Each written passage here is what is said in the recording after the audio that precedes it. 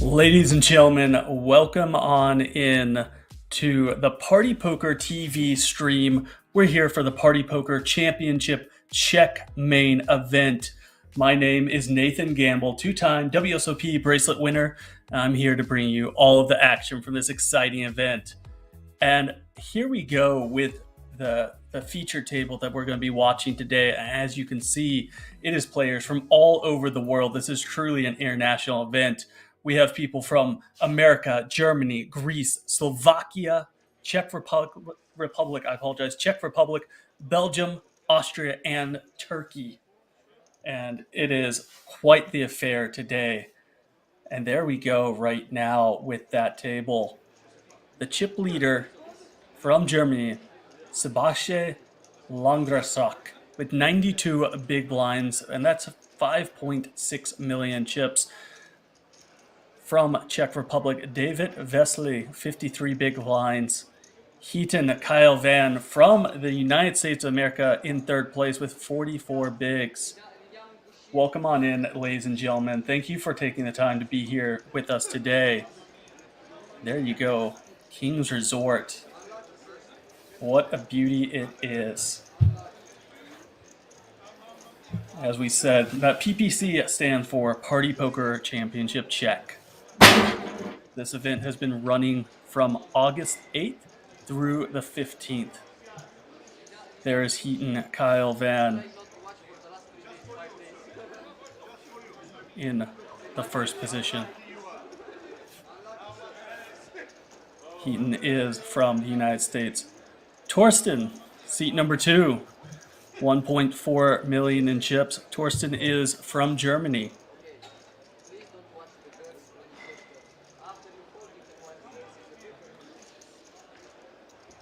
Our lone Greek player at the table, going by one name only, Dimitros, has 1.4 million chips. Seat number 4, our Slovakian player, also our short stack at the table, David Verdes.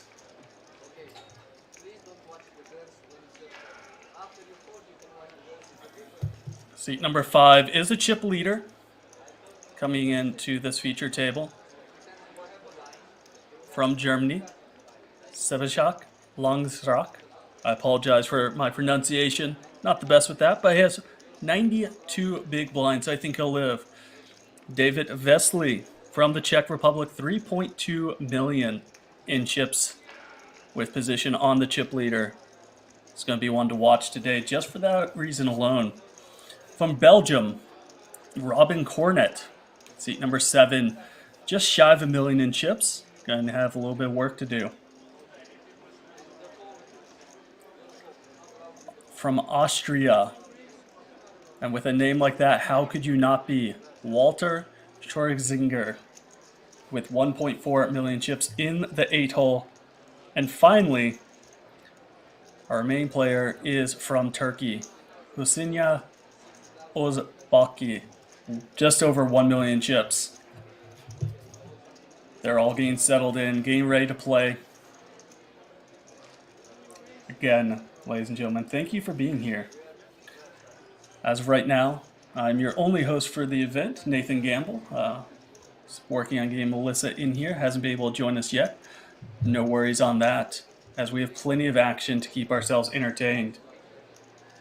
This is a live event. Players were able to qualify online.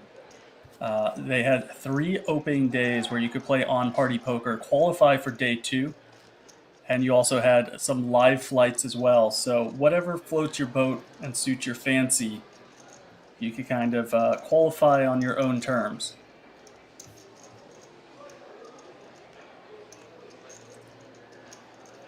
I see 08 Grinder out there in chat. I see Mike Slayer, MyPabe. I see plenty of y'all out there. Thank you for joining me today as we are watching this live event at King's Casino in Rozvadov.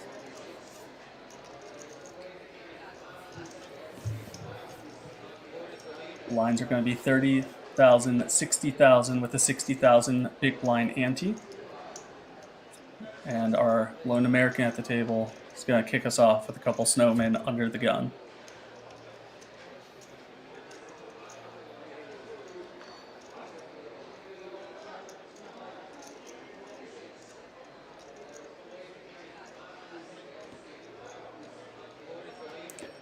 All in here from Beardes with the King Jack.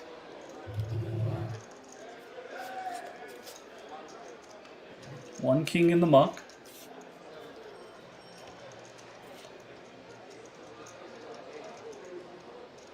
One 8 in the muck, so.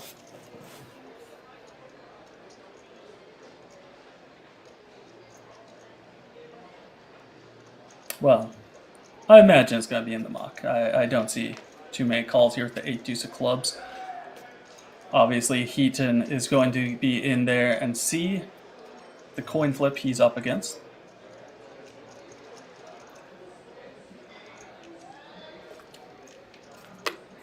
No matter what, he's going to be in just fine shape after his hand. Hopefully picking up almost 700,000 in chips.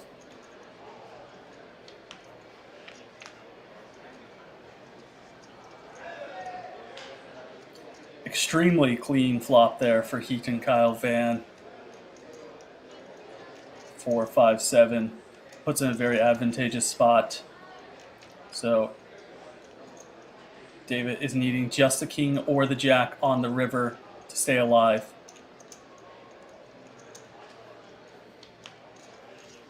And there it is, Jack of Diamonds. Nice little 5 outer for Mr. David Beardes, representing Slovakia. As a double up. Graphics are wrong. Says he was eliminated.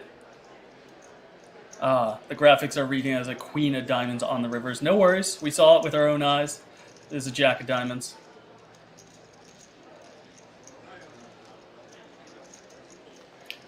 Not that big of a hit there for Heaton Kyle Van, as that was just about 10% of his stack. Obviously would have preferred to have won it, but no harm, no foul. OA Grinder asking if I am currently in Czech Republic. Sadly, I am not. I would love to be out there personally, but I am able to bring you the call nonetheless. Have 119 players remaining from this 2,261 player field. Let me give you some updates on that prize pool. It's a $330 event with a $500,000 guarantee.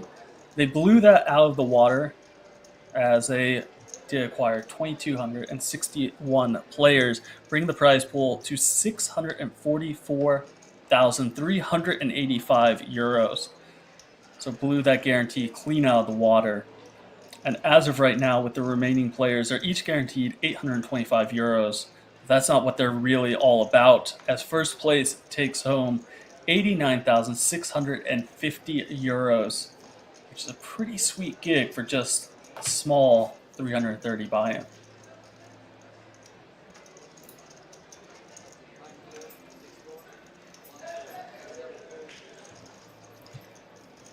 So they're all playing in the Czech Republic, playing from all over the world, as you can see. They're being well represented. Where are some of y'all from in the chat? Do we have some Europeans? Do we have some Croatians, perhaps? Maybe some North Americans?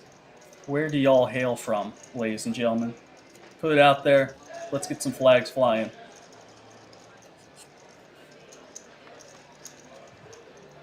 A7 suited here from the chip leader.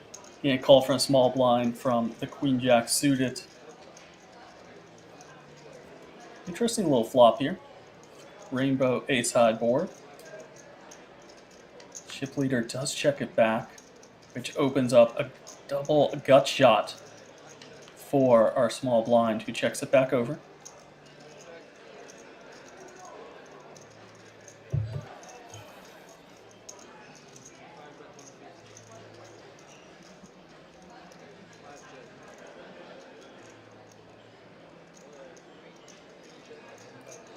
$150K, just over a half pot.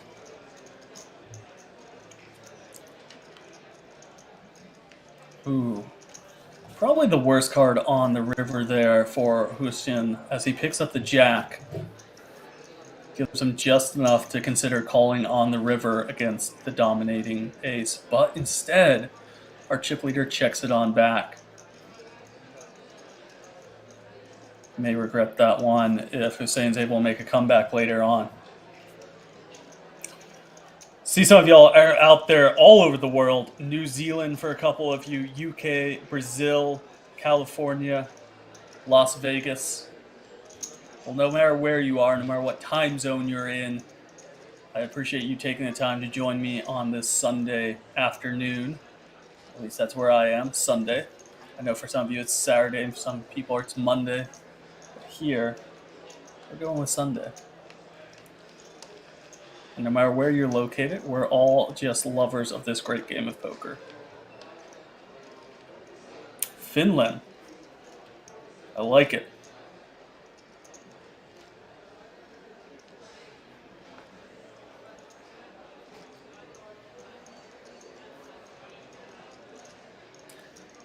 OA Grinder says he remembers the Sebakshay, but we're gonna give him. We're just gonna call him Seb. You remember Seb from a PLO8 final table for the World Series of Poker Europe. He believes it's the one that Chris Ferguson won. That was in 2018, if I remember correctly. So, sounds to me like Seb knows his games for more than just Hold'em, but also some of the PLO formats.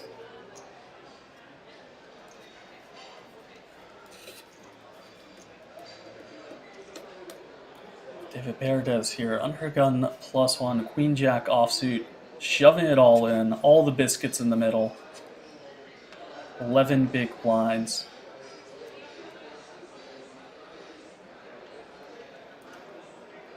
I imagine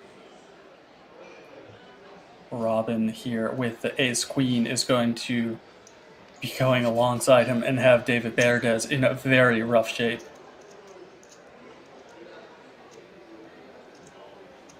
There it is, the all-in as well from Robin Cornett.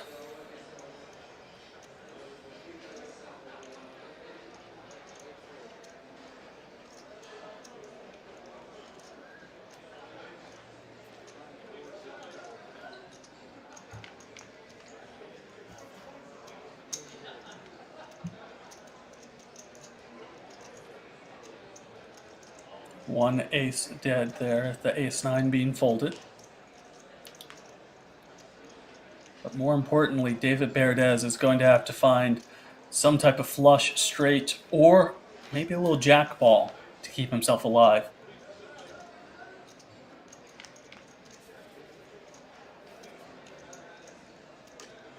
Oh, that is not the flop you want to see. Gonna need running straight cards to make this happen. That's not one of them, as Robin Cornet busts out David Berdes, who came in as our short stack today. And Cornet takes a very healthy pot, chipping up to 1.8 million in chips. Our field is down to 118 right now, as you can see in the top right there. We're going to be playing down until the end of level 28 or down to 24 players, whichever one of those comes first. Good game, sir. I see Del Pecco saying 111 Sunday, where they're located. We have some Brazilian players out there.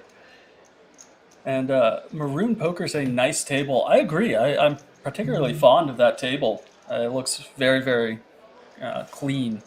Those chips are exceptionally smooth. Like the color combination there. And the more of them you have, the more you like the chips.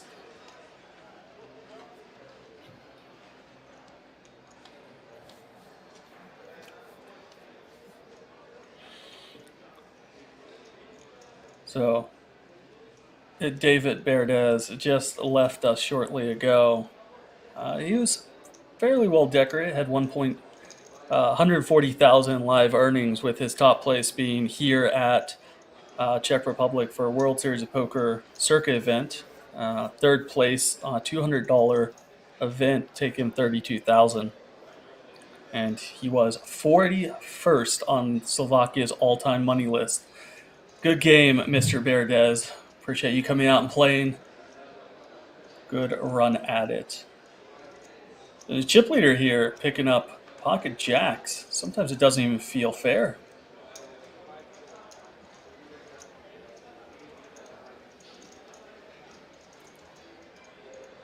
See y'all out there asking about those party poker points. And for those of you that don't know, if you watch the stream, you acquire points. And ooh, real fast. We'll get back to those points as it's German on German. Oh, I apologize. I thought the 9-6 was shoving all in. In fact, it is Dimitros in the big blind with pocket queens going up against the chip leader's pocket jacks with a great chance to double up. 20 big blinds in the middle from each of these players, building a huge 2.7 million chip pot. Dimitros needing to hold, with Seb having live suits, which no longer matter.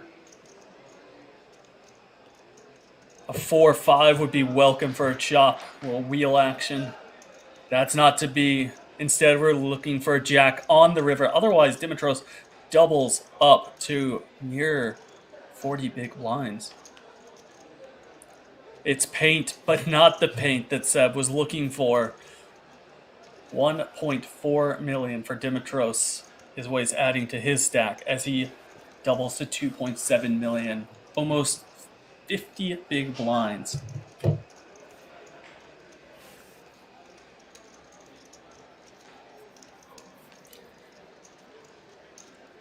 Well, as our Greek player is doubling up and winning some money, let's continue on about those party points. 2K points of channel viewership here will get you a $2.20 ticket on Party Poker. 5K is a $5.50 ticket. 11K points is an $11 ticket, and 22,000 is a $22 ticket. Put it in chat there. Our moderators will get you taken care of. All you have to do is sit there and acquire the points, enjoy the action, watch the fun, and maybe you too could be playing in this next event that we have for Party Poker.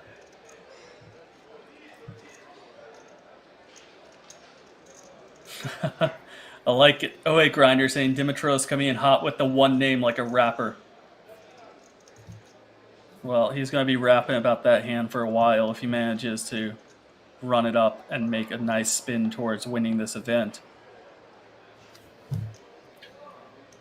Use some of those channel points. Get some tickets, maybe play online a little bit. We have some wonderful live events coming up. We have the Grand Prix in the UK, and that's going to be from September 4th through September 11th. That's going to be over at Dusk Till Dawn. We also have Festival Bratislava coming up, and that's going to be October 10th through the 16th. You have the Millions UK coming up November 20th through December 6th. And obviously, all of those are going to have satellites online that you're going to be able to play and win your way into those events. So if you just sit here and you watch from time to time, it's always possible to jump in to the action yourself for just pennies and be able to be on the stream alongside me. Delta Pecco saying he turned a $2 ticket into $70. Nice little score there. Seb here from the big blind with the A6 of clubs, going up against Robin Cornett, who was the opener under a gun +1. Who's going to continue firing here with his king-queen off.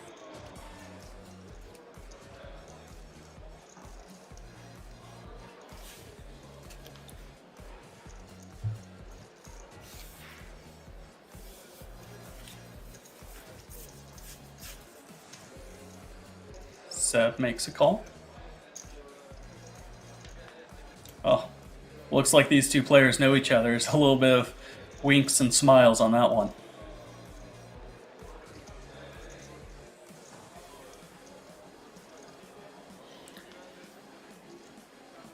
What beauty that one is for Seb. Picking up the nut flush on the river. Not that he needed it, but always makes you feel just a little bit better about your surroundings.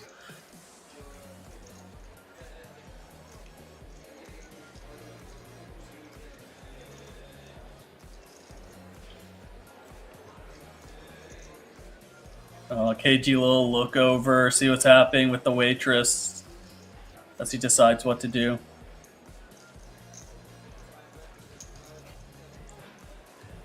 Looks like a tiny, tiny little bet here. 225.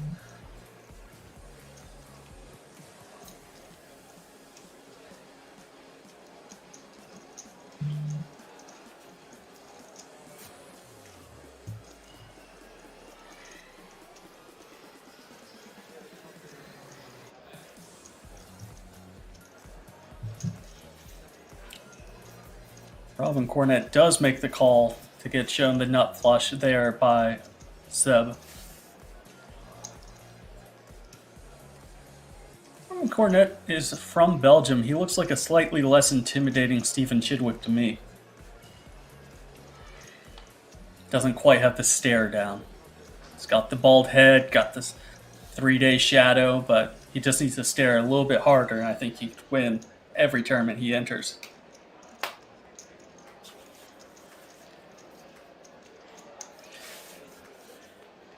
Kiss Casey, hello, hello, hello. Welcome on in. Thank you for joining us on Party Poker TV. So we're here at King's Resort in the Czech Republic. 10 diamonds is exposed in the 9-hole.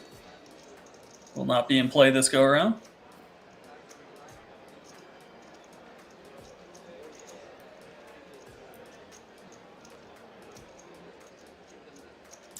As a 4-3 offsuit. So I wouldn't have changed any playability on that hand.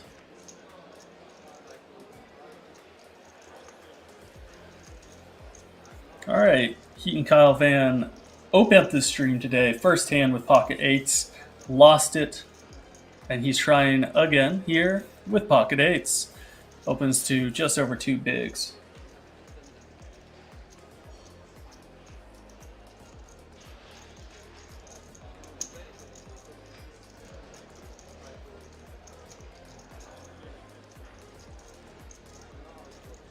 Just looking at these two players, I'm going to take a guess that they have some history. They kind of have a little bit of looking at each other, smiles, nods between Seb and Robin Cornett. You get the feeling that they've put in a ton of hours together, and it's a little bit of irony that they're left sitting at the same table together this deep into a pretty serious event.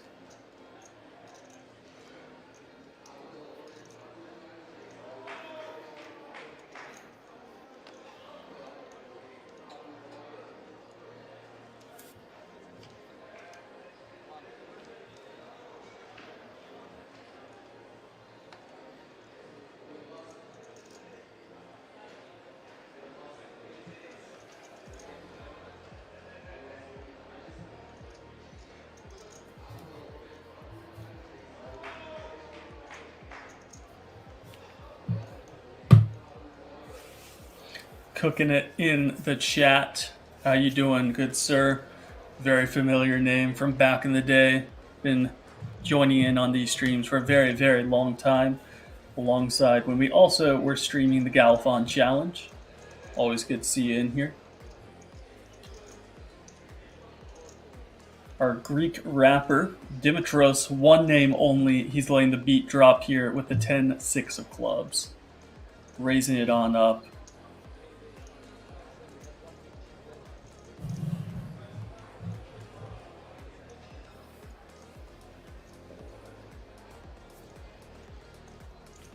And it's going to put Faisal in an interesting position. Sitting with about 35 big blinds from the cutoff with pocket sixes. And how much do you love your life? As Seb here on the big stack, on the button with the aces. I mean, it's too perfect. It looks like he wants a steal. It looks like he's trying to beat up on everyone. He's going to come in for a raise, and there may be a little bit more action generated based off of that info. A lot of the players behind him would shove a little weaker. Maybe those sixes just say, you know what, not this time.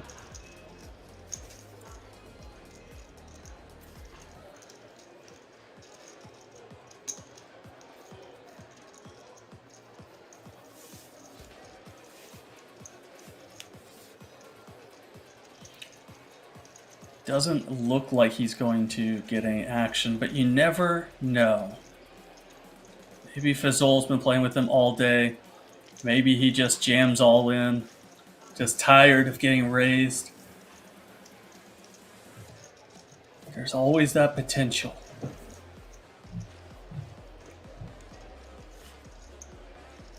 Not to be.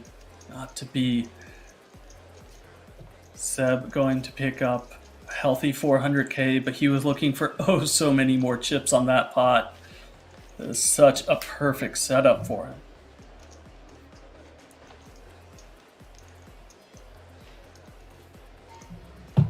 There we go with the feature table chip counts. Seb up top, 90 big blinds, 5.4 million. David Vesely from Czech Republic, 50 bigs. And that really tells you how much of a discrepancy there is between the chip stacks at this table. And we go all the way down to the bottom with Hussein having 10 big blinds. So Seb's in a very, very nice spot to be able to put a lot of pressure on his fellow players here as we wind slowly down to the final table. We have 106 players left at the minute. We are going to be playing down to level 28, 24 players remaining, whichever one comes first.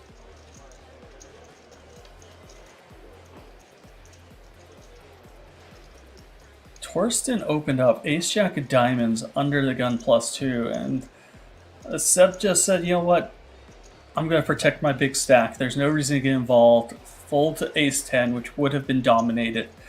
And that's a really nice thing to watch and to think about when you go out there into the poker tournaments. A lot of people get attached to those kind of ace-10 offhands.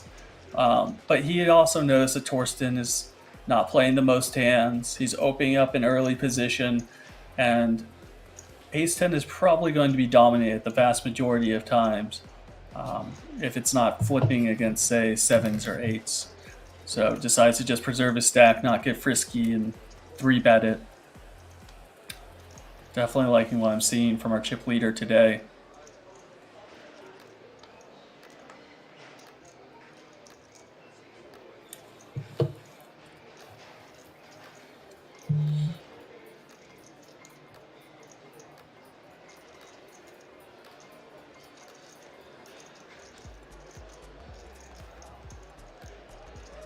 Faisal there, hails from Turkey, has just over $250,000 in live earnings, and his number one result actually accounts for the vast majority of that, as it was a first place this year at the World Series of Poker circuit event in Rozvadov, $1,700 event, and he took home $214,000 for that.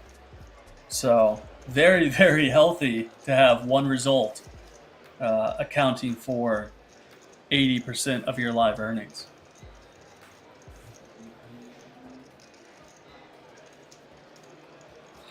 And ladies and gentlemen, I'm going to be joined by the infamous, the one-time legend, '08 Grinder, who is taking his time on this busy Sunday to join us in the Czech Republic Rozvadov tournament. How are you doing, Mike? What up, party people? What's going on, Nate? How's it going? Oh, it's good. It's good of you to join me here in the Czech Republic.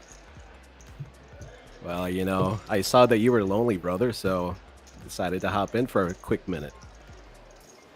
Absolutely. I'm glad to have you in here.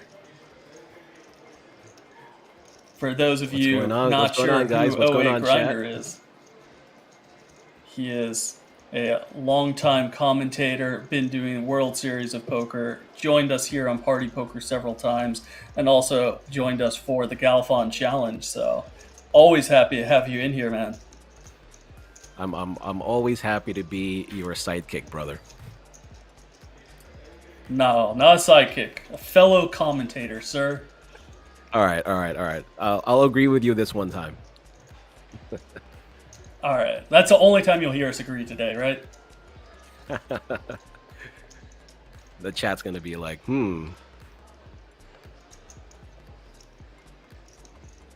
So what did I miss here? How are you Looks liking like somebody's collecting chips? chips here. Somebody's collecting chips. I missed something.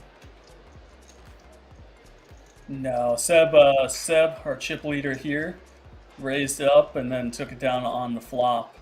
But I mean, speaking of those chips, they're such a beauty. Really enjoying the color scheme we got going on. What do you think? Yeah, I like how colorful the chips are, and I wish some of the players had bigger stacks. Like stacks that just be like right in front of their faces. I kind of miss seeing stacks like that. You want the old school back in the day 2012 Jamie Gold stack? Yes, I want them to be like overflowing, like they're like going into the other guy's side. That they obnoxiously large stacks.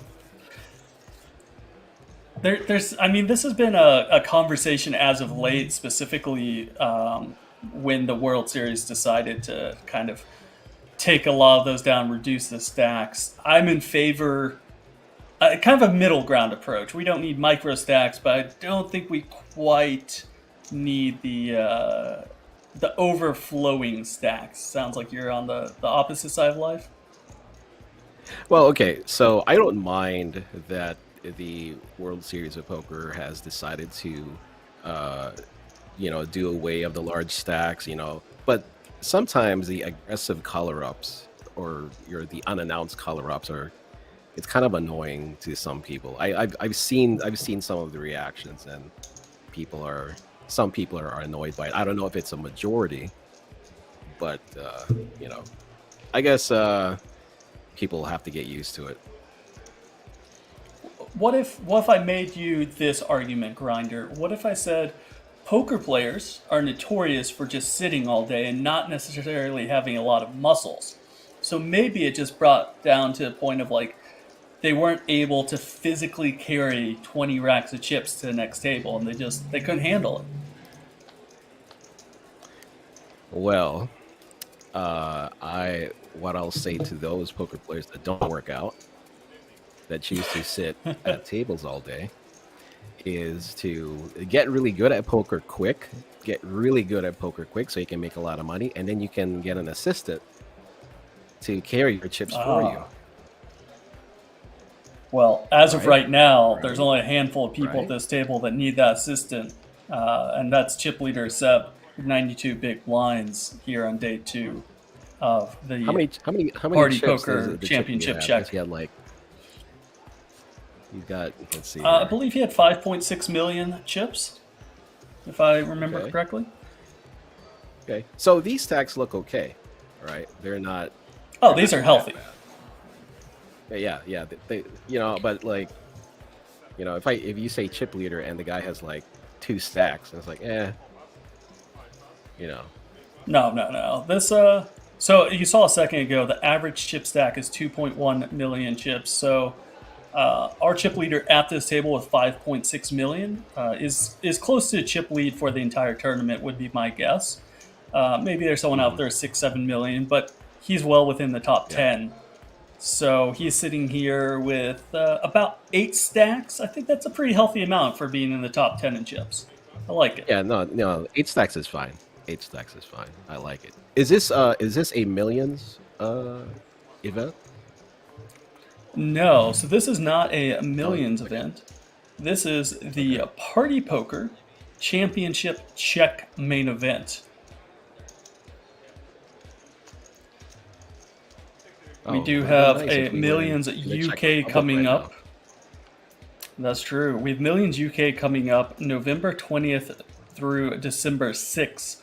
That's going to be the next Millions event that I have on the schedule for right now. Are you gonna be in the Then we UK, have Nate? Nightfight. I mean, I'd love to be out there in the UK. Absolutely. If the opportunity presents itself, I'm in. What about you? Oh shoot, yeah. I've never been to the UK, so if there was a chance to go to the UK, I take it. Absolutely. I wonder how good of a tour guide Henry would be. It depends on if you can understand him, which gets difficult from time to time with that accent of his. I can understand him fine. Of But course, I've of never been course. around Henry when he's like not sober. And being the young guy that he is, I imagine that there are some nights where he can get out of line, and that's when it might be a little bit more difficult. If I remember correctly, he actually hasn't been drinking for the last 6 months or so, Oh, and really? has no intention to restart in the future.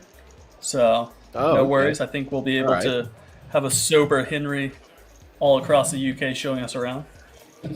All right. We're good then. Absolutely. We do have a flop here as our American player, Heaton Kyle Van, opened up on the button with the ace 10 suited and received a call from Dimitros, our Grecian rapper, with the ace 7 off in the big.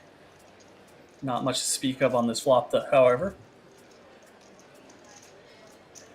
Looks like he's gonna continue. He's got some back doors. He has backdoors alongside the best hand. hmm And it looks like Dimitros is just going to pop it on up here. Oh, it's spicy. I like it. Oh, and a quick fold from Heaton. He didn't So want any if of you the were to look smoke. at these No smoke. two players side by side, which one do you think would actually be the rapper? Well, see, if I was Greek, I'd be like, see, that's the rapper right there. He actually looks more like a provincial mayor than a rapper. You know, A like provincial mayor. I like it. yeah, he kind of looks more like a provincial mayor. Small town, maybe 300 people, and he walks around, he helps people like cross the street, that kind of stuff. But he's like the mayor. Do those people want help crossing the street, or he just thinks it's his job and awkwardly grabs hands No, and he walks them he across? he he does it. He like for all scenarios, he'll just randomly help people cross the street, and Maybe we that's why should he's go been to the his mayor of small the town town. for like 30 years. They just keep re-electing Story him. checks out. Actually, they don't even hold elections. They just like, oh, he's our mayor. So real fast, you've been watching the stream here even before you joined on. Did you pick up what I did between these two particular players? We have our chip player Seb, and then you have Robin Cornett, who it looks like is most likely going to be jamming all in for 20 bigs on Seb. And did you kind of pick up the same thing I did? There's a little vibe. They knew each other. There's some smiles. There's a little bit of nods. You think they got some history that we're not privy to? It looks like they do. They might be veterans of the circuit, so they're very familiar with each other. So easy to pick that up.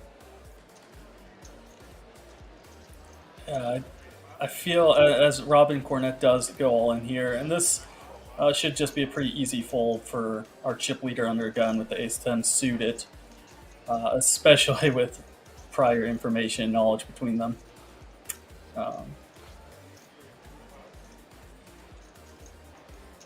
Oh, yeah, you really have to think about with the queen-9 suited here. What if he just accidentally he's not. dropped a chip in? Would they hold him? No, they wouldn't hold him to that. No. Like if it's an accidental roll in, no. And he just kind of like rolls over. They look very ecstatic to be here today, with 103 players left out of 2,261 players. And as you see in chat there, Grinder, the payouts for today range anywhere from a min cash, having been 600 euros, all the way up to first place for 89,650 euros, which this is a $330 tournament. So that is a very, very healthy first place for such a small buy-in. Nice. Good luck to whoever wins it. Well, they're Chat, already within the top like, 5%. I know chat has their favorites. Who do you guys like? Who do you guys want to win the Czech Republic Championship? I know you guys have your favorites. Type it in the chat, guys. How many of these players do you think will make the final table? That's the real question. 0 through... we lost one player, so we're at 8. Yeah. At this table? Let's see. Well, I gotta go with the mayor, the rapper. Like. Okay, Mr. Dimitros. He's got to go.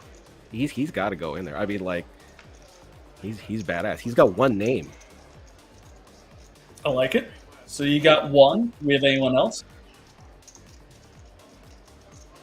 Well, that was a beautiful. Did you see how our dealer just turned that 6 of spades? It was a very beautiful little flip there. I like it.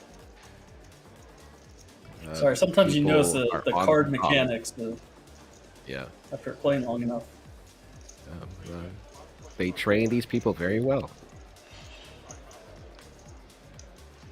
Let's see. I don't know if that's training. It's just perfection. Let's see. What about the? I guess we should root for the lone United States player at the table. I mean, our fellow American. Should we root for him? Okay, so you're going with 2 players so far. 2 out of 8 with 102 people left. So 25% of this table makes it?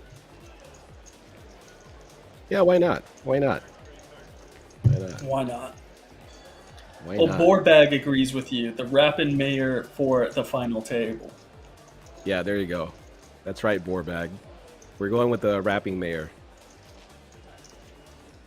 He's even a major and mayor. We all know that we all know that the money he wins, he's going to give it back to the village. So everybody as he walks them all across the street.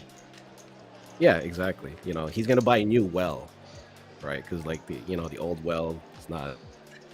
There's like no more water in there. So, of course. Yeah, he needs the money to buy the big cats, drill a new well.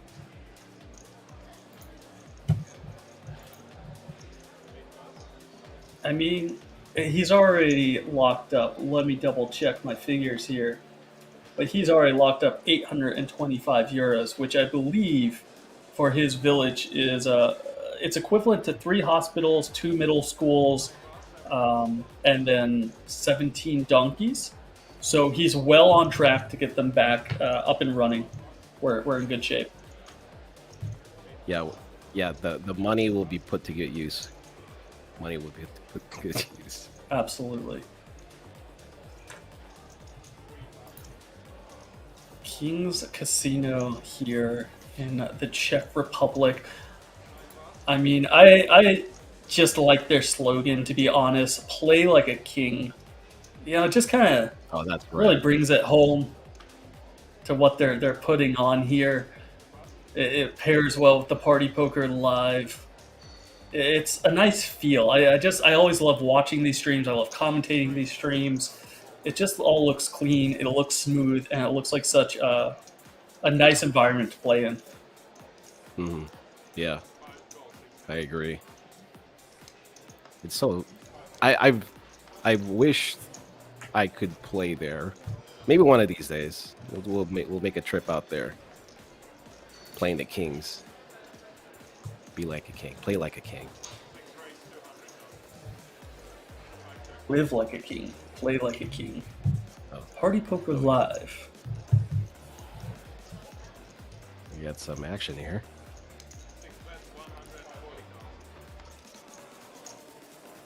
We got a limp raise and a call.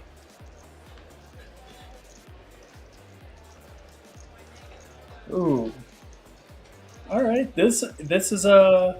So we went from a very spicy little first card off, the Queen of Spades, which is potentially a lot of trouble, but then it opened up into top two pair for David Vesley, and middle pair plus a flush draw for our chip leader Seb here, and this is a very spicy little flop grinder. We're definitely going to see Sebi here continue. It just depends on if he's just going to call or raise. Yeah, this is a spot that it's going to be just a call the vast majority of the time, because he's going to be driving out David if he's bluffing, or he's going to be running up against a much stronger range by raising it up.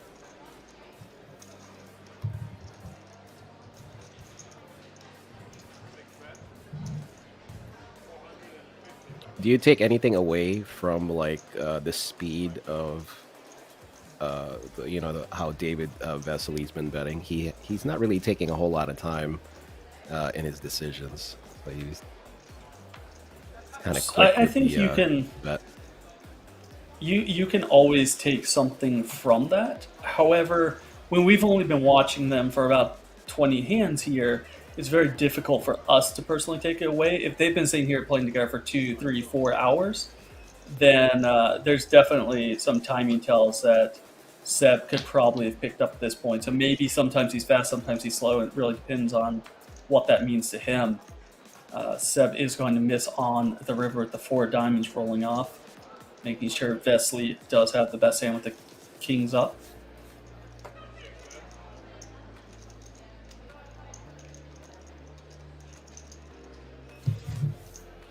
David's thinking about a size here. About 1.6.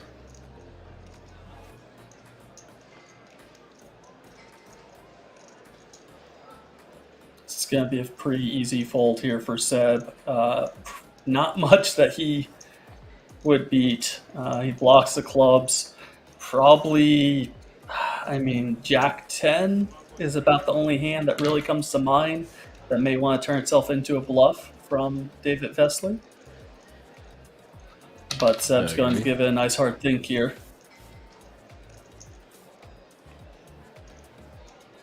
Close to a pot-sized bet. Yeah, Borbad's also bringing up that speed, saying he's acting really fast, unless, well, let's see. I wonder if this is just posturing here from Seb, or if he is truly considering a call. I mean, not many people at this stage of the game are 3-barreling off on a Jack, Queen, King board texture. So I would find it hard-pressed to make this call. He did give David a pair. So he's considering. Does a stare Looking down. at him again. Yeah, he's looking at his. He's checking out the beard. He's looking at like the blinking. Oh, does There it make is. the call. Did he raise all in? No. Okay, he made the call. There's a little bit of confusion there from David Vesley's part. So Okay. Seb calls off on the river 1.3 million. I guess he just was not able to find a hand that he thought was being value bet there on the river. And we see the blinds are going up. Grinder 40, 80,000 with an 80K big blind. David Vesley is a new chip leader at the table with 5.2 million. Dimitros, our Grecian rapper, with 42 big blinds in second place. And our former chip leader here drops all the way to third place, 39 big blinds. And the short stacks get much shorter. As Hussein from Turkey drops to 5 big blinds. We'll be looking for him to shove all in very soon.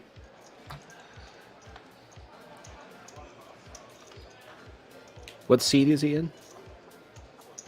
Who's that? The short stack, the one with 5 bigs. Shorts. I believe it is this player right here with the pocket aces. Talk a little bit more about him because he likes it. All right.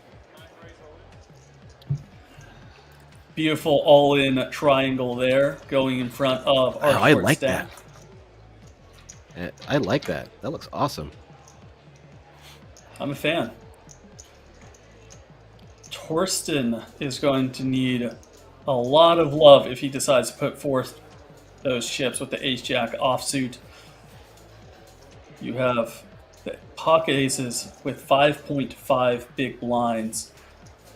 Not too much. I imagine Torsten is going to jam all in over the top here to isolate with the short stack. Mm-hmm.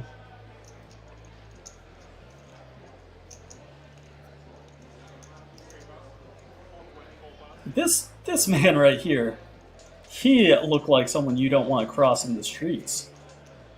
Oh no, definitely not. He means business. He plays like a king. All right, There Torsten. we go. There's an all-in from There you Torsten. go. And he 1.3 million. He gets his own triangle.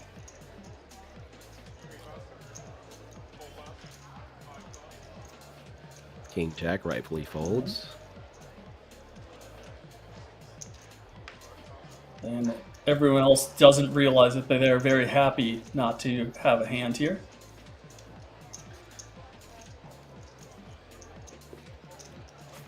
Torsten's gonna need a lot of help. He's gonna need like running clubs or a couple of jacks. Hearts are no good. Yeah, and one jack is already in the muck. One king, so that takes away some Broadway opportunity. Torsten is in about as bad shape as possible. As you see on those Echoes grinders, 6% go into this flop.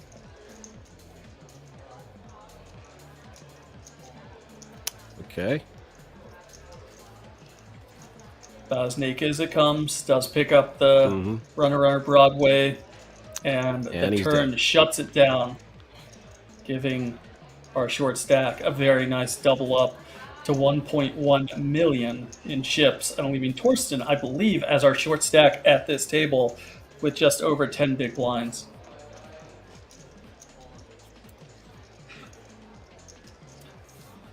So that man right there is Walter Schorgender.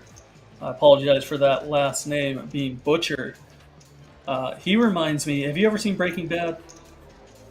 Oh yeah, I love that show. Does he remind you of a character? He does. He's from Walter here is from Austria, and it's oh, you know exactly who I'm talking about from Breaking Bad. Mike. There we go. Yeah, yeah. He looks like Mike. He acts like Mike. He looks like he's been around. You don't want to mess with. I think he knows where the bodies are buried. That's all I'm gonna say. Oh yeah, yeah. He looks like he has like a nickname. Like he's like, well, what country is he from? He's from Austria. Okay, yeah. Oh, Schwarzinger. So he's like, uh, I'm trying to think Oh, of like a. back to back, all in. Our Oh, my gentleman bad. that was the short stack 2 seconds ago with pocket aces double up, and now he's trying again. Husinia with the ace king offsuit under the gun. See if he can go double double.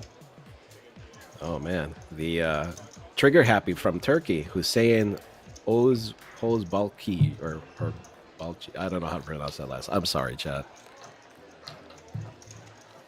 Well, chat's agreeing with me, Captor, saying that he does look like Mike Ehrmantraut. Snowball chiming in, saying he does look a little bit like him. Yeah. Oh, look at. Oh, did you see that? Did you see that? Who's saying with the Wait, smooth, like he flipped his cards a little bit just to show, it was like a reverse peek, just to show the other player across the table what he had. It was so smooth. I think I'm gonna do that. I need to back this one up and watch it again. I missed it. Yeah, it was quick. It was it was discreet, but it was sly. I liked it. Okay, I dig it. So we have the unintimidating.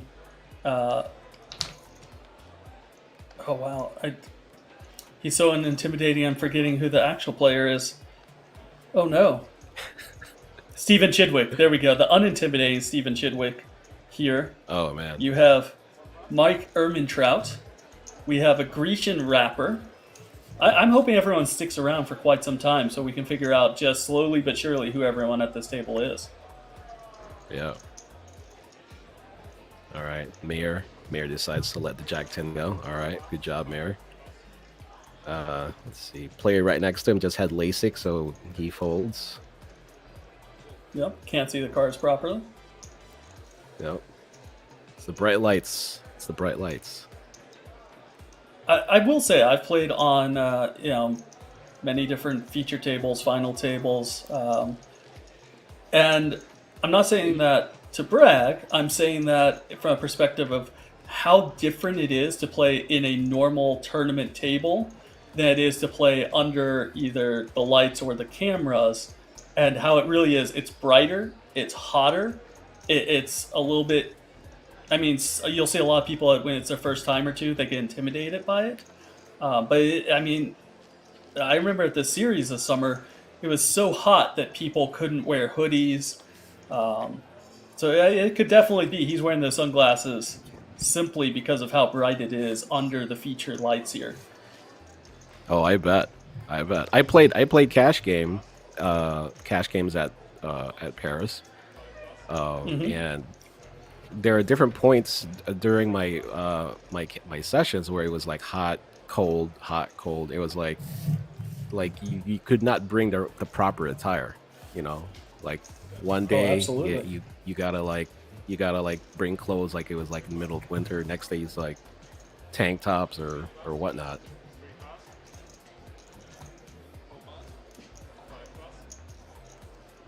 I think it's poker players are kind of given a lot of grief for wearing hoodies, and not maybe looking the most professional, if you will.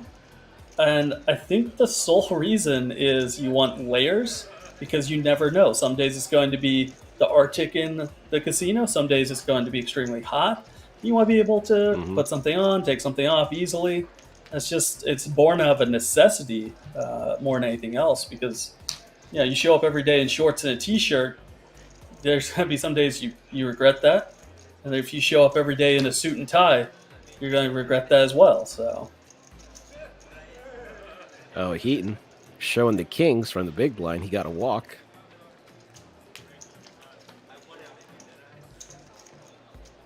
But you know what? Going back, Nate, no one can be as good of a dresser as you are. You're at least top 5. One of the best World Series of Poker dressers I've seen. Oh, well, I appreciate that. I like to, if we're doing commentary with cameras on, I like to make sure to wear something nice. If we're at a final table, I want to make sure, you only get those opportunities so many times in a year, so make it count. That's right. Oh, one thing too. That maybe not a whole lot of people know. One of the main differences in playing televised or streamed tables is the RFI cards, right? Because Hmm. they're a little bit different. They don't feel like regular cards, and they're a little bit bigger, and they always tell you not to bend them because they're very expensive. Oh, very. So yeah, I've played on a stream cash game once, and I was told all those things, not to bend them or anything, just treat them with care. And yeah, it's quite different holding RFI cards. Absolutely. They're very thick cards.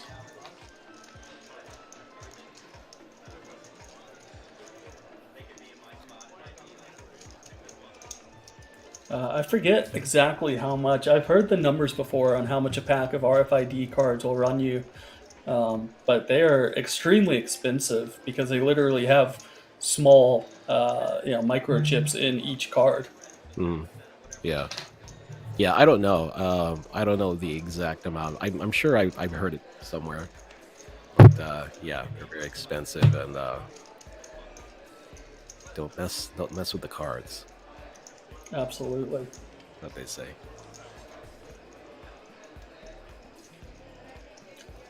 There you see it. Party Poker live on the left-hand side. Kings play like a king right in the middle. I mean, I just, you've been I playing long like enough. that. I don't know about you, but I've been playing for 20 years now, Grinder, and I've come across all tables, all felts, all casinos, underground, legal. You learn to appreciate the finer ones. So, Of course, how long definitely. have you been playing poker at this stage of your career? Uh, okay. Well, I started playing poker after I saw uh, Rounders. Rounders came out in the late '90s, so I started messing around with friends like shortly after the movie. Shortly after the movie, so Okay. it's been about 20 plus years, I would say. But I I haven't been know. to anywhere exotic. Just the Well, Americas. we're working to change that. First, we'll get you Czech Republic, then we'll get you out to the millions in UK, upcoming in this winter time. Let's go. Get you some exotic Let's locations, go. Let's go. and Let's go. here Let's we do it. go Party with poker. those ship counts as we Send have us. have a dealer change. David Vesely here from Czech Republic, chip leader 66 big blinds. Dimitros, 40 bigs. Our forward chip leader, Seb, still with 39 big blinds, all the way down to our new short stack, Torsten, with 10 big blinds. And, there's definitely some short stacks here. So you expect to see some all ins happening before too much longer, Grinder. No, definitely.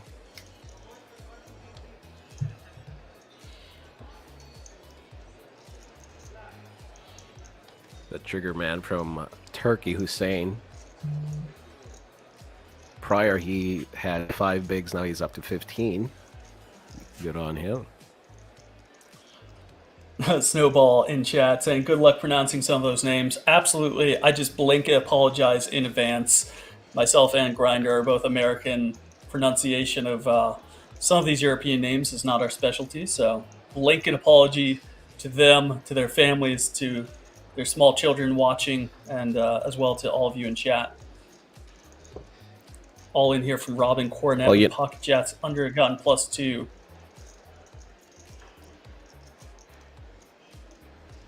Hussein's thinking about this. He's got 8-10. I'm assuming he's going to fold. He's not going to call off here for his tournament life.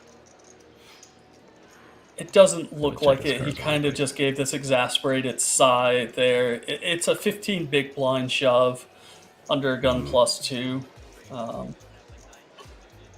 As Mike Ermintrout sits there and contemplates how many people he's killed. How many people he's dumped in Lake Mead?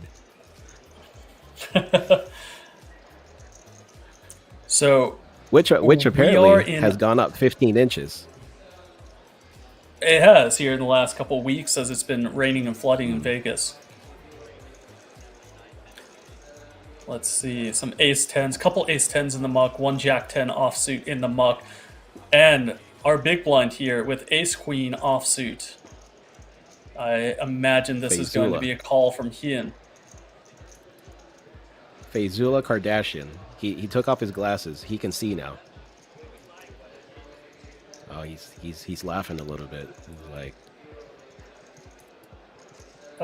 I mean, there's some humor here. There's some laughter. I think they recognize the gravity of the situation. Does make the call. Two of his aces are already in the muck, so he's not in as great a shape as it may seem, even with being a coin flip. So we're going to get a 2.7 million chip pot here, which is worth a little over 30 big blinds at this stage of the tournament, about 33 bigs. Yeah, Grinder. nice. It's a nice, very nice. It's a nice flop pot there, and he hits a queen. And we have a king 6 queen board. The 10 rolls off on the turn, providing Robin Cornet with that open ender. As we said, two aces are in the muck. That leaves one ace out alongside some 9s, and is not to be for Robin Cornet, as he is eliminated here in 90th place with Fazul. Well, it's almost a double up for him, really, as he takes this 2.7 million chip pot. Chipping up to about 40 big blinds. Well, it's been a pleasure, Mr. Robin Cornet. GG Robin the Hornet Cornet. The less intimidating Stephen Chidway. Look at him. He's got the Twilight shorts on. You know, he's from Belgium. He can get away with stuff that us mere Americans can't.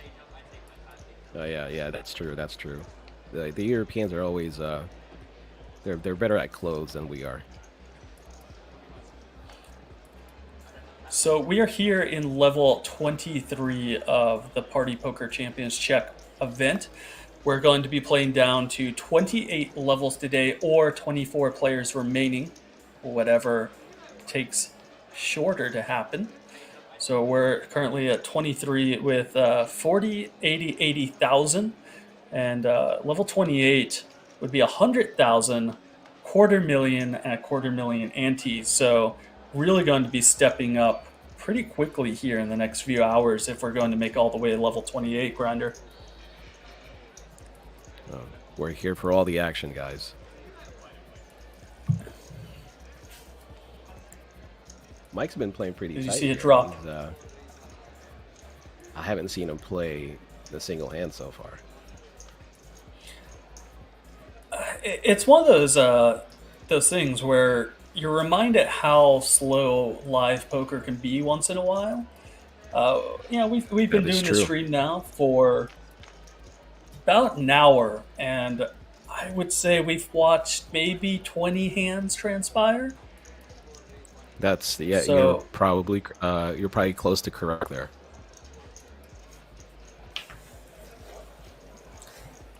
All right. 100,000 extra here from the small blind as Seb comes along with ace-9 diamonds from the big. I'd like to know what they're saying to each other. Well, I'd like to have ace-9 diamonds on ace-9 deuce flop. Yeah. I imagine we're going to see a check back here from Seb, as he's not really worried about any turn cards.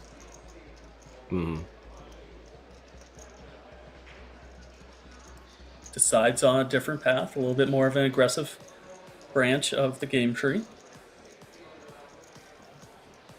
Zula has a bottom pair with a backdoor king high flush draw.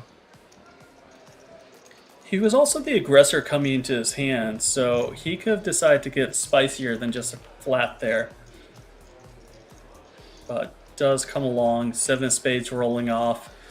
I wouldn't say it's an action killer, just from a perspective of no one's worried about the flush with the given action. Um, Yeah. but I just don't think Fizzola has too much more to continue with here.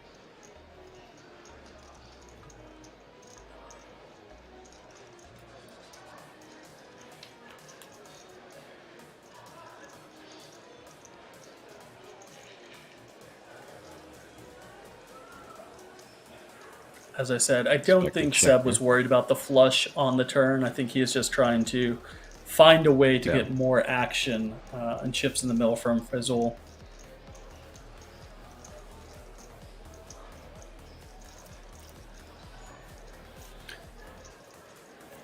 Cooking it, asking if I'm playing any cash while you're in Europe. How are the games? Sadly, I'm not actually here in the Czech Republic. We're doing this internationally at the minute. I would love to be there, and hopefully, next Party Poker live event, I'll be able to make the trip across.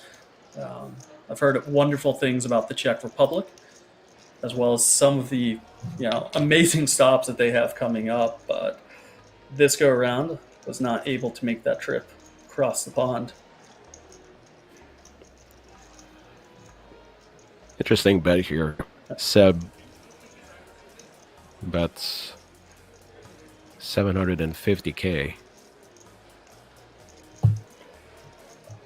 Yeah, this doesn't really make too much sense.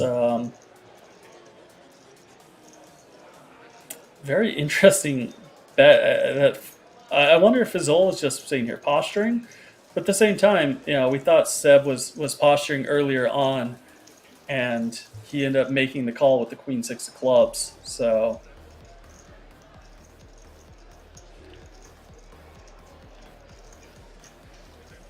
I mean, Fizzol here has a deuce blocked with no spades. Doesn't have an ace block. Doesn't have a nine. It's but it's also fun to sit here and watch these two as they chat back and forth. I wonder if later down the road, when Seb is bluffing, if he'll be so willing to chat with him. Yeah, that's true. Look how comfy he looks. Azula. Yeah. Yeah, his lips are loose. He's like, yeah, talking. There you go. Oh yeah, talking, chatting, smiling. Yeah. Yeah, he's talking while he's racking up his chips together, so he's very relaxed. Absolutely. Cooking was wondering about the games overseas. And as I've mentioned before, we have a few more party poker events coming up this year. You have the Grand Prix UK coming up from the 4th through the 11th of September. You have the Festival Bratislava coming up on October 10th through the 16th. You have the Millions UK coming up November 20th through December 6th. And then even on this festival as well. So tomorrow is a conclusion, but there's a high roller 1K happening today as of right now. And then we also have a closer event happening tomorrow, which is a one-day event. So if you're somewhere in the region, you haven't stopped by, and you want to get a little poker fix happening right this second, maybe jump in a high roller today or the closer tomorrow. You don't have to wait till those future festivals here in the coming months to get in on your poker action. Speaking of action. Speaking of action, Torsten running into it. King Queen off versus Ace King off.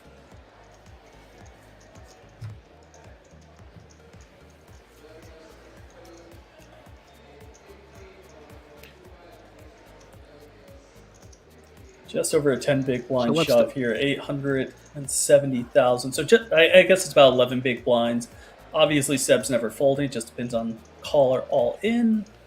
And he's going with an all in here. Torsten going to need some love from this flop to stay alive in Party Poker Championship Czech event.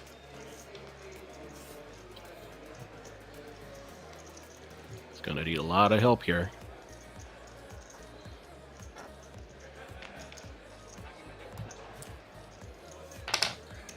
Ooh, and that's not it. Yeah, if he needed help, that's the opposite of it. All right, Hey, that Jeff. 7 of hearts is going to put the nail in the coffin for Mr. Torsten Pichel from Germany. Good game, sir, as our former chip leader climbs his way back into solid second place. 4.5 million in chips, which is good for over 50 big blinds. About 56 bigs here. Well done, sir. Well done.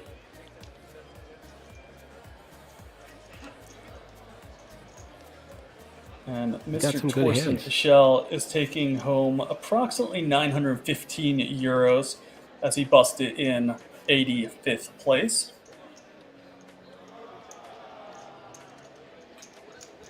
Hey, not bad. 950 euros. That's not bad. Yeah, What's the this is only conversion rate now? Is it like, $330.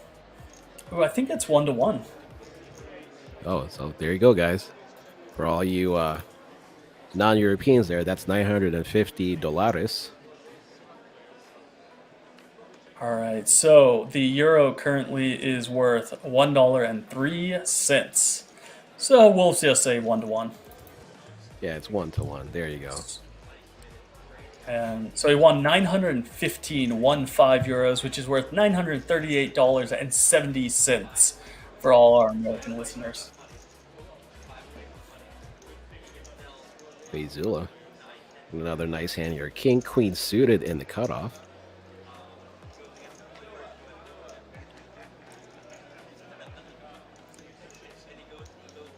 Looks like he's going to Puts pick in a this hefty one raise.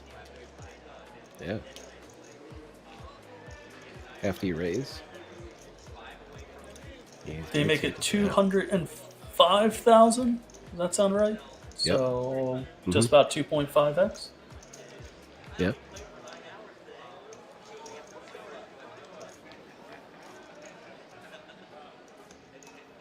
Cooking it out I wish there, we could saying hear what they're exchange rate saying. lessons with Gamble on Poker, ladies and gents.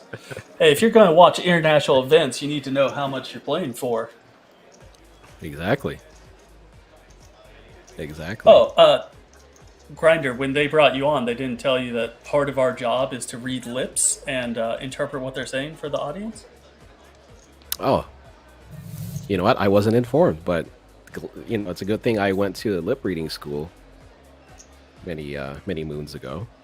So we can definitely transcribe for the chat if they so wish.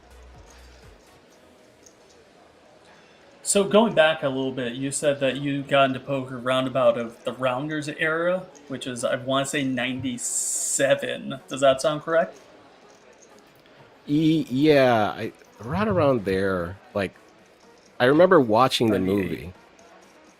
Okay. Yeah, I remember watching the movie, and then I remember having a conversation with one of my friends about playing poker, and I asked around if anyone knew how to play poker. Fortunately, none of my friends knew how to play, so you know, we didn't really get going with it until maybe a year or two later. One of my friends decided to host a home game, and that's where we kind of just started playing all the time. And Gotcha. this was That before makes sense. Moneymaker.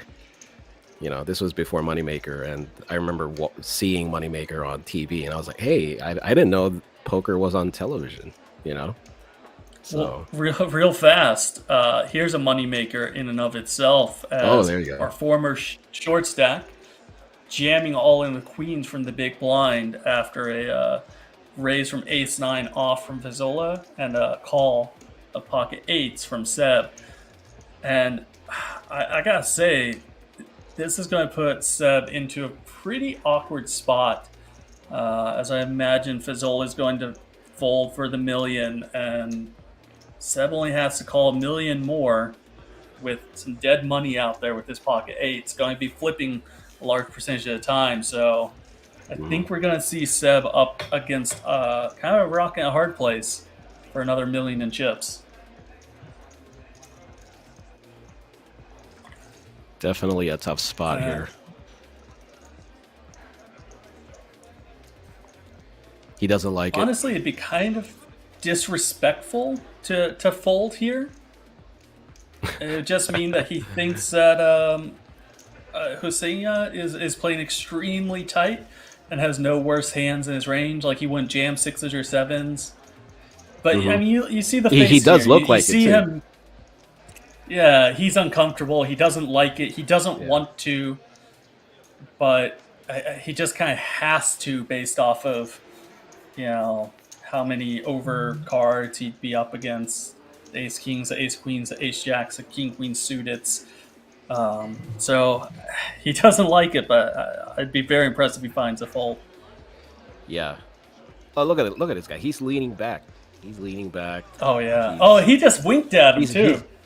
Yeah, he winked at him. He's letting it go. He's letting it go. He's letting it go. Oh. He's gonna show him. Disrespectful. He's gonna. Oh, he didn't show. He showed earlier.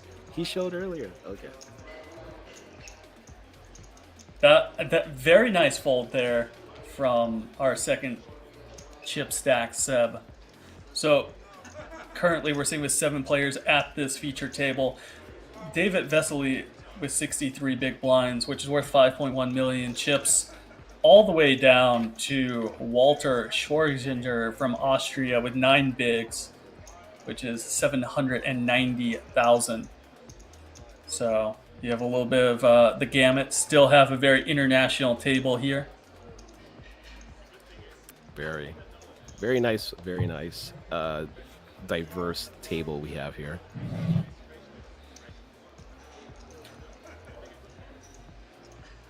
Mayor's gonna throw away the 10-9 off.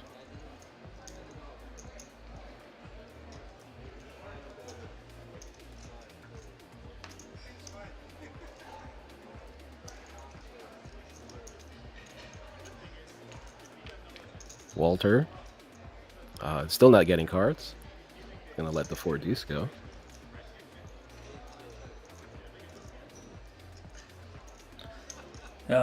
You think he should be in there with the 4 deuce? I find this chip stack to be a little bit awkward, as it looks like it's not in front of the 9C. It looks like it's in front of the 8C. Is it just me, or is that a little bit disconcerting? Yeah, it's off because like Hussein's stack is like right in front of Mike's seat, so it's like I don't know how many times I'm gonna mistake his stack for mine if I was sitting in Mike's seat. Yeah, I definitely tend to agree here. It's a little bit awkward. Look at that. He's like reaching in front of the guy. I mean, what if he had piles? I mean, what a turn card this one is. Heaton Kyle Van took a stab on the flop with the 10-7, and Hussein actually called with his gut shot. Rips it off on the turn, but 4 to a straight flush kind of protected Heaton from losing any chips after that 10 of diamonds rolled off. You see Walter, he's like shaking his head, and he's like, if I would have played my 4 deuce, I would have won with a deuce high flush. He was like shaking his head slightly. I'm not a watchman, but I'm definitely appreciative of Mike Earntrout's watch there. Kind of nice little blue shade to it. Yeah, it's got a little bluish hue.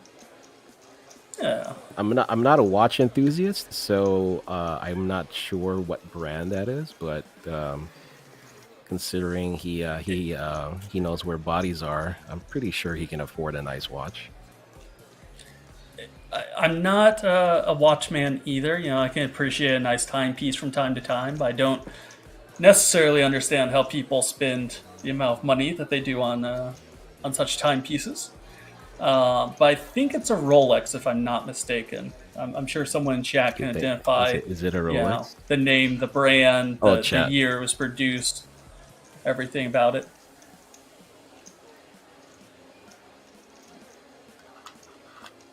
I'm pretty sure the chat can figure it out. Come on, chat. Let us know. watch it be like a $29.99 piece from Walmart special. Do they have They're giving Walmart it in a lot Europe?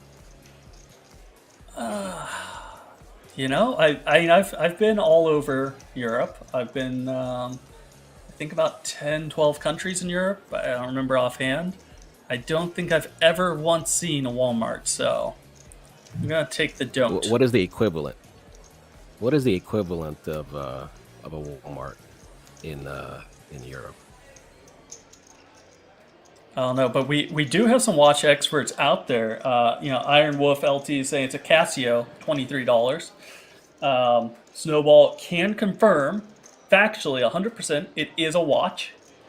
So I appreciate the help, chat. Smart asses. Experts, experts, gotta love it. Experts. I will say, If so because of our fellow commentator Henry Kilbane, I've had the opportunity recently to meet the newest World Series of Poker champion, oh, Espen nice. Jorstad. Very cool guy, very down to earth. Very glad that he won as representative and ambassador for a game. I bring this up because he has a very, very nice watch. Um, it's What just was a it? very cool, colorful. Oh, it's a watch. It's a $23 Casio. I don't know what it is. You don't know what it is, but I liked it. It's a nice watch. So, just want to pay the man compliments on having a nice $23 Casio watch from Walmart. Did you see Walter stare down Hussein? Hussein was like looking at his stack, and Walter just stared down. I was like, no, no, you're not calling this. Of course, He's like, no, you're not calling this. I believe this is the first hand that Walter has played with that Queen 10 of Yes. Diamonds all in, and does take it down. Very well. I wish he would have to his grabbed. stack. I wish he would have grabbed Hussein's stack and pushed it in the middle. By the way, I It's don't know right if you in front of noted, him. the blinds have gone up. It's 50, 100,000, 100,000 ante. So that brings us up to level 24. And we are And, playing 4 more levels after this. So well, we're dropping players pretty fast. We're down to 81 players at the minute. So we'll either be playing those 4 levels, or we're going to be playing down to 24 players. And it's hard to say right now which one that's going to be. you are right. 81 out of 2,261 entrants. My God. Successful event. Well, one of the reasons for that success, Grinder, is there was 3 flights that people could play online. So you could qualify online for day 2 and then come out for the live portion, Nice. as well as there was satellites running at King's Casino here in Rozvadov, and you were able to satellite in and play a live day 1 as well. So I always like that mixture of live event being coupled with the online event. I think it's a Yes, I think me it's a too. really cool way of doing it. Kind of Yeah. taking I a agree. step I away agree. from having to play day 1 live. I agree. Oh, look at And that. by the 500,000 way, euros guaranteed for the main event. Nice. right, and this was guaranteed 500,000, but we blew that out of the water. We got over 2,200 players, which brought the prize pool to round about of 600. Let me look up the exact number for you real fast. 644,000 euros. So blew that guarantee well out of the Wow. water, Grinder. Wow. Yeah, no chance of cancellation here. Not for a second. No. And as we talked about a second ago, we do have the blinds have just gone up to the 50, 100, 100,000. And after this level, we're going to have a 15-minute break. A little bit longer than when we do the online events, as players in live demand a little bit more time to do their business. Yeah, they got to handle all the bathroom lines. Got to go get food. All that stuff. Oh, we're joined with a new player. We are indeed. Looks like the Chiquo. Jacques from Israel. Welcome on in, sir. 4 million in chips is what he's bringing to the table, so definitely bringing Well, actually, we a are little joined bit by of two new speaking. players. Oh, Got another player there. Oh, a fellow one namer. Ferrari. Ferrari. There we go. He's the actual rapper. Oh, Timitros has he's the some rapper. issues. We're gonna have a rap off. Okay. No, I think we've already established that Dimitrios is the mayor, and so Ferrari's the rapper. We got it. I don't know. I want to I see think the it's I think mayor it's of confirmed. Rap Town lay it down. Oh, see, they're chatting already. He's like, hey, boss. What's up? What's going on? Hey, man. I've seen your Heard the new tapes. album? It's fire. He's like, I heard the new album. It's fire. See, Hey, he's already looking around. he kind of reminds me a little bit of Coco Loco. Like that's just the vibe I'm getting. I am getting that like he's Italian. His All name's right. Ferrari. I mean, come on now. Okay. I just had a thought. If you could Okay. show up to a final table and just have one name, you tell the guy who's like writing on the prompter, hey, what name Yeah. do you want to show up on screen? What name would you choose? I feel like for me this is a no-brainer, right? Like I don't even have a choice in this. This is just I have to go by gamble, There you go. right? I mean, it'd be a little The weird gambler? if it was something. Are you just gonna go with just gamble, or are you gonna have like Yeah, with just a gamble. gambler, or just gamble? No, Okay, no, all right. gamble. I think that's. I was born with it. I mean, I gotta keep it authentic, keep true to myself. Come on, what else would you expect from me here? What about you? Hey, you know what? You're right. You know what? You're right. You're right. You're right. It was a silly question. I already knew the answer. I should have known the answer already.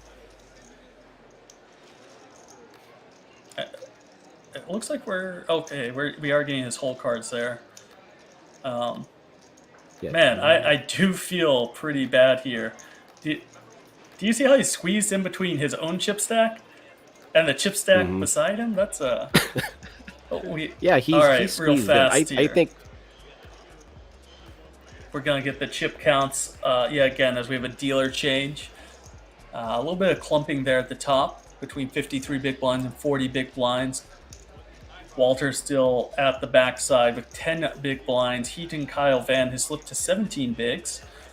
And Ferrari joining us, 22 big blinds.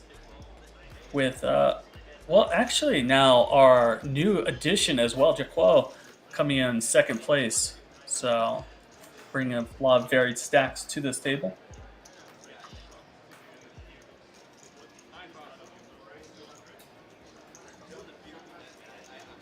I just want to see Walter like blow up and just be like, "Can you move your chips? Can you just move them? Because you're squeezing me." Please. All right. First action here for our newfound friend Ferrari, hailing from Italy, of course. Don't know where else he could come from with a name like that. It'd be funny if he was like Ferrari, but like he's from like a different country. Australia. Oh, FaZe has similar Ace 5 suited. Yeah, and this is going to be one of those interesting hands to watch because if you're accustomed to watching the high roller scene, watching just the top end players, Steven Chidwick, Jason Kuhn, all of those Yeah. guys play.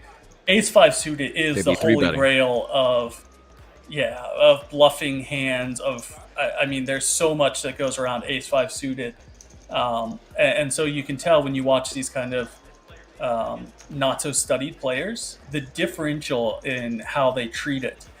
And that's not to take away from what these players do and what they know. It's just very interesting to note the difference in playability and how they approach it.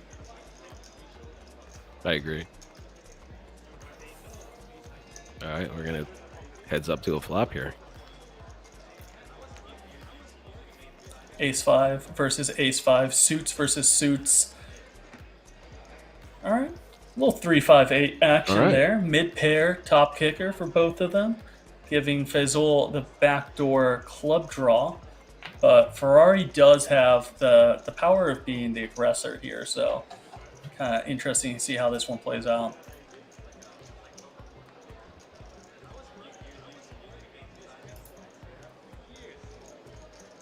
Down bets to 180. I like it. Yeah, it makes a lot of sense on this board texture. You're not worried about an 8 being in there. Nothing really to worry about. No flush draws. Unless he's trapping with no repair, you should be in the lead.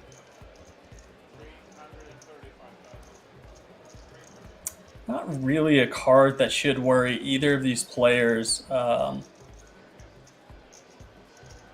Ace-Jack would most likely have been 3-bet pre-flop by Frizzol. He could have floated, though, on the flop with a hand like, let's just say, Jack-10, clubs, or spades. Yeah. But Ferrari's not worried about that for the time being. Does go ahead and bet again. Looks like 360, 335. Nice third size pot.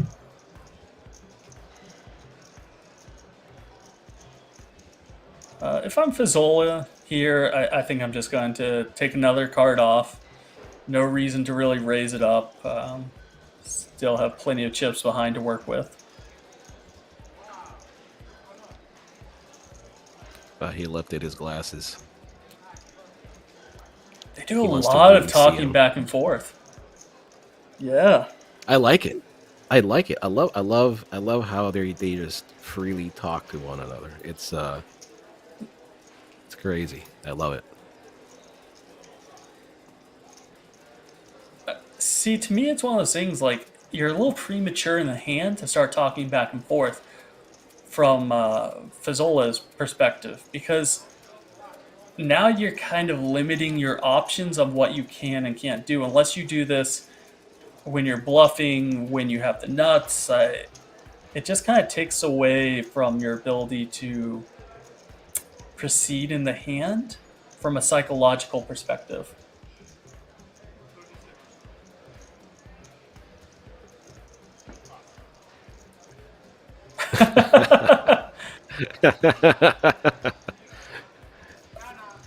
There we go. All right, Ferrari's got some personality. Welcome to the table, sir. Yeah. All right. We already like this guy. We already like Absolutely. this guy. Ferrari's good for the game. I There you see have it, a folks. great bluff out there in the chat asking who the commentators are. My name is Nathan Gamble, two-time World Series of Poker bracelet winner, alongside legendary commentator of the internet streets, 08 Grinder. Welcome on in, What up, what great up? bluff. Appreciate you being here. Thank you for stopping by, and please hang out till the end. And we got some a little bit of festivals coming up here, as you see in chat. The Grand Prix Summer Edition, it runs from August 11th through 29th on Party Poker. So if you're going in for the short stuff, you got $3.30 buy-ins all the way up to some big stacks, $320 buy-ins. So if you're itching for some online poker, make sure to check it on out, ladies and gentlemen.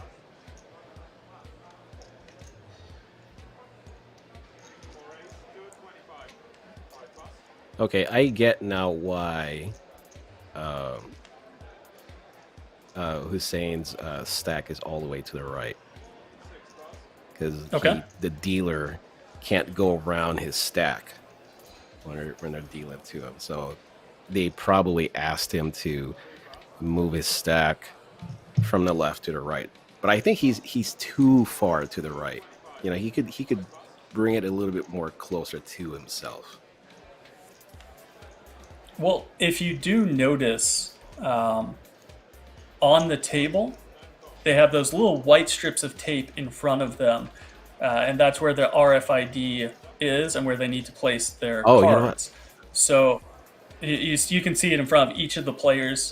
There's one in front of former chip leader Seb that's slightly wrinkled, so you can kind of tell what is.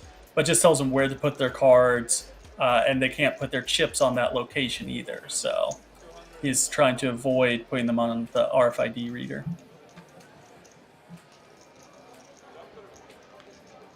I didn't notice the white lines until you just said it, and now I see them, and I'm like, wow, how come I didn't see this earlier?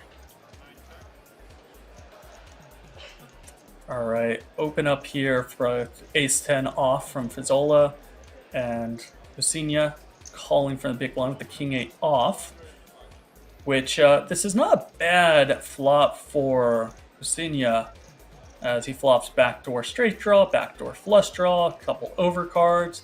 So if he wants to, this is a spot he can continue in, either with the call or check raise. Kind of just depends on how spicy he wants to get, as we're only working with 19 big blind stacks here.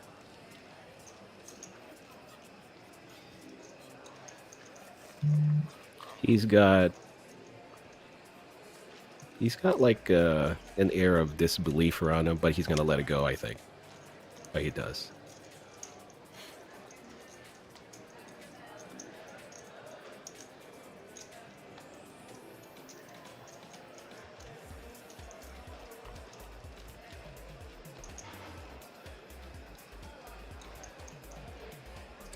I think if I had to choose, and the funny thing is, if I'm not mistaken, they're the ones worth the least, but if I had to choose, I would take just all purple chips. Those, to me, stand out the most. I really like their pop.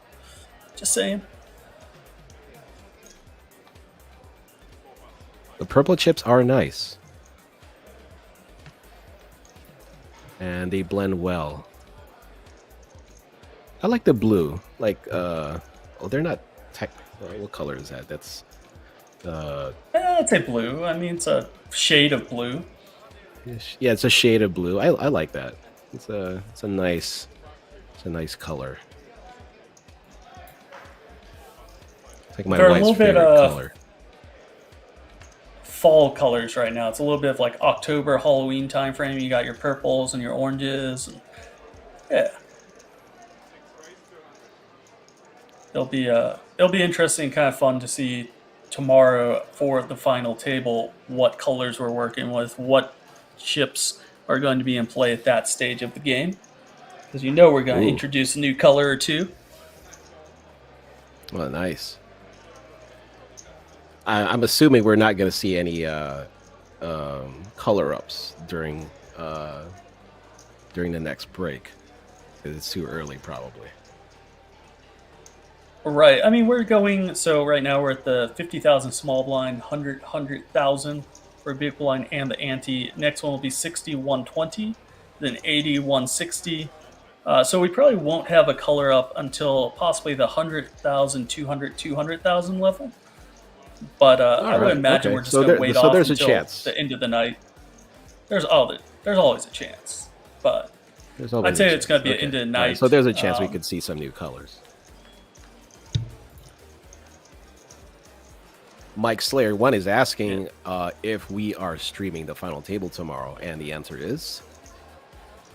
I will indeed be here. It's the final table tomorrow for this Party Poker Champions Czech event. I'm not sure if you're going to be joining me tomorrow, Grinder. We're still getting that ironed out, but it will be happening tomorrow live here on the Party Poker live stream, Party Poker TV. We're working it out with my agent, so I'll let you know, Mike.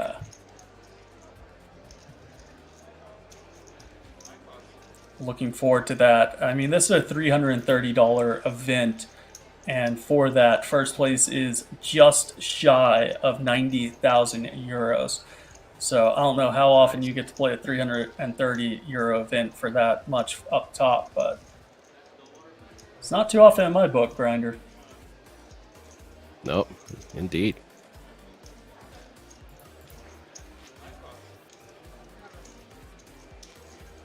David Vesely here playing, I think, only the second hand that we've seen. The first hand was a monster where he took down almost 2 million chips from our former chip leader there on his right. And this is only the second hand we've really seen him play. Hasn't been given too many opportunities so far. keep the chip lead nonetheless. Absolutely.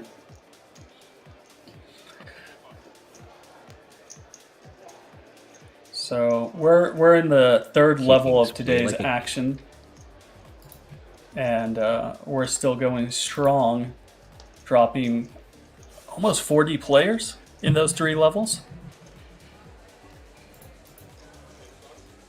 It's a race. It's a race to who's going to get there first. It's a marathon. 28 or 20? What was it? 24 players? You said. Yes, sir. 28 levels or 24 players. You decide. Down now to 75 according to the stream.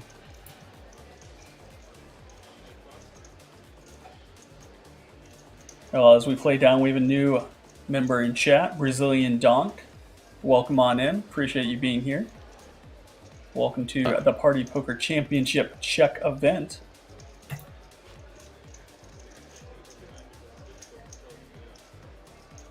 I think we've seen the most action so far out of Ferrari at this fine featured table. He is a new addition to it as well.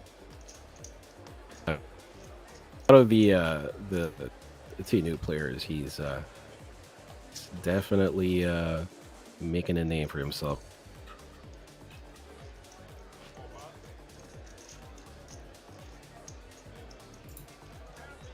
I see they only have 2 triangles for the all-in. I wonder if 3 all-in, they want out, or if they're just gonna like just eat 2. I think the dealer just makes a triangle with his hand, puts on the player's forehead, and then holds it there until everyone else folds. Okay. All right. So that's what I would do. So it pays to have long arms as a dealer, then, is what you're saying. Oh, absolutely. Absolutely. Brazilian Dog, what city is this event? This event is in the Czech Republic, Rozvadov, over at the King's Casino. See it right there in the background, King's Resort. And once we get a nice overhead shot, then you'll also see on the table King's Casino play like a king. So they're hosting this event for Party Poker as we do the Party Poker Championship Czech event.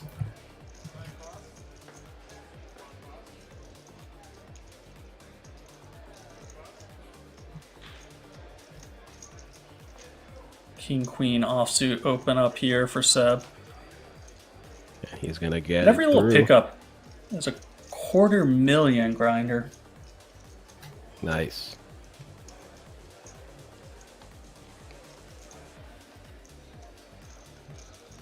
He just looks so disinterested right now. Yeah, he's like, 250K in the just bag, $250,000 in the stack. Yeah. And he's just there's a smile. Away. He's like, yeah. He's like, yeah, I took it. Yeah, I took it down. Yeah, that was me.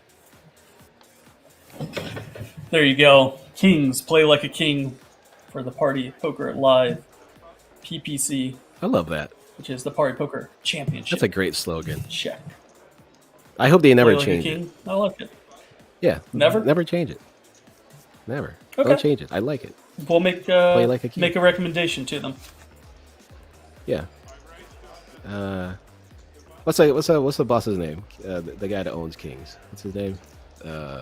Leon. Yeah, there you go, Leon. Right. Just tell Leon I said don't change it. Let me get his last name proper here. Susernik. Don't want to mess up the king's name. That would be slightly disrespectful. No. You don't want to mess up the boss's name. Never. So it's funny because Ferrari here is wearing the backwards hat, has boss on it that you can see from time to time on the camera angle. I feel like we need to promote him, getting a king hat, maybe not the boss hat. Somebody send him a king hat. Let's get it done. King Queen suited here yet again for Seb versus the Jack 10 offsuit for Fazzola in the big blind. These two at it again, battling. I like how the dealer Ace-high floats. texture. You know, I like how the dealer floats the door card first, and then a smooth swish. I like smooth that. Swish. Yeah. I like how you said smooth Or, swish. I don't know. I'm a fan of that. Smooth swish. It's very very smooth. I like it.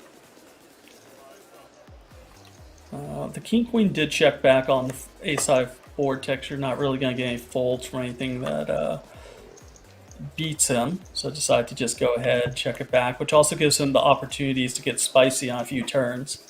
But instead, Fazol here from the big blind is going to lead out with his Jack 10 off. He doesn't think Seb is going to check back any ace.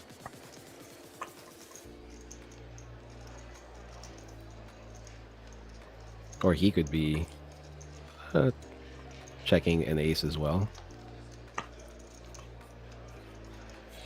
Yeah, and the King Queen there really doesn't play into any sort of blocking effect on Fazzola's hand, because when he just flats there from a big blind, he doesn't rate to have a Ace King or Ace Queen anyway, so it doesn't really have any properties that prevent Fazzola from having part of that board texture.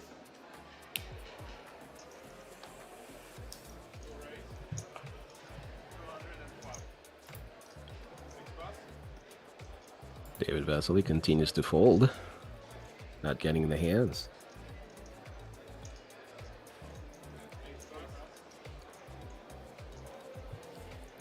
Saying finally he sees cards he doesn't like.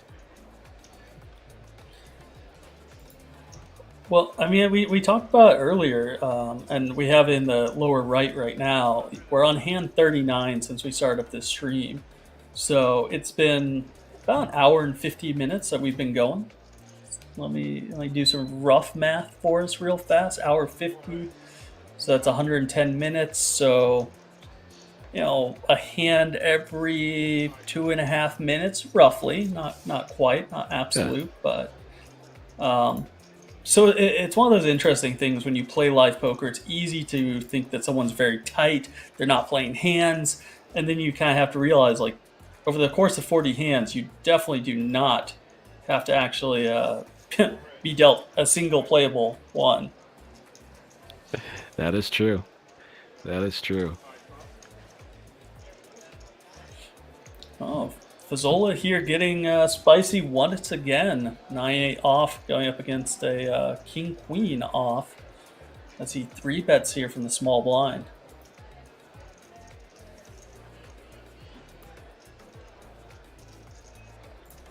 Very spicy. Very spicy. I'm curious to see what Ferrari does here with his King Queen.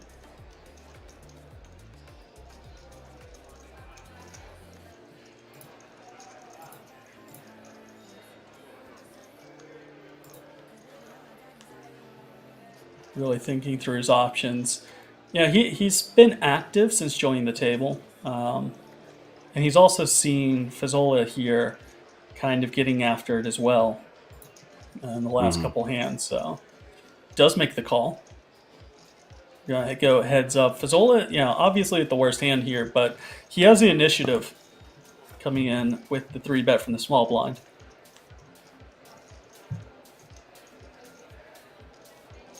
What a beauty that is for Ferrari. Top pair, second nut flush draw. He's not going to be going anywhere anytime soon, Grinder. Faisal picked up a flush draw as well. So he's definitely not going anywhere. Well, he's definitely going to see a turn. Does go ahead with 300,000 into a 1.3 million chip pot. Ferrari's probably just going to continue with a flat here. Don't really see a reason for him to raise it on up. He's just going to have the majority of Fazol's range in really bad shape. QNX out in chat asking about the numbers beside the player's name. That does in fact represent what seat they're in. So the 4 seat here and the 2 seat. 2 seat being Ferrari, who does in fact raise it on up, trying to get the chips in on this flop. And then asking how do they determine where they sit at the table. It's just completely random. As soon as a player busts out, then each table gets consolidated down over time, and a new player will be brought in from an outer table. So no specific rhyme or reason as to how they get selected.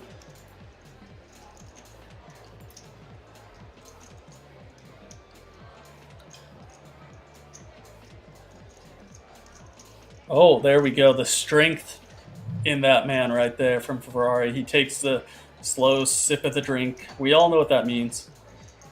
Yep. Wait, Faisal also lifted his glasses. Faisal lifted his glasses, so if judging from past history, I think he's going to let it go. Yeah, we've definitely noted when he raises up those glasses, that seems to be the case.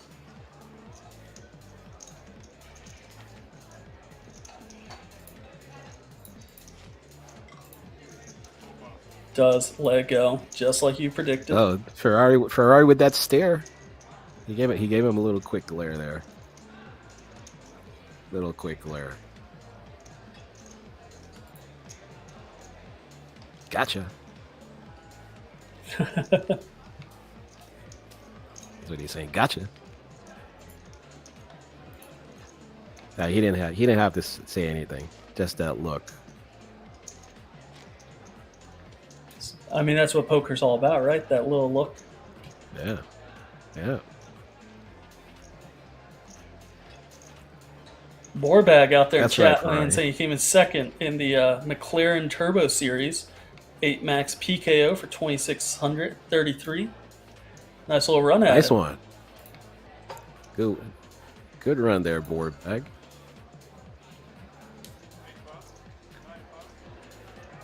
This is a man that joined the table very recently. Triqua from Israel. Haven't seen too much out of him so far. Be curious to see his play style. I was kind of hoping for the undergun ace deuce offsuit raise just so we could get a real good line on how he plays. I was kind of... Yeah, you and I had the same thought. I was like, oh, he's going to... He looked like he was going to open. Yeah. I thought about it for a quick second.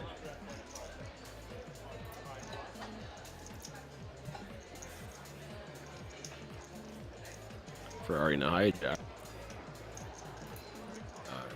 Thought better. He wanted to. Definitely one of those things. You see it on people's faces. There's a lot of people here that are like, oh, I want to raise. I want to open.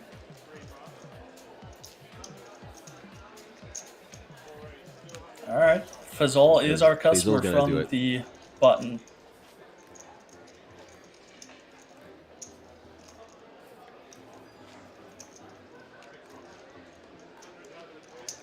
There's also, I mean, there's also something about being on the feature table where you kind of always look like you are going to play the hand, simply from a perspective that you are supposed to slide your cards onto the RFID reader. So you're supposed to let them sit there for a minute and read the cards. So it always takes a little bit longer than normal table to fold a hand, just for that extra motion.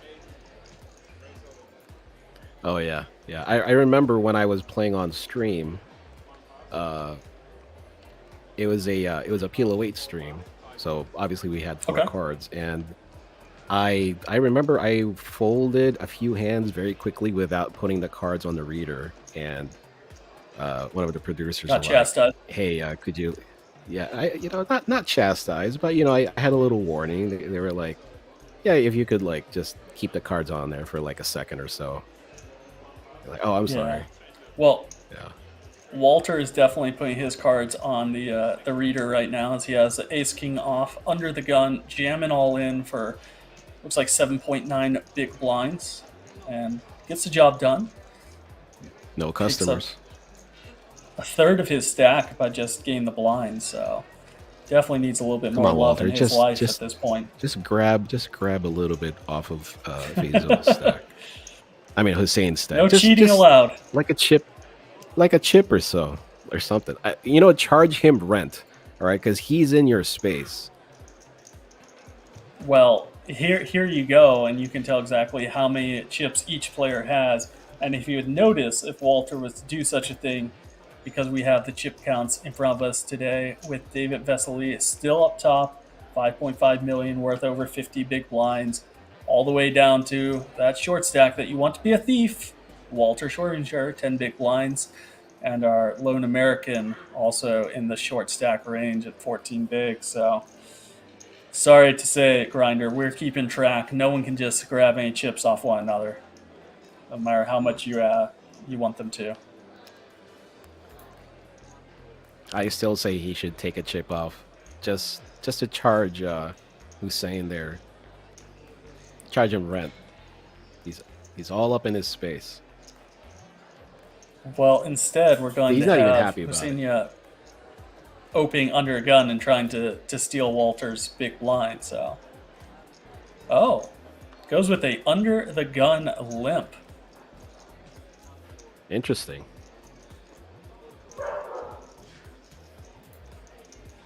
He flipped it too. No. Like it wasn't just like, he flipped it. It was a flip. QNX asking how's it determined who sits where? As we previously talked about, it's random.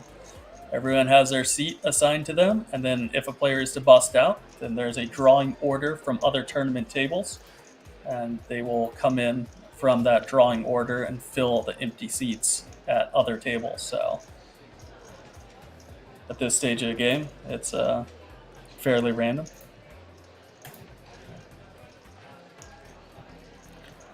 That limp is opening up a interesting pot here, with the king queen being still ahead of the queen 10 of hearts, the king 9 of hearts.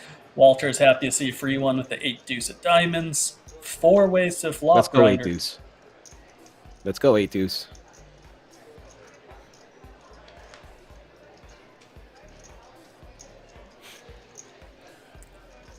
Nothing for nobody is what we like to call this one. Yep.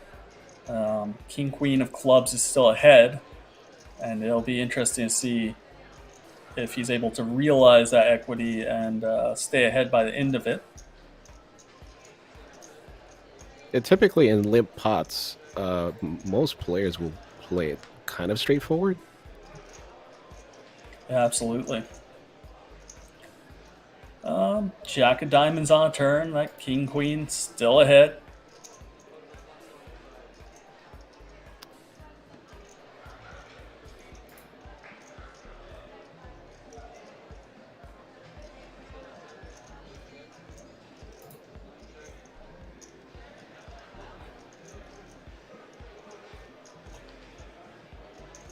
King 9. Somebody has to take a step. Yeah. There we go. The queen 10 wants to take a stab.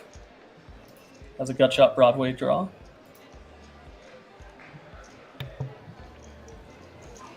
And it's one of those interesting spots because it looks pretty fishy to anyone in the hand of, what is it he supposedly has here that he's betting, but at the same time, no one else has anything. And you really just have to say, he doesn't have it, no one else has it, and I'm going to take it away from him. Come on. Because let's... There we go. There you go. There you go. The king high. There you go. Another jack on the river. That's actually a really good card for Faizola to take a stab at. Because he is representing on the turn that he hit a jack, maybe he has queen jack, jack 10, and that jack on the river really helps strengthen that he would continue betting a jack here on the river.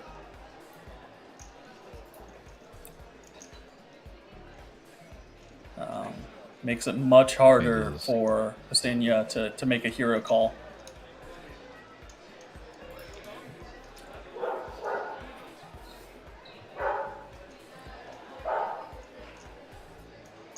That's a 250,000 into 850,000. I mean, really, the only thing that he beats with this king queen is a hand that decides to complete airball on the turn, decides to lay it down, give it up, has a happy smile. Yep, he's happy. He's happy. And it looks like our players are heading out on break right now. The blinds, when we get back, are going to be 60, 120,000, 120,000 ante. And our big stack at this table right now is David Vesely with 45 big blinds. And that goes all the way down to Walter Schoringer with 7 big blinds. When we return from break, thank you, ladies and gentlemen, for joining us here at the Party Poker Championship Czech event at Rozvadov. We will be back shortly in 13 minutes. Cheers, everyone.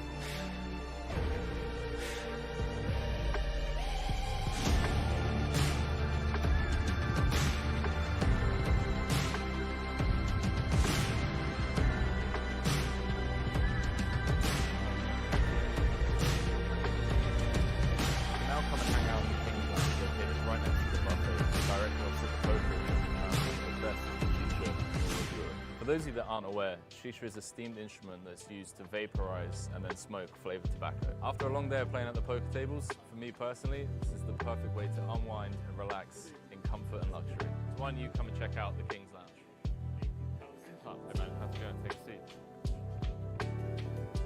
You can now come and hang out at the King's Lounge, located right next to the buffet and directly opposite the poker arena to try out some of the best shisha in all of Europe. For those of you that aren't aware, shisha is a steamed instrument. These days I'm weighing it different. When I pray, I'm praying he listens. You paying attention, I make a distinction. Not just say it, but actually live it. Man, I got a cousin who stay in the trenches. And it's weighing on me, all this drama is staying on me. And my lady, she laying on me. All I'm thinking is how can I miss it? Man, am I losing my hope? Maybe so, I'm cutting it close. Hang it up, then give me the rope. Give me room to grow as I go. I wanna live it exposed. So these days ain't strolling. I gotta get on my toes. Cause yeah, enough to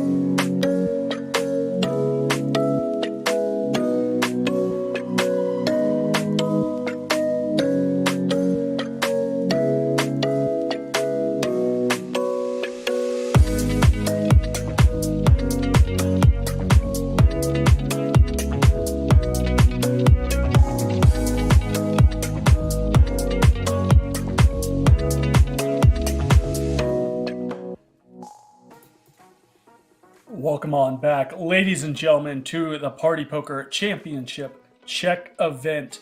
My name is Nathan Gamble, two-time World Series of Poker bracelet winner, joined by a legendary online commentator, 08 Grinder. And we look now at the feature table chip counts with David Vesely from Czech Republic leading the way with 45 big blinds, all the way down to Walter Schorgenberger with 7 big blinds, and everything in between. And Grinder, it's a very international affair at this feature table today. Yes, it is. Variety. We love the variety.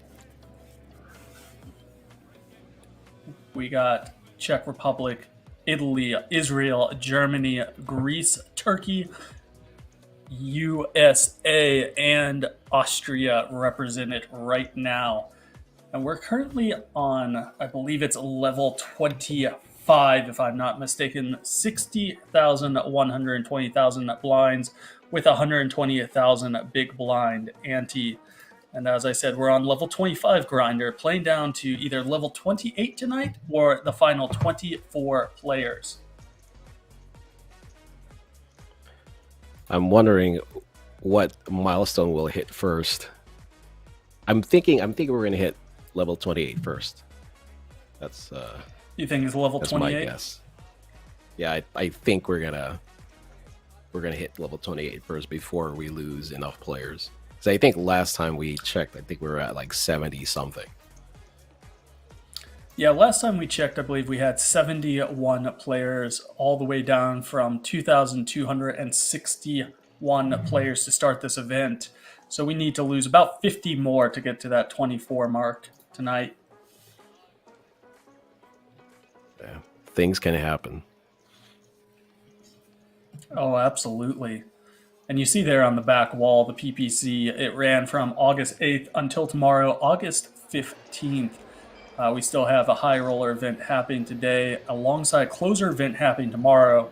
The main event here was a €330 buy-in with a $500,000 guarantee. And we well exceeded that with a, I want to say 640,000 total prize pool. Nice. Very nice. How much is the high roller? The high roller is a €1,100 event with a 100,000 guarantee, I believe. Let me check my notes on that, make sure I'm telling you the truth. Don't want to speak out of turn on it. Chat, here we if go. any of you guys have any 1,100 lying Go around, comes to the Yeah, King's Casino. Play the high roller. €1,100 with an €80,000 guarantee. You guys can easily smash that. Not a problem. Well, they can Problem also for turn all some you. of their channel points into tickets, and then maybe win some satellites online for next go around. Oh, there you go. Even better. You don't have to spend anything, chat. Just use the channel points. Channel points are your friend. Yep, it is. Jacques here, he's very meticulous in putting his chips together. He's only using one hand.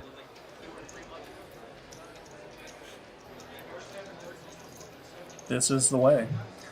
He has slightly blue tinted glasses. Reminds me of Mr. Daniel Negreanu. The D-Negs. The D-Negs. The D-Negs. He had a rough going in this World Series. Well documented in his blog. Yeah, absolutely. Lost roundabouts of $1 million, plus or minus a couple 100,000. Yeah. All the same at that point, right? But he did say that he had some side bets on some swaps with other people, so maybe he didn't lose a whole lot. Maybe half, I would say. Just 500,000? Yeah, just half. Yeah. Yeah, not a big deal. So in your upper right there, Grinder, we have 69 players remaining from that 2,261. So we need to lose 45 more for the night, or we're going to be seeing 4 more levels play out. Whichever of those happens to occur first. I think we're gonna hit level 28 first before we lose 40 players. That's my guess. All right. What do you think, chat? You think we lose 45 players first, or you think we're going to go for another 4 levels? Let us know in the comments which one you think we lean towards. Remember, each level is 40 minutes. We are at level 25. 25. So, yeah, so 40 minutes times 5. We've got 200 minutes left. Plus 1 15-minute break, but not too many ways to get eliminated on break. Nothing that you really want to do, that's for sure. No. You never want to get eliminated on break. All right. Ace Wheel versus Ace Wheel, both suited, and a King High All Heart texture misses both of them. But our chip leader at the table, David Vesely, Yeah. is definitely going to be he- continuing with his aggression. He looked surprised that it was all hearts. He had to ask the dealer. He's like, "What? All hearts?" Looks like he's putting together a bet here of just over 200,000, 1/3 sizing, which should get the job done against Heaton Kyle Van. Yeah. The backdoor not low draw is not enough. I got to petition him for a name change. I want to hear your opinion on it. Does it sound a little bit smoother when you say Heaton Kyle Van or Heaton Van Kyle?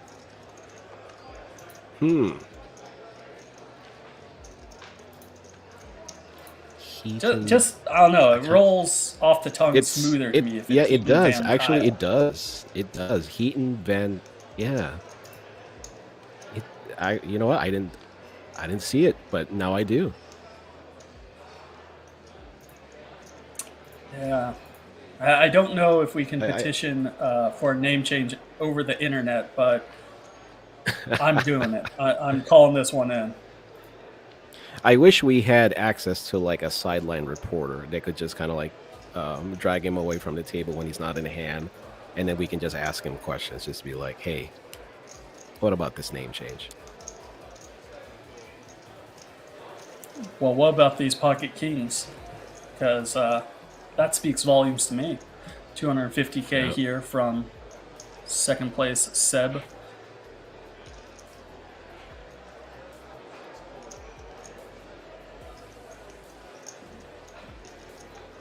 Haven't seen a lot of 3 bets or 4 bets going on at this table. It's all been rather kind of by the book.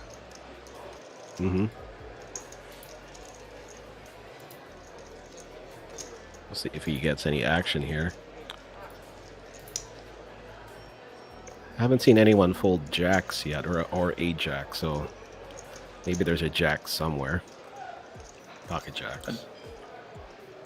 You're just looking out for the pocket jacks right now, just in case. I saw somebody chip leader folded queen 9.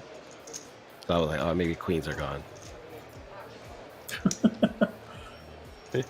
Well, no jacks out there lurking to get stacked, so you're gonna have to be content. I with just winning. wasn't optimistic. I wasn't optimistic. You're an optimistic man in general, though, Grinder. In general, yes. In general, yes. Generally optimistic. But maybe it just only applies to me.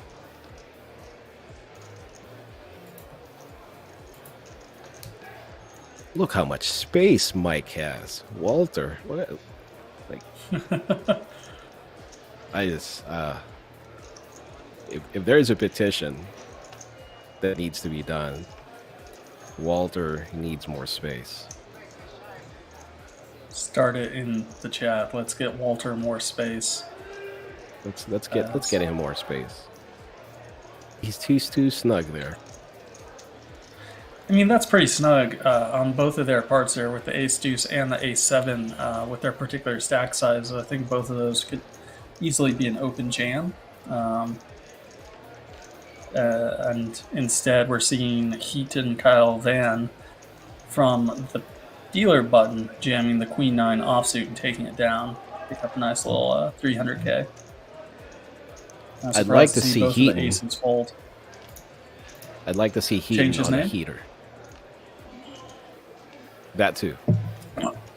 I see what you did there. Heating on a heater. Let's go. Let's go, USA. America.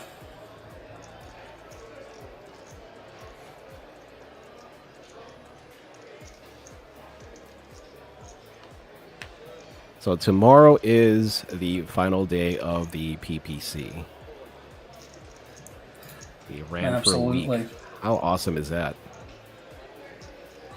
Yeah, as we said, it started online, where you could, play day one online, make your way into day two, and if that didn't work for you, or that's not your cup of tea, you could have also played here on a live event, live day one at King's Casino. So whichever way you want to, you kind of had the option of making your way into day two. Looks like there's a little bit of confusion here as to what's going on. Small blind with pocket tens, and Walter with 10-9 off. Not entirely sure where the confusion is coming from currently. It looks like Jacques limped with pocket tens, but maybe he intended to raise, but he put out the wrong chips. Well, either way, seat 9 here, Husinia with the ace-jack off is just going to move all in himself. So no matter what the intention was for Jock, I think the money is going to go all in one way or another. There you go.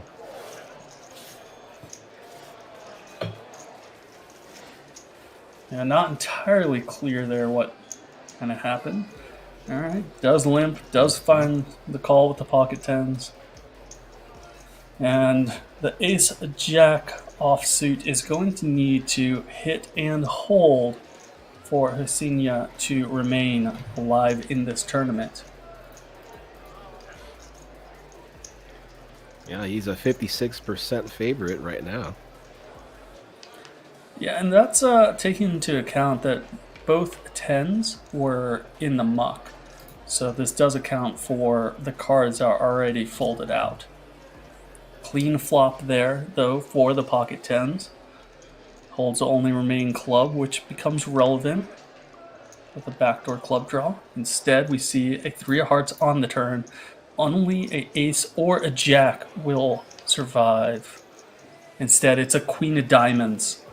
And Husinia from Turkey is our 69th place finisher.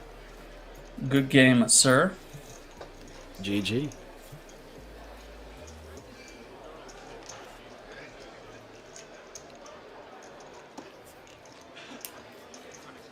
And there is an updated chip count as we have a dealer change.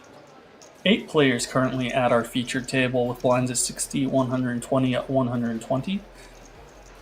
Chip stacks ranging all the way from 49 big blinds from David Vasily, all the way down to 6 big blinds for Walter Schrodinger. And your lone American grinder is saying there were 10 big blinds. That's what I was saying earlier. Heaton needs to get on a heater. He's going to need to get on a heater relatively quickly to stay in this tournament. Hey, you know what? One double up, and he's already in the middle of the field for this table. So that's fair. One good hand can change his fortunes. There you have in the upper right, the average chip stack right now is 3.3 million in chips. So just shy of 30 big blinds, roughly, was it 27 big blinds? Yeah, So around 27. plenty of room to work with for our final field of 28 as we play down tonight. Ferrari looks like he's going to open here with the king 6 suited in the cutoff. I mean, we already know Ferrari likes to get it done. He's out there. He's action.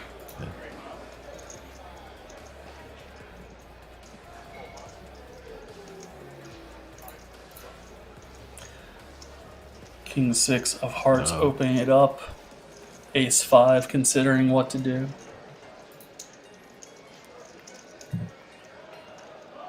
He's recalling the action from last time these two battled.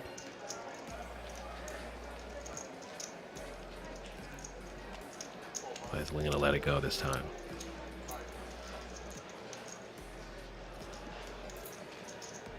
Nobody messes with Ferrari. Yeah. Ace 5 finds its home in the muck.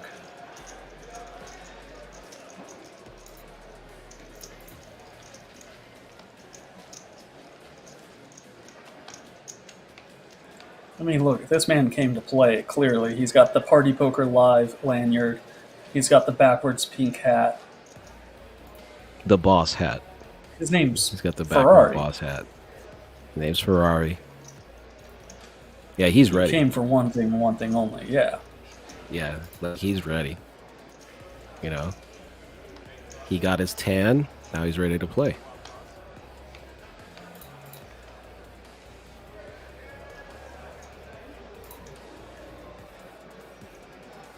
Is David Vasily, is he, I know he's a chip leader at this table, at the feature table. Is he the chip leader for the whole tournament? No, I wouldn't say so. So, I mean, let's just take it from this perspective. He's sitting there with about 5.6 million in chips. And that's good for roughly 56 big blinds. So I definitely would not imagine that the chip leader of this tournament has 56 big blinds. I'm going to assume that that's more in the 90 to 120 range. Oh, so plays like middle of the field then. Yeah, he should be probably about 15th to 20th in chips. Maybe a little bit higher. Let's give him 12th place. All right, we got some action here. Ferrari opening up again with the 7s. The mayor. The mayor picks up king queen suited. Goes ahead and raises it up. Interesting if Ferrari decide to limp here. There's definitely a lot of limping going on at this table. Ace 5 once again finding its way into the muck. Yeah, we've seen it a couple times with the middle pairs, 7s, 10s.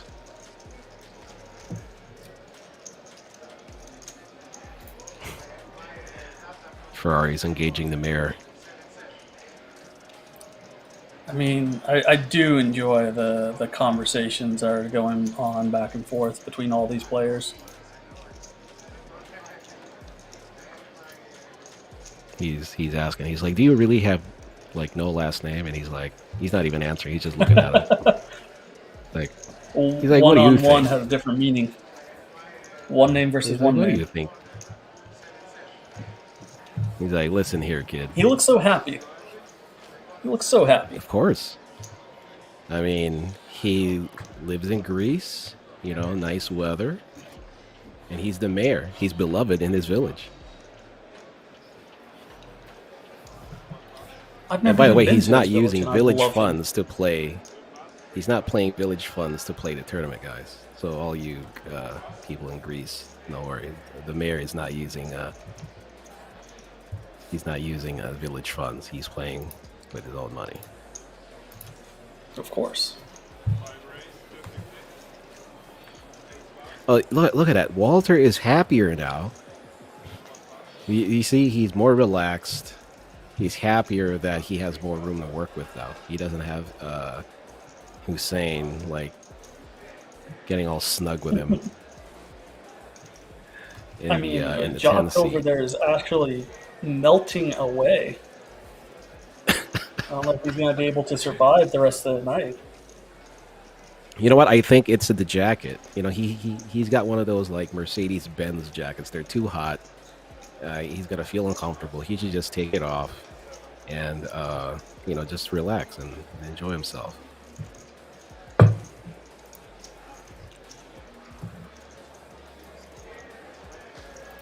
I don't know if I can promote striptease at the table, but why not? Let's go for it.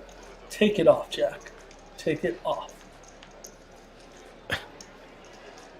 Can't see his cards right now, but he's thinking about putting more money in.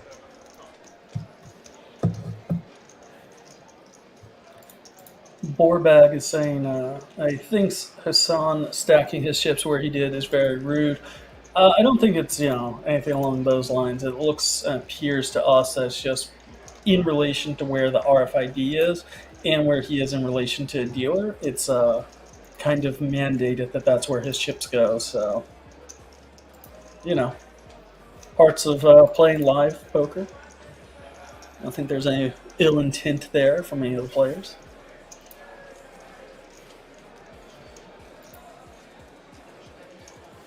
Maybe I'm wrong. Maybe he's just a very malicious person. Malicious intent.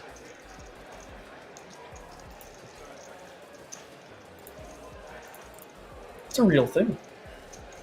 I mean, think about it. Everyone comes out here to play. You don't play poker not to win, right? So there's some people that You will would think. use psychological warfare against their opponents. So whatever they have to do to win is what they do. I don't know. Correct me if I'm wrong, Grinder. Hey, I'm with you. We still don't know what Jacques had, but not good enough to continue on a deuce, queen, deuce board. Sebi takes it down. Well, ace 8 suited. Half of a dead man's hand.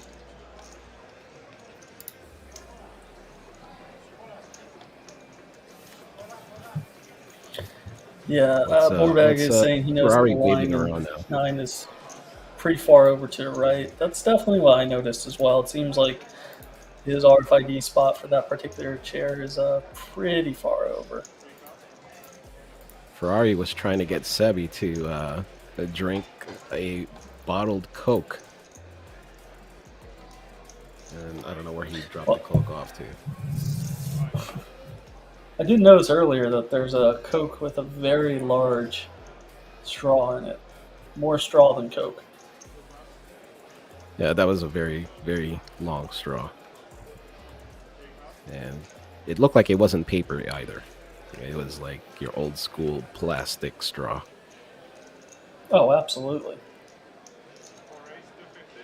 What's your stance on the plastic versus paper straws, Nate? I mean, I think it's pretty simple. Like, everyone actually appreciates a plastic straw more. Let's not beat around the bush and try to say otherwise. But, it's better for the environment to go with paper. It just also happens to melt in your mouth and you're not able to actually take a drink for more than half a second before you just have paper mache going on. You got a paper party in your mouth. Yeah, and no one likes that. No, definitely. So, like, no one I likes understand it. why we have them. I support them. I just hate them. What about you? Are you a fan of the sea turtles, or do you want to just they'll maybe be around anymore?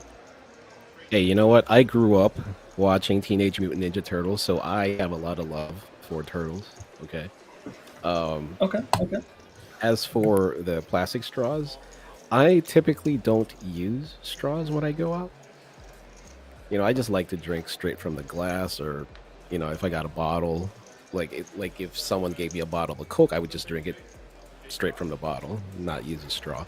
But my wife, she's very concerned about the environment, so she bought her own straws, the metal straws, and she brings them with us wherever we go, to like in anywhere casual. And when she remembers that she has them, then she'll bust them out.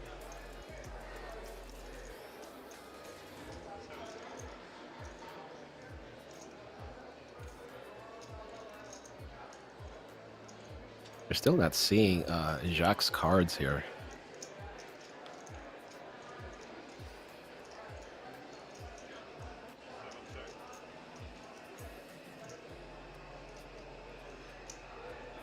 Goes check, check.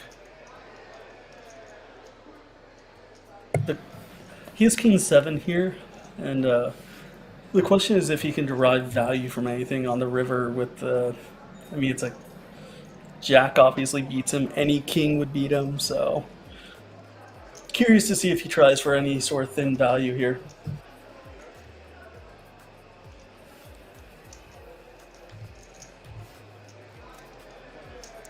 I'm kind of leaning more towards like checking back, but I don't know. Well, that's why he's there and you're here. That is true. Oh, a quick call. Ah.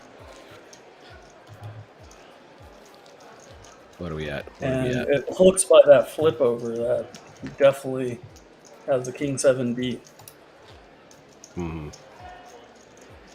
Not sure what his hand is, but king 10. King 10. King 10. There you go. There you go.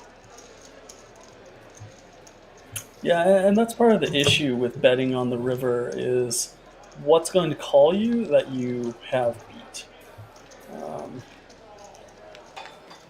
You kind of need to be like where he can have pocket 7s, pocket 8s, a disbelieving maybe ace 5.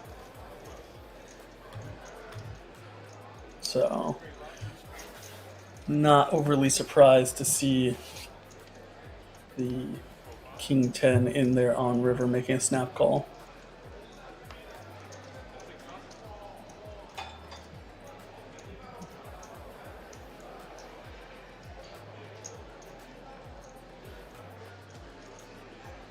Ferrari folding the jack 6 off. You sound surprised. Should he be playing the jack 6 off? I don't know. Earlier he wanted to play him. A couple orbits ago he wanted to play him. Now it's like, I don't want to have to do anything with this. Well, he was able to look into the future and see the pocket kings looming down at him. Jack has built a nice little condominium community there with his uneven stacks. Ooh, Walter is in rough shape as he's blinded all the way down to 410,000 and now finds himself with pocket queens up against the pocket kings of Jacques. Rough shape, indeed. Yeah, that's the confident Jacques flip. Absolutely, as we're becoming accustomed to. All right. OGs, they know how to do it. They fist bump. They're gonna stand up.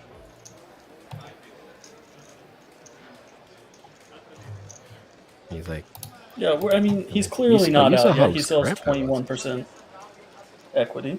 There you go. Well, suits are not live, so definitely needs to hit a queen. Yeah, the other really rough part about this particular spot is he makes it so much harder to hit Broadway when your opponent has specifically those type of cards that interact with it. Yeah. Instead, they both hit 2 pair here. Queens up are no good and is going to need to make queens full on the river. Otherwise, Walter is going to be out in 67th place, which is what happens as Walter is unable to improve and is finding himself the exit in 67th place. Good game, sir. Good game indeed. GG Walter.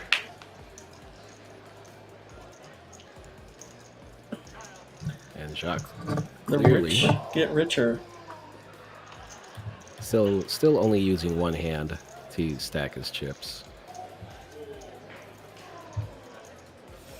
That left hand cannot be bothered. Well, he has a very, very heavy head to hold up.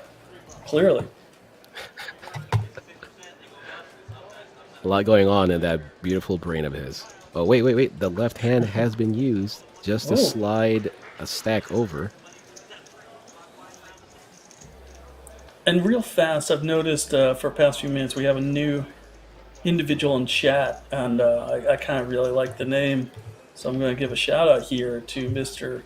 Shaquille Oatmeal, because I'm a fan of that name. Oh, nice. Well done. How you doing, Shaq? Welcome to the chat. Shack meal. Don't make a meal about the shack. Oh, that's a great name. Shaquille Oatmeal. Right? Wow. I like it. I dig it.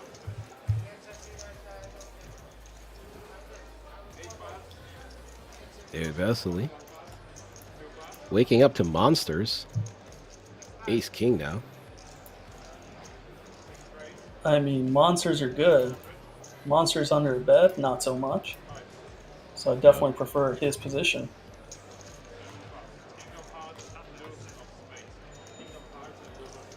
Let's see if he's going to be able to get any future action.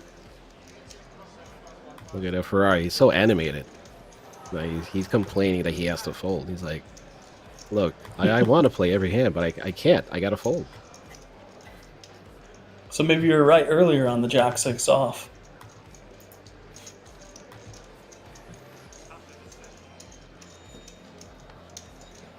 I'm right sometimes. I can be. I can be right sometimes. Broken clock twice a day. There you go.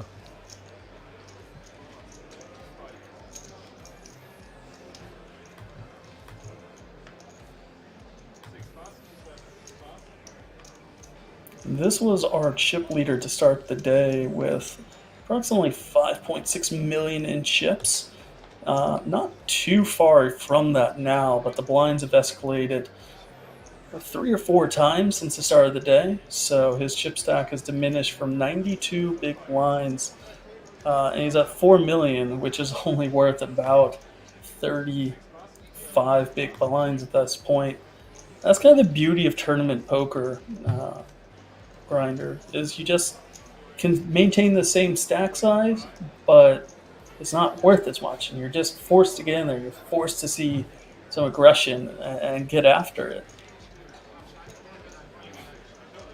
I agree. And you are an expert at tournaments, so I believe in what you say. I play tournaments from time to time. They're fun. Oh. They're enjoyable. I don't know if I'm a you have to give tournament yourself a little bit more credit than that. Do I? I mean, between us, who has the most bracelets? I think it's me. I gotta say. Yes. So you are the expert. The tournament expert. Da-na-na. Yes, you are. Fun little flop here. Top pair for Dimitros. Yeah. The one name battles.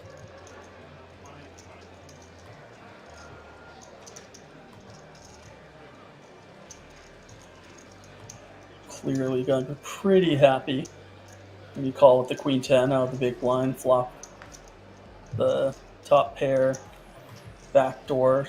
But that being said, that's not a card that you're particularly excited to see, even though you do have a Broadway draw now.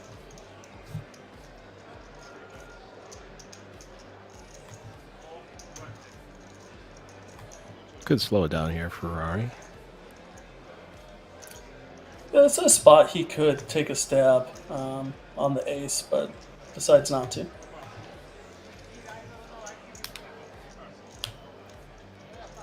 I don't really see the point in betting here from Dimitrios. Seems a little odd, as you're not going to get a better hand to fold, and you're kind of left in an awkward spot otherwise.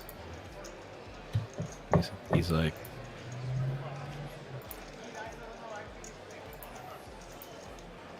he says he folded, but then his cards are still with him, so I wasn't really sure what was going on there. Like, he told the dealer that he's done with the hand, but he didn't like muck his cards yet, and he just started talking to Dimitrios. I started talking to the mayor. Maybe that's a thing in Italy where like you just use like hand movements, but then you don't really like toss in your cards. It's just a assumed thing. You have to wait for the dealer to get around to getting them for you. Yeah, because like you saw the dealer push the chips to the mayor, and he actually like reached over to grab Ferrari's cards. So maybe they do it differently in Italy. Oh, they do everything different in Italy, of course. You've been to Italy, right? Once, yeah. I had to think, just once. Went to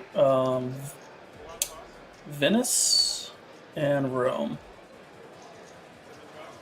Which one did you like best? Have you ever been there? No. I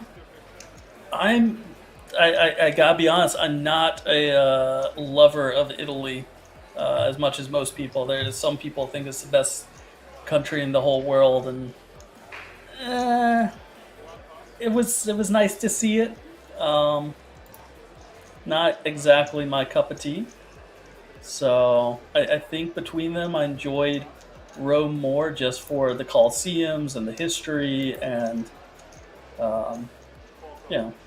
from that perspective. But if I had to go back, I'd probably aim for Germany. I gotta just be honest here with you. All right, I'm gonna ask you: So you went to the Colosseum? Did you get a chance to go into the middle and do the whole "Are you not entertained?" speech? You don't get to go into the middle. Oh, you can't? You're not allowed to? No, you're definitely not allowed to just walk into it. It's baloney. I mean, there's tours everywhere. But yeah, you don't get to just walk out there and go straight into the middle of the Coliseum. Sad to say. And yell. Yeah. That's what I would have done Okay. if I was allowed to go to the Coliseum. Under the gun raise here with the king-queen suited, and Fazzola just called for a big line with ace-10, which I think is pretty appropriate from having been raised by under a gun. But now he's left in an awkward position on this queen 6-5 board, which in fact favors Seb quite a bit.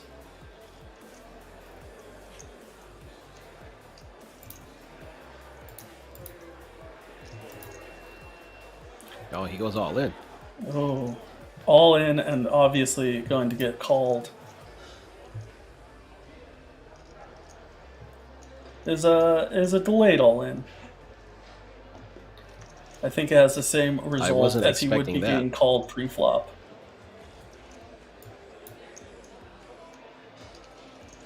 He's leaving himself needing runner for a Broadway, or potentially being that ace. Does not find any help on the turn and leaves himself needing a Barry Greenstein on the river. Otherwise, it is good game for Fazzola, and it is a good game. the fake ace GG. comes on the river, the 4 of hearts, and good game, Monsieur. In 63rd place goes Fizzola. Appreciate you being here. Good run at it. GG. As Sebi just start keeps of the adding day. to his stack. Absolutely. The start of the day chip leaders really held his own today. Built his stack back up. That's what he's He telling says, what everybody. can Hey, I you do? know, I have top you- pair. I mean, Yeah. You guys might as well just give me your chips now, because I'm going to win this thing. it's understandable. I like it. There you go. King's Casino. Play like a king over in Rozvadov, Czech Republic. If y'all are in town, go and check it out. We got a high roller going on right now alongside the closer tomorrow. I noticed that they moved Ferrari, and we added some new players. So I'm familiar with this flag, as one of our earlier contenders had it as well. That's the Slovenian flag. Slovakian Nice. flag. So welcome on in, Lucas Konitsi. And we'll just apologize once again for it, as myself and Grinder butcher everyone from Europe's last names and part of your first names as well. We just butcher every name. Yeah, that's Let's fair. just put it out there. No name is safe. So he starts us off by joining the table, raising it up with King Jack suited. Seb I like out it. there in the big blind with the ace 9. So far, everything's pretty standard.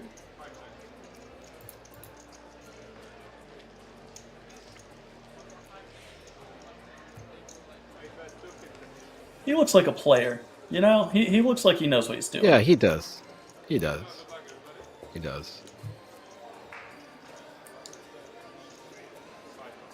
Seb's just going to give up that ace 9 diamonds, no backdoor flush draw, speak of. Lets the newcomer have it. That's one of those things. When someone new sits down, you don't know how they play. You don't know if they're extremely tight, overly aggressive. So it's kind of best to take the road of caution in these type of situations. What do you do typically when you move to a new table?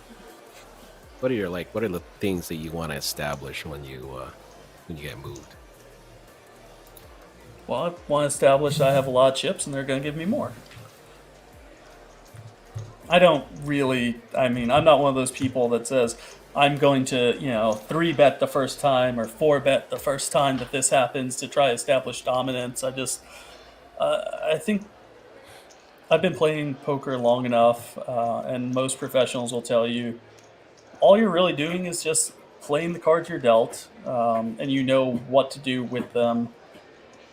Some people take it, I won't say a step too far, but they take their own paths, overly aggressive or underly aggressive. But on the whole, you're just playing what you're dealt. You just play it appropriately. I remember. Let's see, what was his name? I think it was Steve Daneman. Do you remember Steve Daneman? Absolutely. Yeah. Took So I second remember to him. Joseph Hashem at the main event. I remember him saying that he never plays the first hand at a new table.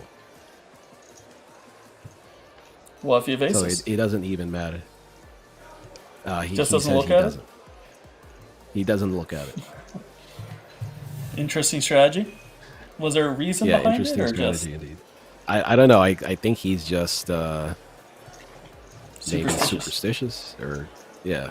So he never plays the first hand at a new table. Well, real fast, the blinds have gone up here. We're in level 26 with blinds at 80, 160,000, with 160,000 big blind ante, with the field down to 62 players. So we are either playing to the finish of level 28 or we're playing to 24 players remaining. So we're going to see which one transpires first. You either need to lose 38 more players or play another 3 complete levels. So we'll see if any of these players have any superstitions about playing hands. Ooh. Well, How do you feel about this David one, Grinder? is not. We know David's not gonna fold aces. No And superstition it's there. not his first hand, by the way. No superstitions there. Black aces. You gotta love the black aces. You know what, Grinder? You can have the black aces. I'll take the red aces, the black and red aces. Any combination. I'm easy. You're easy? Okay. You can take whatever combo you And want. this is a nice spot for Vesely. Just from perspective, they has a large stack, and the only thing here is it was an under a gun raise, which typically reads of strength, and then Dimitros also has been playing with him all day long, so he's kind of familiar that Vesely hasn't entered too many hands. So it looks like it could be a big stack pushing players around, but I don't think he's going to actually get a call here from the nines. I think they're going to go safely and securely into the muck. As Or the Greek mayor reaches for chips, we'll see if I'm. Nope. Or- All right. yeah. He gets Nope, the action. Nope. He's getting it. This is for the village. All right. Pocket aces, pocket nines. Nines are going to need a lot of love to find a double up here. And that's a flop I don't think he's going to get away from, Grinder. Yeah. That's yeah. Yeah. Yeah. Yeah. 3 undercards, you have a gut shot straight draw. I don't know what else you could really be looking for if you just call pre-flop, but David Vesely here with an interesting just all-in jam. Making it Wow. Ooh.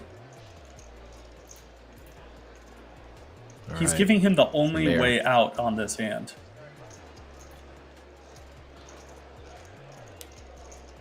Ooh. I thought he was gonna slide it in. That little. See, now he's thinking about the children.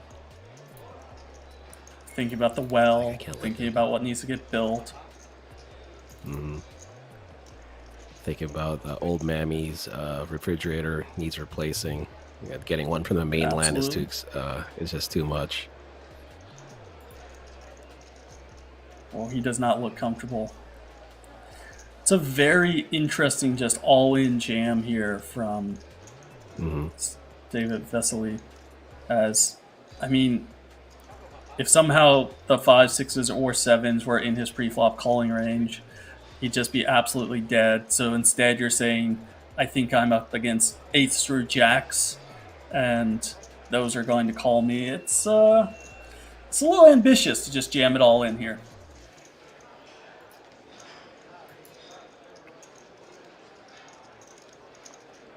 What is Demetrios thinking? Is he thinking that David is trying to push him off with like an ace king hand? And Well, he he's shows thinking the the nines. right thoughts as he finds a fold. All right. All right, David. You got what you wanted. Well, actually, no. I mean, it's He one of those wanted a spots. call. You can pick up Do you a want to call 1.5 for million. Well, you can pick up 1.5 million chips in profit by getting a fold. If you get a call there, then he had, what was it, roughly 25% equity. So, I mean, you're more than happy against that particular hand to just get a fold. I mean, it's not the end of the world by any stretch of the imagination. You're pretty content against that particular hand.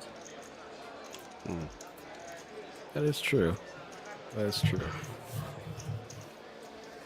Oh, I thought we lost Ferrari, but he's back. I guess he just took a little extra time in the bathroom. we do have, I mean, a handful of new players here. Not sure everyone new that has entered our table. We'll find out shortly. We've been introduced already to Lucas from Slovakia. Not sure who this new individual here is. Doesn't look like he has... Oh wait, he does have plenty of chips to work with. Still used to where that chip stack lies. He's placed his chips where Hussein placed his before. So I guess that's the spot where they want you to have your chips. Yeah, I think that's just simply in relation to that little white line that dictates where the RFID reader is. Yeah. Dimitrios looks unhappy with his fold from earlier. I think he's still thinking about it.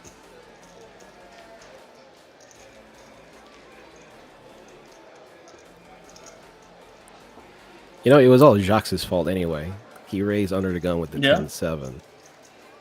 You know, if he had folded to the mayor, he would open. David would 3-bet. Then the mayor would call. He'd see a flop. I don't know how likely David would go all in on the flop with that line of action, but maybe we would have seen a turn. Things might have been different. You think we would have seen a little bit different results from that if it is not raised up under a gun?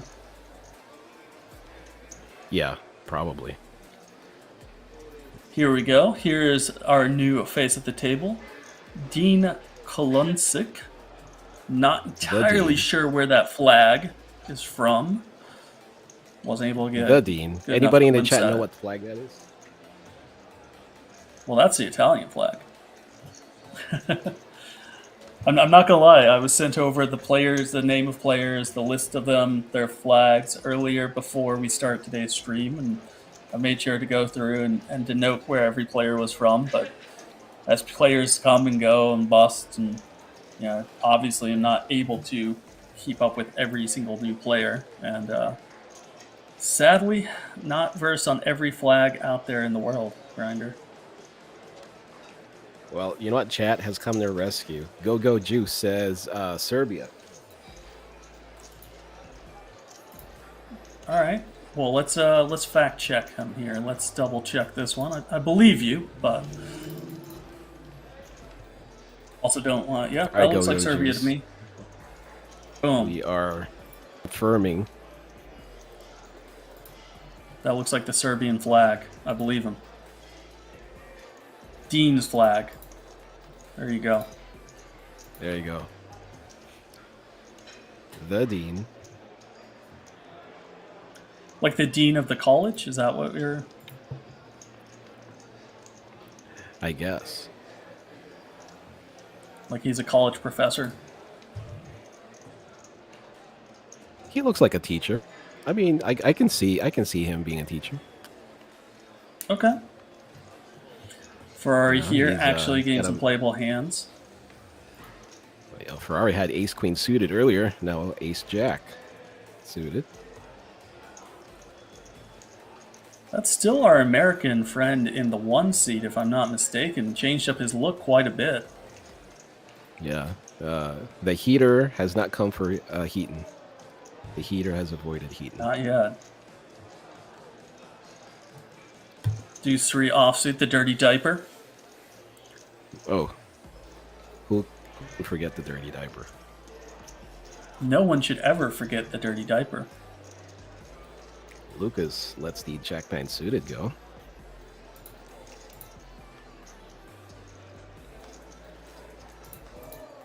And so this is the Dean. Yep. And we are verifying once again that is a Serbian flag, so apparently, according to GoGo Juice, it's a quite common first name in Serbia. Appreciate you with your Serbian knowledge. That's Dean is a common first name. Wow, I didn't know that. Interesting. I wonder if we're even pronouncing it right. You know, it Oh, gets that's fancy true. in Europe. Dion. Like John. Okay, I can dig it. Dion. We can start calling him Dion. Oh. It's nice to see a Ferrari. man make change for someone. Oh yeah, definitely. And those two hands, Ferrari picked up 800,000 from back-to-back hands. Yeah, these The blinds power are of definitely starting to winning get the up blinds there. and antes. Yeah.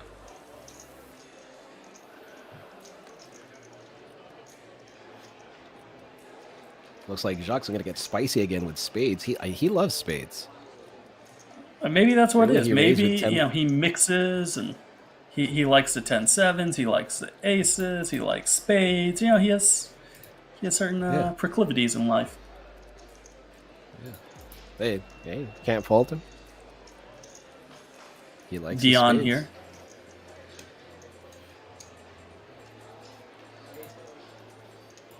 Heaton, still looking for his heater, but he's going to go for it. He's just going for it here out of the big blind with the queen 6 off. Looks like it had just been limped in the button, so very surprising for him to just jam it all in when he could see a flop for free. But he is kind of well ahead. I mean, 57.43% if he gets called, and it's not even a guarantee he gets called, Grinder. He avoided the snap. Does. Oh wait, no, never mind. He does the toss. All right, well, this is not going to be the confident flip over that we've seen. So, all right, Heaton.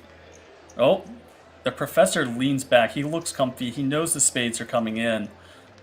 And let's see if he is able to hold up here or if Heaton is headed out and headed home. Queen To one the flop. time for our U.S. friend. There you go. There you go. Queen in the window. Yeah, close up on his right face in the middle. Oof. there. Jacques has some back Without some doors. running help. That's Well, one of them. That is not one of them. That is a club. No back Oh, it is doors club. here. Oh, okay. Okay. You know what? The one time I don't put on my glasses. All right, I'm going to put the glasses And a back on. club comes on the turn. One time I don't put on my glasses, and I read it wrong. So I'm not going to take these off now. They're staying on my head. Never. All right, that's fair. That's fair. Well, for the duration of the stream anyway. No, you have to keep them on indefinitely.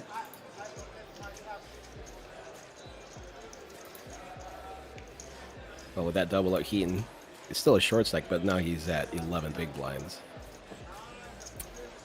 Yeah, absolutely. And if you look at the right-hand side, I mean, we range from 1.9 million to 7.5 million in chips, and it doesn't seem like it's too far off, but you know, that's represented 46 big blinds ranging all the way down to 11 bigs.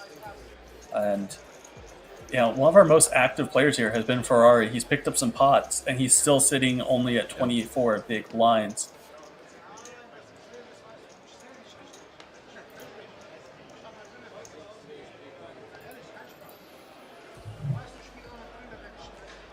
I like that Dimitrios and Ferrari have tangled in more than one pot here, and I hope that they form a friendship that can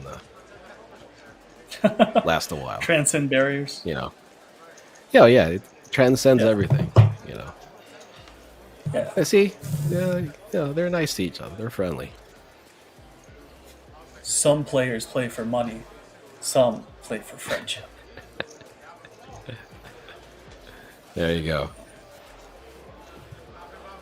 David Vesely has the nuts right now. The pocket sixes. Ooh, that's taking us back quite a few streams. That's Party Poker Millions when pocket sixes could not lose. Yep, exactly. Remember You know well. Heaton will just have to see if he can be on a heater here. Oh, the pocket sixes just get snap called. All right, pocket sixes versus the ace 10 of Heaton Kyle Van. And Heaton is going to need to hit and hold to stay alive in this competition.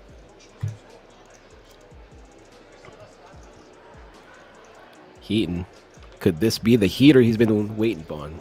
Let's see.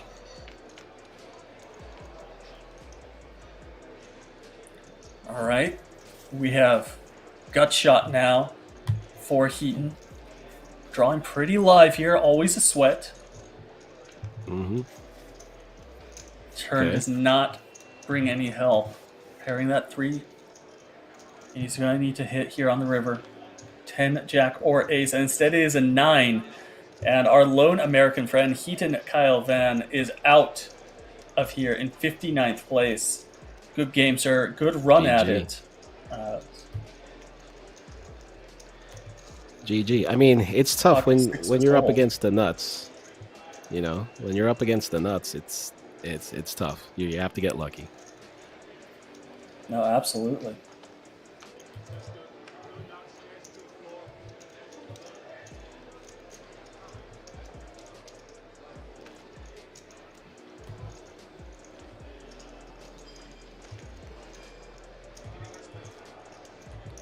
David Vesely continues to stack chips and increase his chip lead over the table.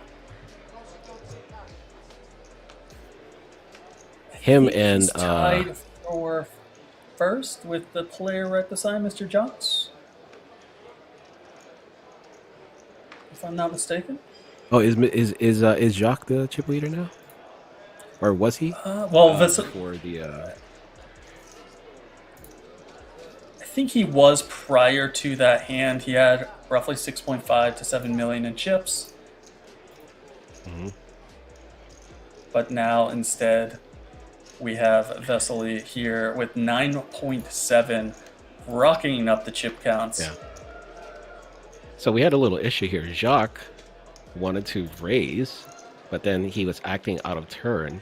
So Vesely, now with pocket sevens, decides to fold. I mean, I definitely I like it. Some people think that you shouldn't take advantage of information like that, but it's all part of the game. I mean, poker is absolutely a game of information, so nothing wrong with taking advantage if your opponent slips up, and so no harm, no foul there. I would have done the same thing.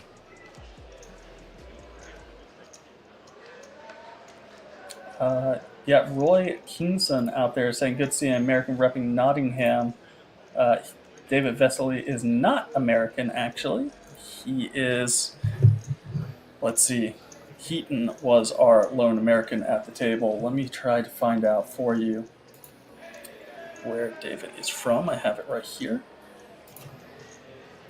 So I don't want to lie to you. Oh, this is interesting. David Vesely is from Czech Republic. Right here in his hometown. Okay, looks like David is changing his or moving his chips to a different area code. Did he just get picked up for a new table? I missed that while I was looking. No, at I think Seb was telling him you should move your chips here because I can see your cards. Ferrari wants to get in there. He's a man around town. He's a man of action. He wants to play pots. He's looking at Jacques limping again on undergun +1. We don't know what he has. This is like the third time he's limped in early position. So don't really know. He what's definitely going seems on to be here. enjoying limping. Yes. He is a limper. Nice little flop here for the ace-9 of Seb in the big blind against limped range. Mm-hmm. has a much stronger hand than one would typically think being in the big blind. So he may be able to get some extra value here. Depends though on what Czechwa has. Call here. There you go. Yeah, I really don't expect him to do anything other than check call pretty much the entire way down, unless we see, let's say we saw a 9 on the turn. I kind of expect him to just check call. And you notice the speed here. Deuce doesn't change it. Nothing at all. Very fast action.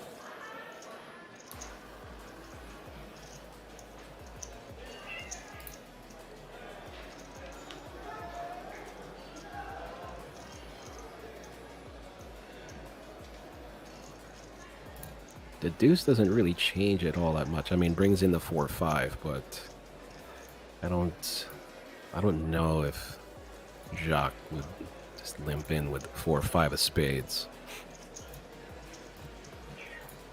I'm just saying spades because he likes spades. Of course. Flush comes in on the river.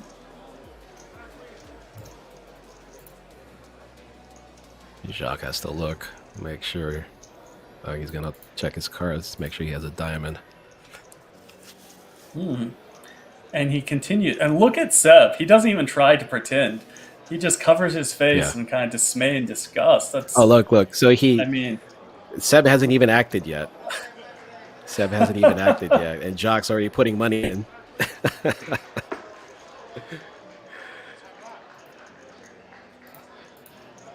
What are you doing, sir? All right, Seb now with the check. And Jacques with the bet. There you go. And just snap calls. Interesting to see. I don't think he even showed. I think he just mucked his hand. He just mucked his hand. It was a bluff. Whoopsie. Hand caught in the cookie jar.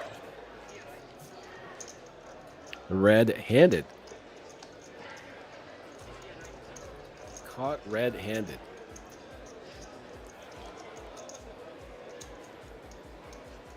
Seb correctly picked it off.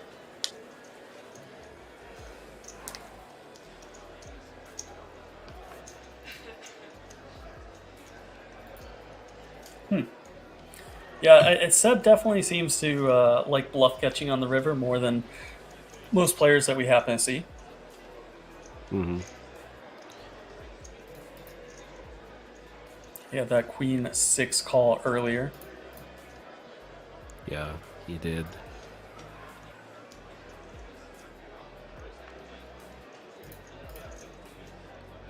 He's willing to look people up.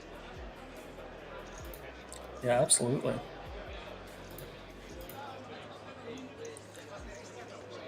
Looks like, there's a little bit of interest here with this Jock character as he acts out turn sometimes. He does a little bit of limping. It's a little bit unorthodox from what we traditionally see. Yeah.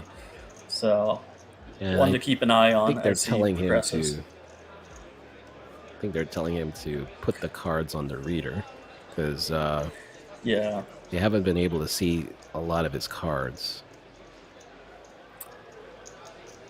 Yeah, we had that issue a handful of times now, so I could definitely see that being the case.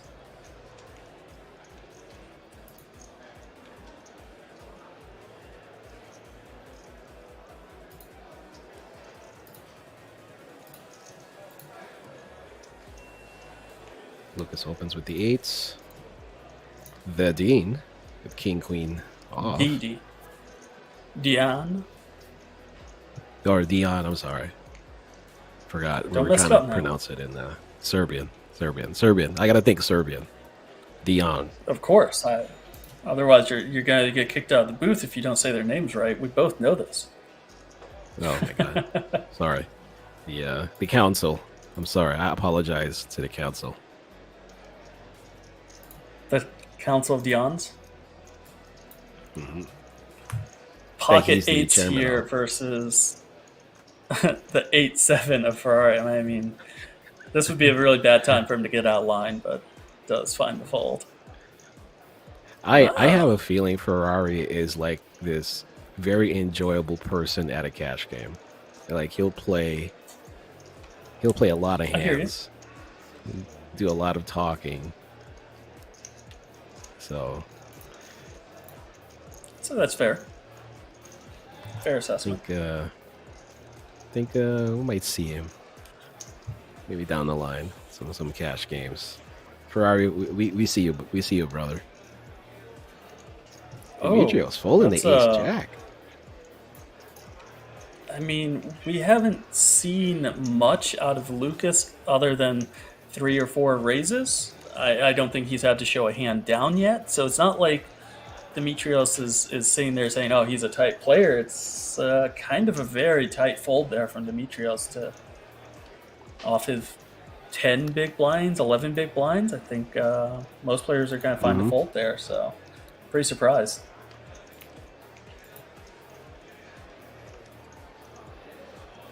Petzel says, "Thanks for the stream. You're welcome, sir. We're happy to provide." Thank you for being here. Thank you for giving us an audience to stream to.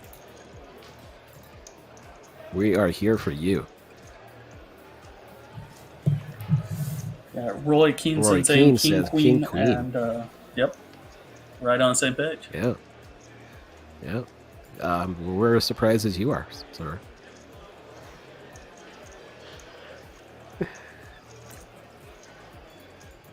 Ferrari had 8-7 earlier, and he was the only one wanting to play.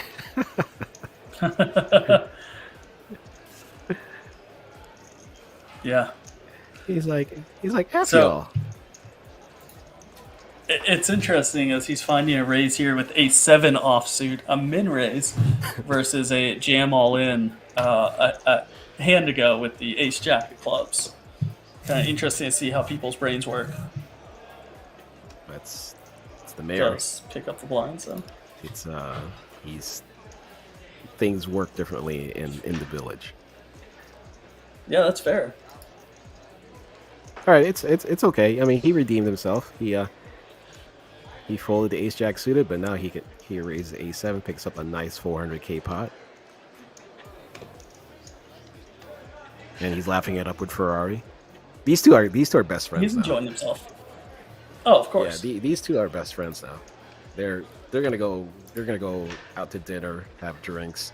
He's gonna introduce him to his daughter, right? Which one? So, Veronica. I don't know. Of course. Or as we like to call her in the they're laughing streets, it up. V Money.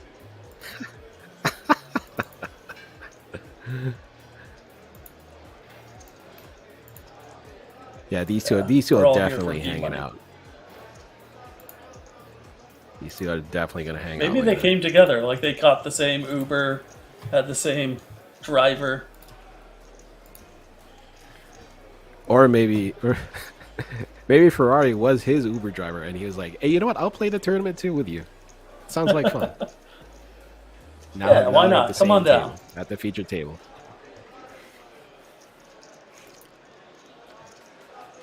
Roy Keenson asking if we know if there's any regular tournaments or cash games running at the King's Casino in Prague. Not entirely sure. I hope you enjoy your vacation there. And we look forward to you reporting back to us on that. Give us a trip report, your ups, your downs, how it turned out. So let us know. But hopefully for your sake, there's some regular games running.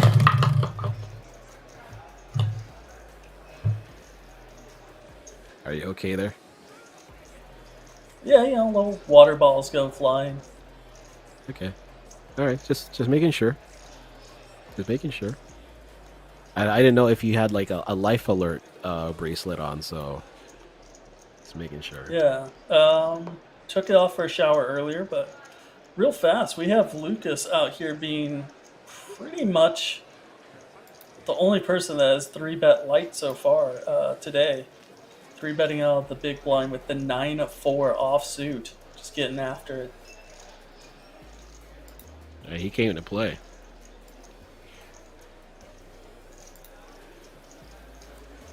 which makes folding that ace jack earlier really egregious.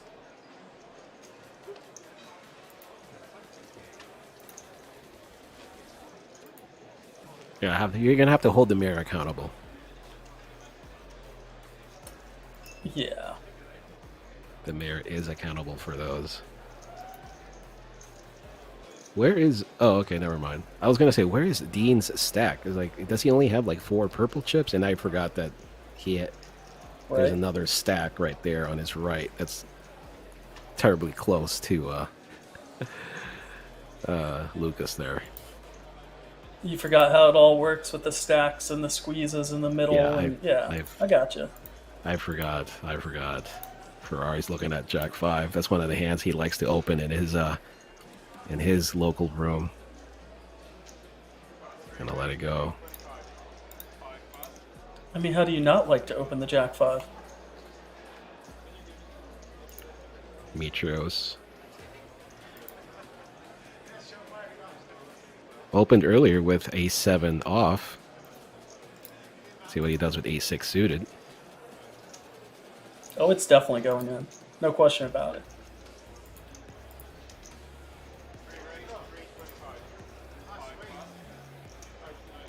There we go. And our chip leader at the table is picking up pocket queens. I mean, Monsters again. yeah, it's kind of really nice when you get monsters in your hand and not monsters under the bed. Yeah, he's gotten all of it. Ace, king, kings, queens now. A little bit of this, a little bit of that. Yeah, I mean, I, must be nice. Must be I nice. don't imagine he's going to get much more action out of the A6 suited, though.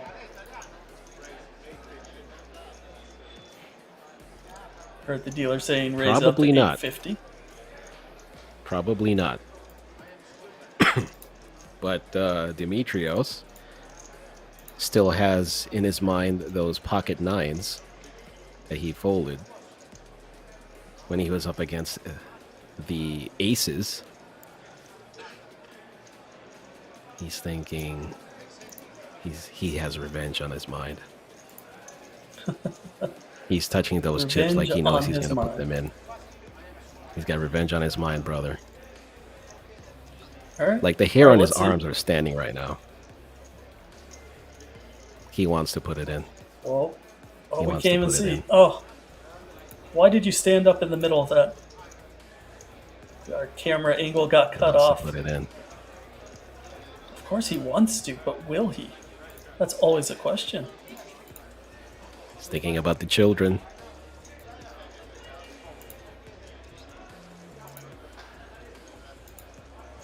His friend leaves him. He has. His emotional his hands- support the Ferrari? emotional support Euro has left. Yeah. You need His you need an emotional support Ferrari. friend. Yeah. I need Doesn't he emotional look like he support owns a Ferrari? He looks Oh, like of he owns a course. Ferrari. He's the mayor. I mean, is that why his village doesn't have a working well? Because the mayor's off playing poker and winning Ferraris? And I don't know. We have some questions. He's trying here. to win for the village. This is for the village.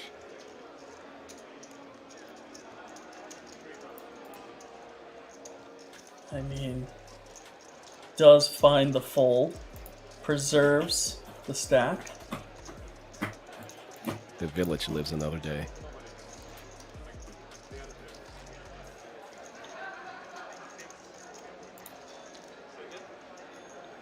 And the Yeah, chip 7 lead degrees with this, increases. yeah, That's that now was very over cool. 10 million in chips.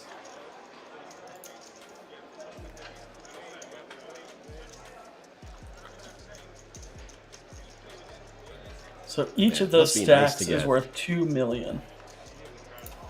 Not bad. Not bad. Must be nice to be David Vesely. Picking up big hands. All throughout the stream. He's picked up aces, kings, queens, ace, king. I mean, but he's King, also played queen. them extremely well. And, Yeah, you yeah. know, That's definitely part of the skill factor of not only picking up the big hands, but knowing what to do with them. Yep. Yeah, agree.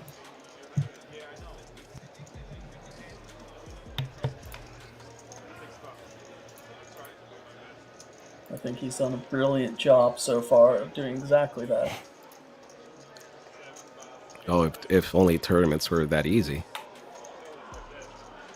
Just picking up pick hands up and big knowing what to do hands. with them. Not, yeah, no, not even put yourself in tough spots. That must be great. You can only hold out for so long, though. Yeah. Especially in, like, I imagine marathon type tournaments, especially the main. I can't imagine how mentally straining playing the main event is. I've never played the main, so no. Huh. I've never played it. Maybe one of these days I will. I've played. Maybe we'll a make it a handful of goal times, next 3 or year. 4 times. I think I made day 5 or 6. I don't remember offhand. It was my deepest run.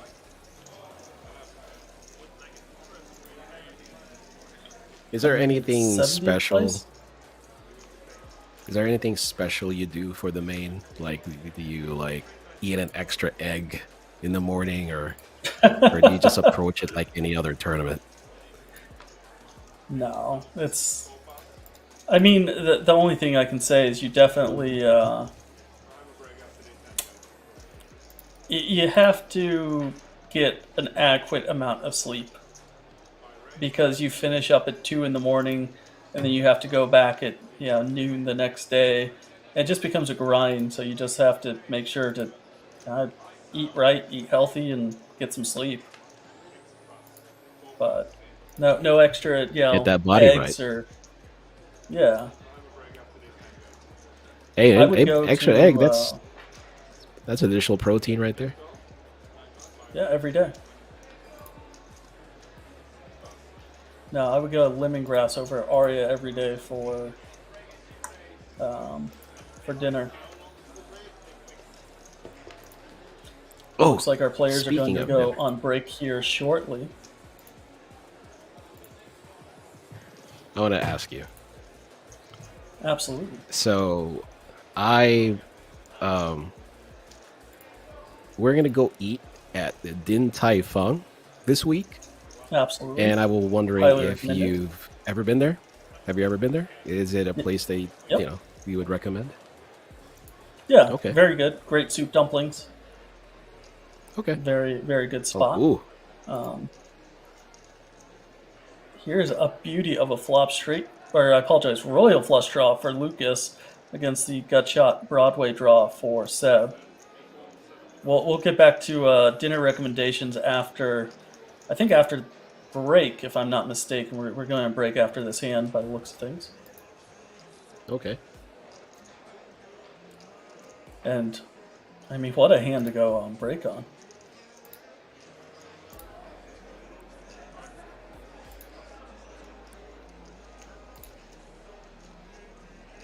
Lucas definitely Nice, liked healthy. that flop. Healthy quarter pot there with the royal flush draw. He's going to have a lot more queens than Seb is from just from a positional advantage so he also gets to raise from that perspective. Sebi folds the best hand. Lucas showing him the Jack 10. He's like, oh, see, I wasn't messing around, brother. All right, ladies and gentlemen, that's going to send us on break. We're going to be coming back to, I believe, 100,000, 200,000, 200,000, as you see there on your screen. David Vesely here is your chip leader of the feature table with 50 big blinds, 10 million chips, ranging all the way down to our short stack from Greece Dimitros with 9 big blinds, 1.9 million in chips. So, ladies and gentlemen, we appreciate you tuning in for Party Poker TV at the Party Poker Championship Czech event here in Rozvadov at King's Casino. My name is Nathan Gamble, joined by '08 Grinder, and we will see you shortly after a break.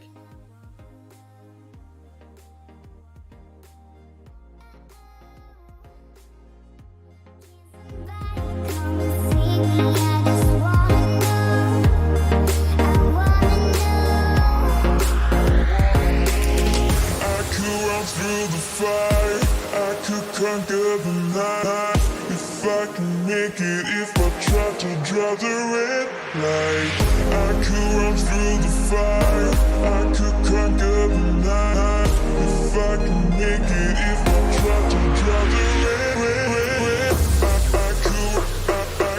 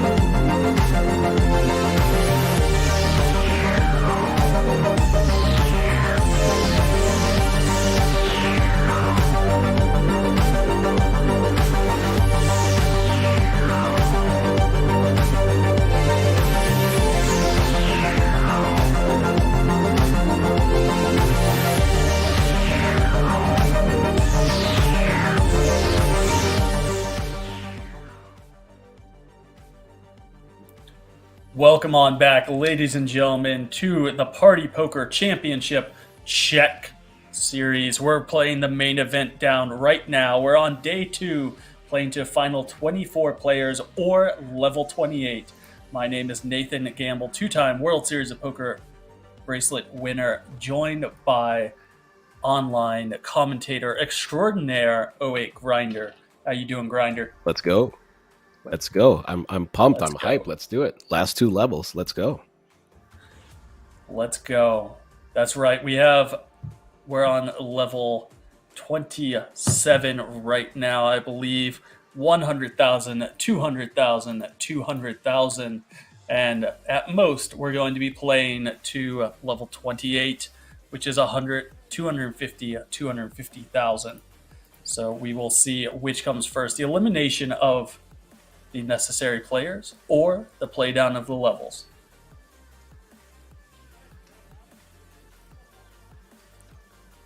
And how many players did we leave off before break? Ooh, that's a good question. I believe we were down into the 50s, so we needed about 25 more for the night to end with 24 players, but we will see shortly, as it looks like we have...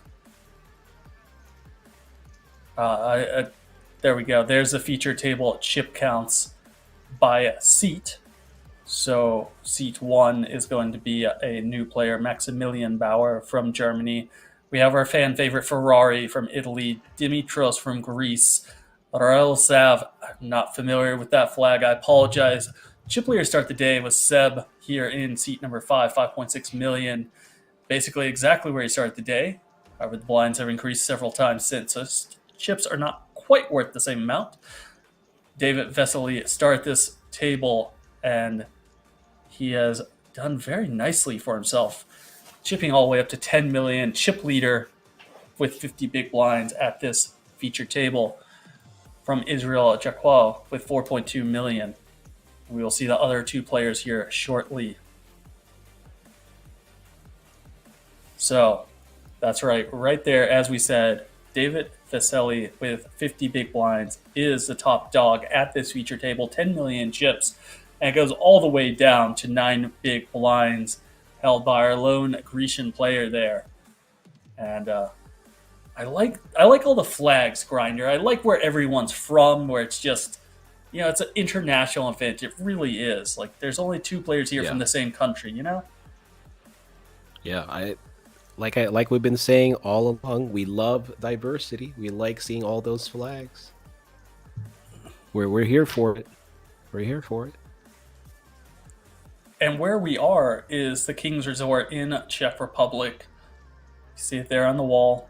330 euro buy-in, guaranteed a half a million euros. And instead, it garnered way more than that with 640,000 euros. So we far exceed that guarantee, and these players are playing for almost 90,000 euros up top. Nice. Nice indeed. Oh, You know what they say, wait, Grinder? Nate, look, Play like a king. play like a king. And I want to point out that Jacques has done a boss move by an outfit change during break. He's no longer sporting the black shirt with the gray sweater. Now he's busted out the red long sleeve shirt. It is How do obviously you feel a about tactical this move. costume change? It's a tactical move, my friend. It's to cause confusion amongst your opponents. So I like it. He's changing it up. We might see a different Jacques here in the last two levels. Interesting one here. You don't see too many flats at this stage of the tournament. Seb raced up with ace queen off, and then Lucas here with the queen nine of diamonds decided to go ahead and flat it from the hijack. And that's really not something you see a lot of as we get down into it. Demetrius now. You see that look on Dimitriev's face? He says, "No, not this time. I want to. I want to." No. Oh, that took a lot of restraint. Now, you know what? He's been hanging out with Ferrari over the break, and Ferrari's like, I like to play every hand. Rubbing off on him, rubbing off the mayor. I think that's one he could very easily decide to peel off with the Jack 9, or I apologize, Jack 10, for only just over a big blind more. Very playable hand, but decided not to. He would have flopped the best hand right now with the 10. If we want some action, I think we have to root here for a flat from Lucas and then a Jack coming on the turn. What do you think? Yeah, I definitely see where you're going with this, and I approve. I approve of that message. We do get the flat. Now can we get the Jack? Oh, close, Oh, I right? thought it was gonna happen. 3 clubs. Close, close. Very close. The 3 doesn't change much. Brings in the backdoor flush draw. I would be willing to say it changes absolutely nothing.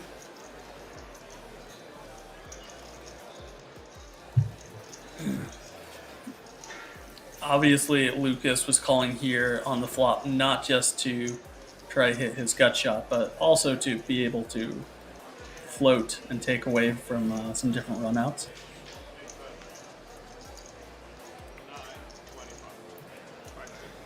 I think that's the run he was looking for. Sebi checks the 5 of clubs. He holds the ace of clubs. I think this is definitely a bet that's going to get called by Seb.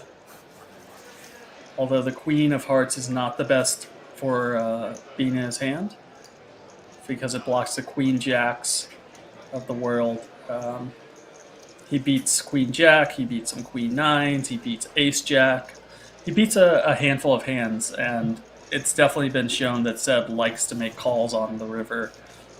Especially, he could even check raise here with the Ace of Clubs in hand. Turn his hand into a bluff. That's true.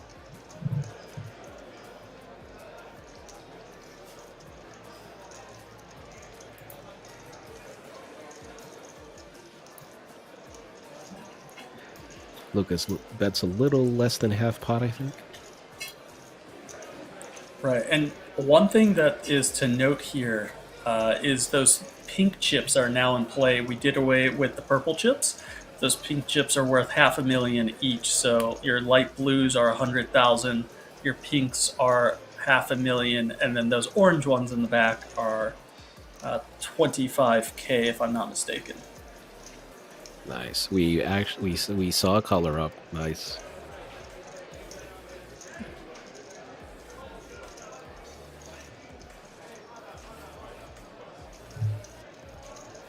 Classic covering your mouth, not wanting to give anything away.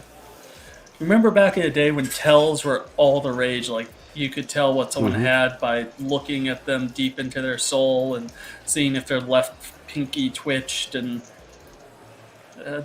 game has Or if definitely they have changed like a over twitch time. on their lips. Yeah. Ooh, Oh. Seb finds Oh, a wow. fold here, and Lucas gets it through.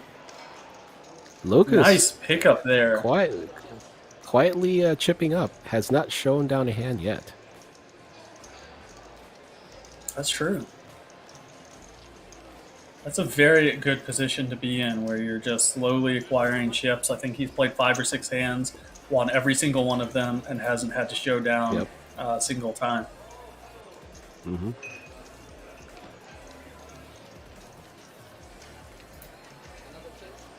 And there he is, putting that $500,000 pink chip in the front of his stack.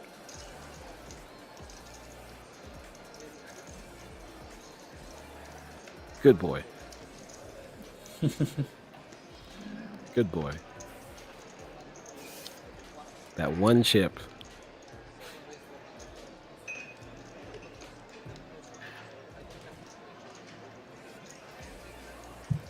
It's like when you're You'll playing see pot from limit, this and then, overview. you win that first black chip at the cash game. You proudly put it in front. The one solo chip. You always put your big chips out front. You know. Or on top. Yeah. Or on top, yeah. Front or top. I should ask you: Are you a top guy or a front guy? Well, it depends. Well, real fast, let's get back to that in a second. We got the King-Queen opening here. And Lucas, our ever-active Lucas, picking up the aces. So I imagine we'll see a 3-bet here. And just because he's been so active, he may get more action than most of the players at our feature table.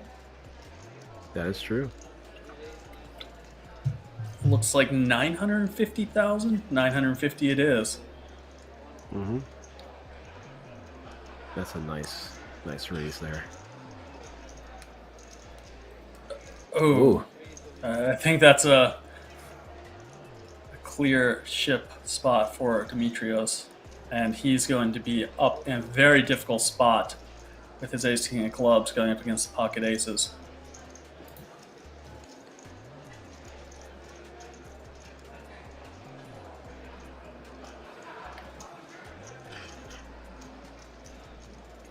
And I it imagine appears that Jacques gonna let this one go, right? He's I gonna would let this one imagine go, right? so. But his other he's- option here is to shove all in and isolate the small blind, which would be an absolute disaster for him as Lucas waits behind with the aces. But I mean, let's look at realistically. Dimitrios, shipped all in for 1.5 million, which is only 7.5 big blinds. So Jock here could easily just ship all in, try to isolate the dead money, and find himself in a bad position. It would make a lot of sense to do so, but he, thankfully for his sake, finds the fold. Good.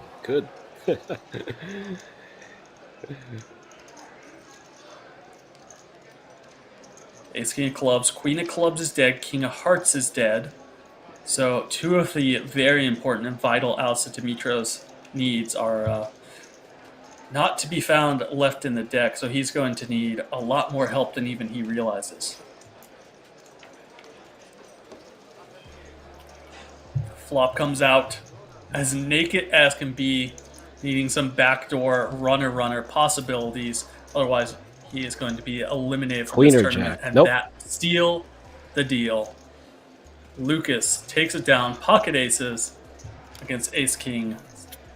Good game, Demetrios. I hope your village in Greece GG, does Mayor. well. I hope you won enough. I'm just sad that, you know, Ferrari's best friend is gone. I mean, he's never going to run into like another one-name person. Eliminating 50 at first place for 1,350 euros. Take that home, Mayor. Take that home to the village. GG. And I mean, this is the first hand that Lucas has shown down the entire time, and that's pocket aces and all-in confrontation. So, very nice spot to find himself in. Yeah, very nice. Very nice. He's got all the big stacks on his right and all the shorties on his left. So, yeah, he's in really the best position at this table, even though he technically has a shorter stack than David Vesely. And one thing I'll say, so you're talking about, you know, any tips, any tricks, anything like that for tournaments, and something I can give you is we have two players here with comparable chip stacks, you know, basically 9 to 10 million, right?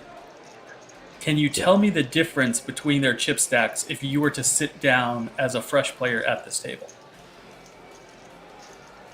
Like you mean like if I can tell who has more? No. Is that what you're saying? No. No. So they both have roughly the same amount. So if you sat down at this table and you looked at their chip stacks and you're like, okay, they both have 10 million.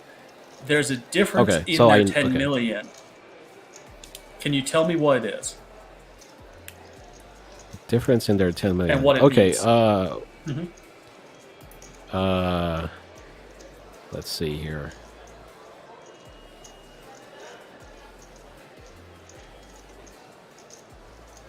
One player has more of one chip than the other player. Yep. Yeah. So, but what would that mean to you?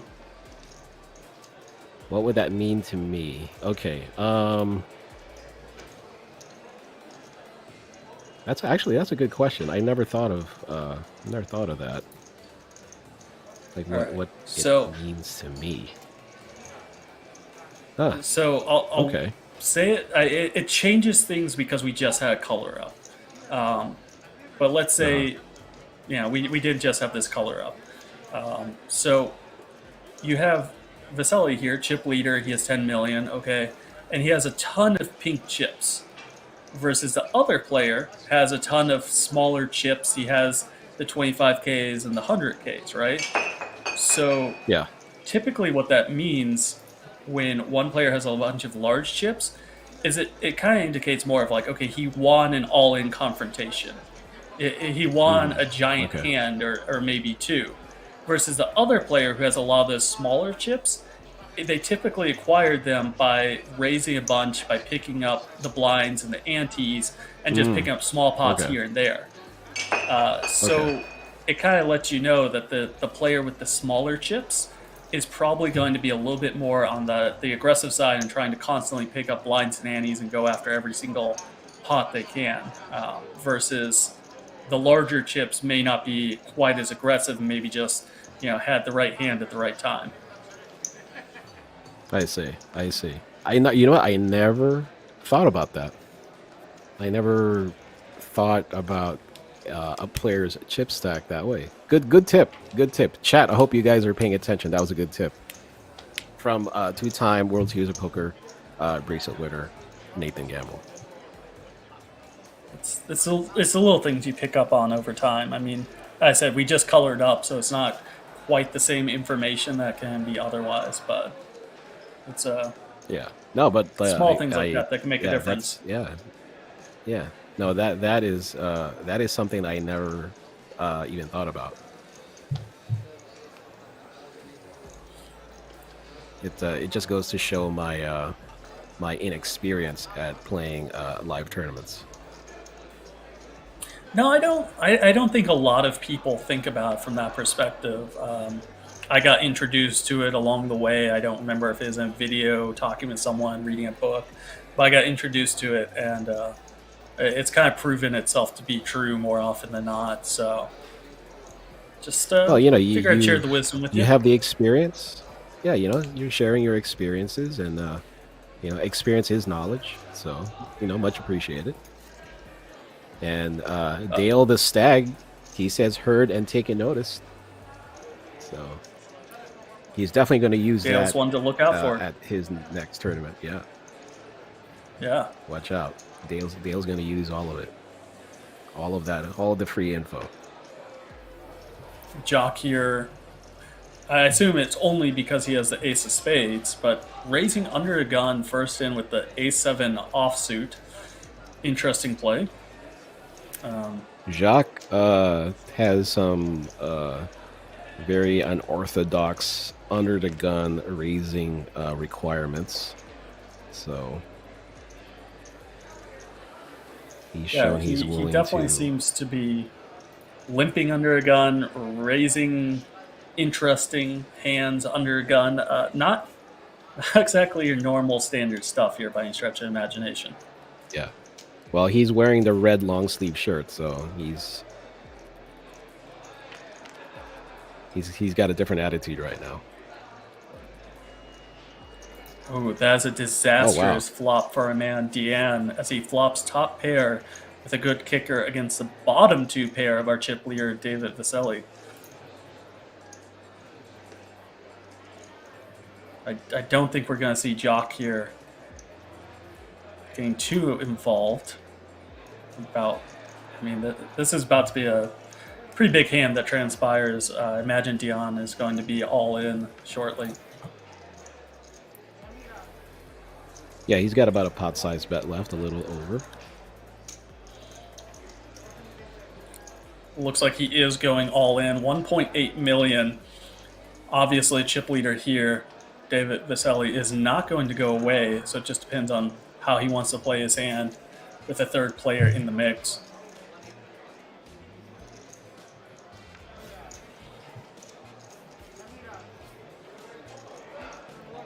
Decides to just flat call.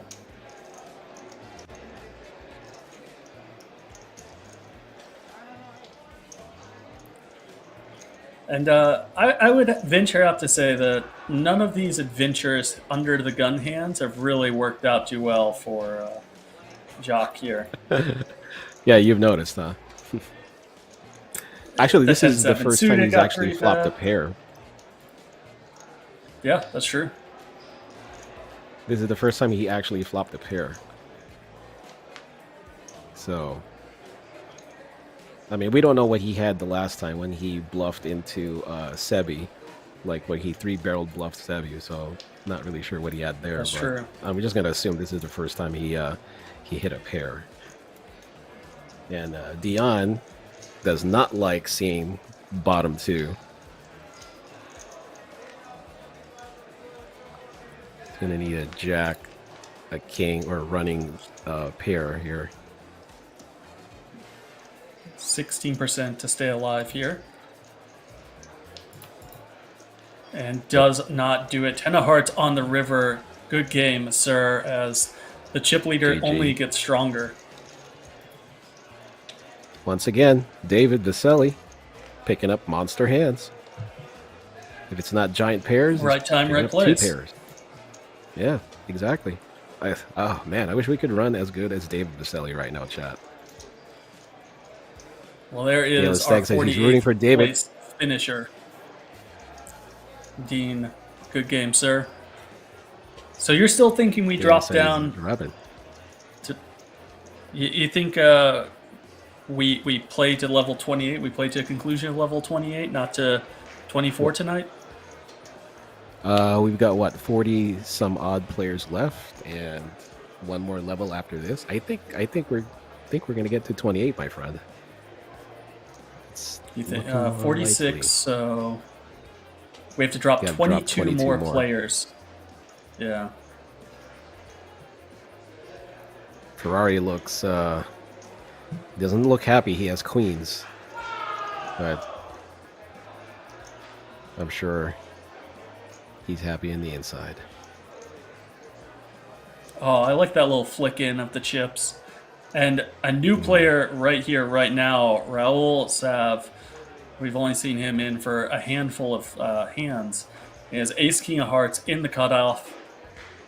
I mean, this looks to me like he's going to be jamming it all in here against the shorter stack of Ferrari. Looks like it all We'll in. be seeing a very classic flip.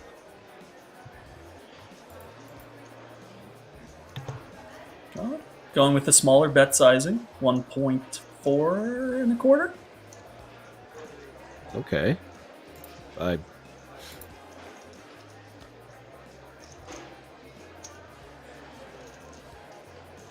Okay. thought he was. Yeah, 1.4. Yeah, that's fine. Yeah. Okay. I think we're going to have a stare I'll give off, him a look. a long consideration. Then he's going to find himself all He's trying in. to He's trying to read what's on his shirt. All Yeah, right, he fine, look- I'm he's- all in. Yeah, he still looks disgusted. He's looking away. He's gripping the chips with his sweaty hands. I don't know why did I raise.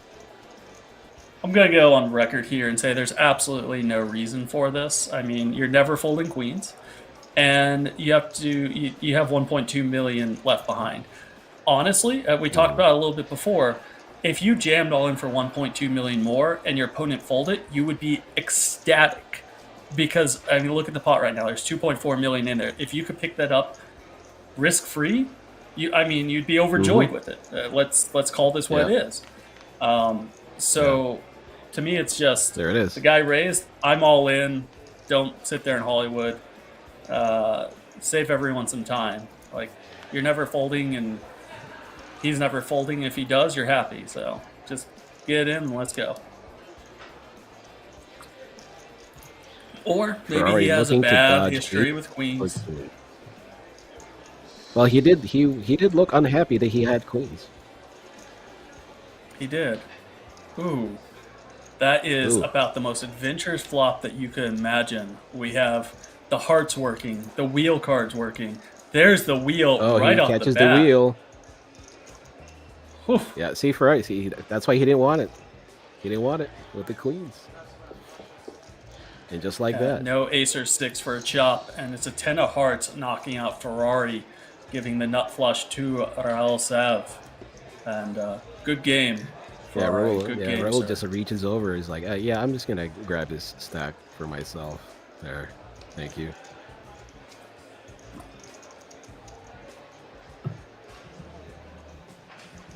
Raul looks like he looks like a cheap version of Ronaldo. A cheap version of Ronaldo. Like Yeah, does he he's come got in a the plastic Ronaldo. box? Yeah, he looks like, he's got the Ronaldo type hair, right? I think that's how Ronaldo wears his hair. All He's right. got the short sleeve shirt showing off the guns. Yeah, he goes to the gym. Well, not every day, but he looks like he goes at least twice a week. Right? Man, I don't know how I feel about this comparison. The cheap version. Well, he can't. He's never going to measure up to Ronaldo. All right, so Is anyone going to measure up to Ronaldo? no, nobody. That's why I'm saying he looks like a cheap version of Ronaldo.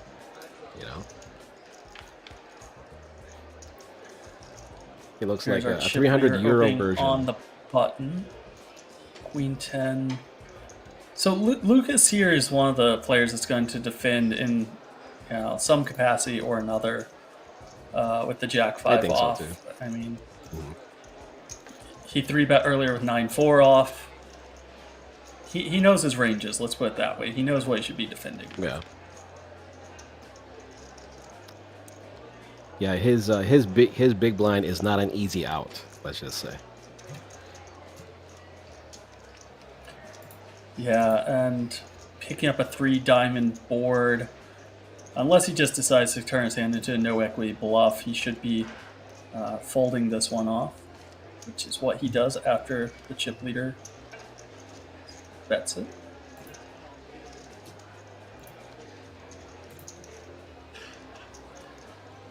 Yeah, I mean, they really don't want to get into too much of a confrontation with one another as the two large stacks at the table.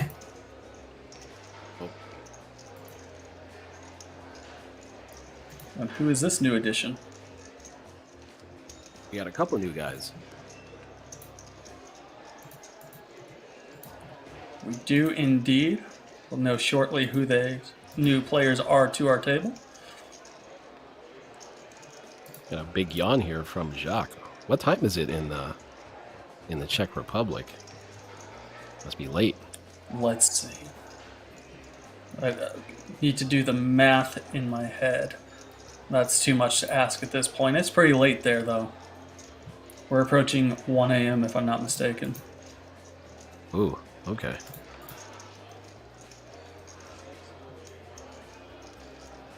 All right, well, welcome to the table. Ace Queen with a Ace Queen 20 big blind stack. From Mate.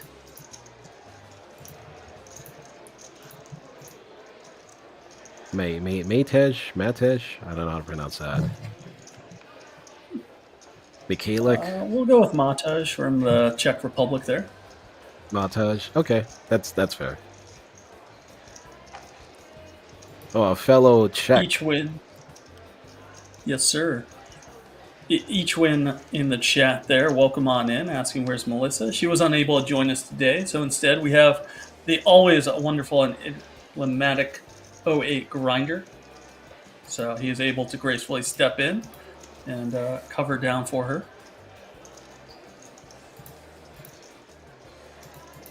I hope you'll have me each win.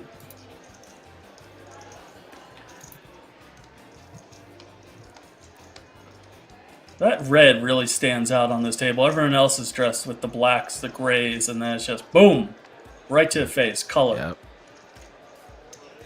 That's what I'm saying, man. He decided to switch it up over break. Absolutely.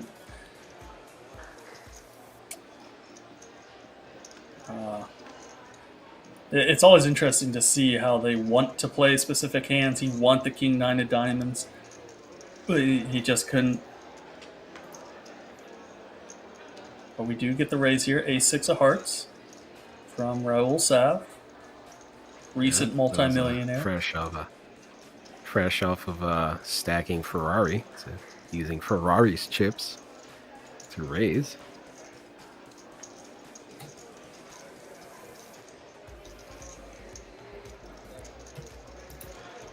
Jacques throwing away the King 3 suited from the cutoff. Looks like it's just going to be a fold around. There is our new player as well, Maximilian Bauer. Max Bauer. Table. Max Bauer sounds like it sounds like an action hero TV show type name. Max Bauer. But yeah, you put the right emphasis on the right syllable there. Max Bauer. You know, it's kind of like one of those like movies player. where like he was ex-military. He retires and goes off into the mountains with his daughter, you know, and then they come looking for him, and now he has to fight off a whole group of like assassins, and he only has like a string bow or something and a nail clipper.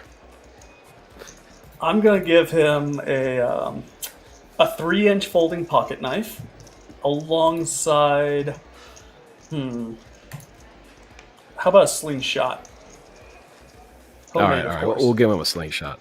Okay. Yeah. Oh, come on, each win. I know Melissa's more your type, but you know, we're here. You're gonna have to get used to it. We're here. She's not. Like us. Love us. Please. Love us, please.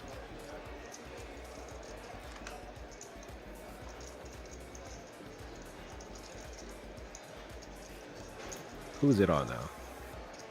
Or are we just gonna have? We're It's just on the looking dealer. at this dude. Oh.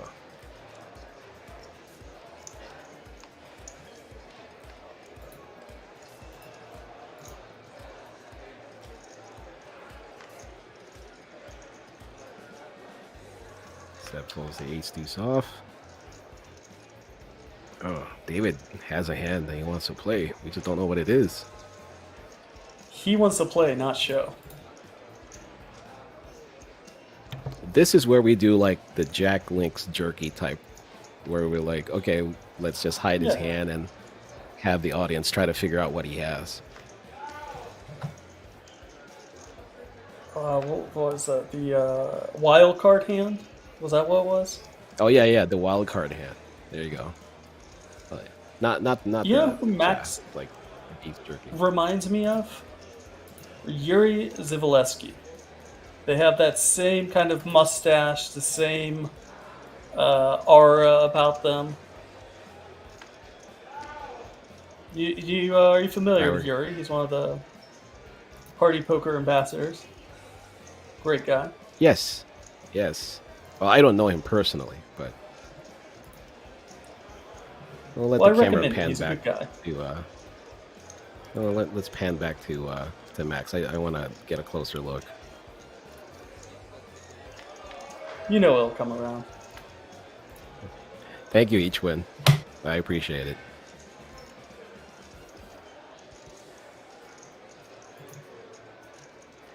So Rel here calling from the big blind, ace-6 off. Fair enough, fair play, sir. Picks up a pretty innocuous board on that Jack Deuce Very 4 dry. Badoogie. Are you one of those people? If I say Badoogie, that you're comfortable with me using that term? Some people Oh, I'm very comfortable. don't like it so I'm much. comfortable you using the Badoogie. It's a mixed Alright. game player in me. I mean, Oh, of course. what's your preference? By the way, I mean, we got how rainbows, we have got- the games been? It's post series has not been wonderful. It's basically been break even for last month, but online's been Okay. doing well, so no harm, no foul. Okay. All right, that's all Multiple fronts to attack it good. That's all on. good. I saw that J- Mhm. you were in a Twitter thread about Joey talking about PLO, and I saw Dave Williams saying that he's going to start up a game over at Red Rock. Saw that you chime in. Yeah, I think I mean David's a fun player to play with, and with David involved, it also is a very action oriented game. So I think it really depends. I'd like to help start that up and play once or twice a week, but it kind of depends on the composition of the group, because there's certain players Yeah. in any game that you're just like, you know what, there's better action out there. So it'd be interesting to see if that unfolds. I think it could be fun. I was thinking in my head, I was like, I wonder like how often like a side mix game would just pop out of these out of these games just because of your presence. With that particular group of people, I don't think too often. Let's call that what it is. I mean, real fast, we have Ace Jack tapping. That's a different Sebastian, so we're not going to be calling this one Seb. We're going to be calling him Sebastian as he flops a Queen High flush draw in position against the under the gun raise of the chip leader David Vesely. So this could be kind of an interesting pot here.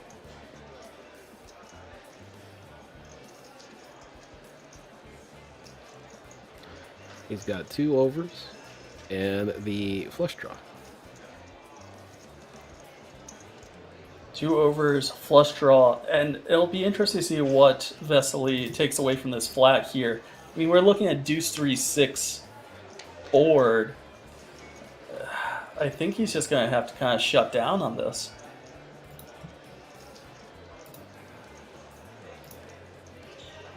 Obviously, neither of these players should have a 4 within their range, but there may be a couple pocket 6s in Sebastian's range.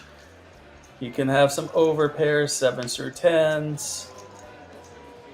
And I think we're going to see Vesely check here and consider a hero call if he's facing a bet on the river. He really only loses to 6s through 10s. Was a check raise an option on the flop for Lens? Or you're not fond of that one? Position. He's in position. Oh, he's in position. So I'm sorry. Yeah. I thought he was in the big blind or something for some reason. My bad. I wasn't looking at the graphics. No harm, no foul. So, answer your bad. question: a check raise was not real. Yes, chat, definitely not real. Forget I said that. Vesely here, I mean, he loses to basically pocket 6s through 10s is what we're looking at. So he's up against some busted clubs. Okay, and he makes a determination. Enough's enough. Lays down the best hand.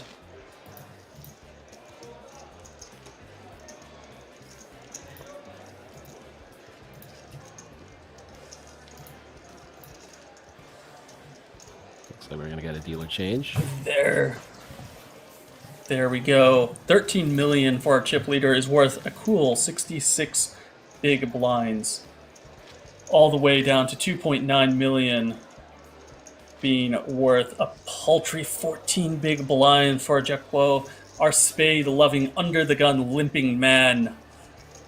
But Lucas up at the second place has kind of been the biggest story, I feel, from this feature table. He seems to have the zig when he needs to, the zag when he needs to, and really has been, putting his chips to work well. So while he's in second place here at this feature table, I'm digging his style.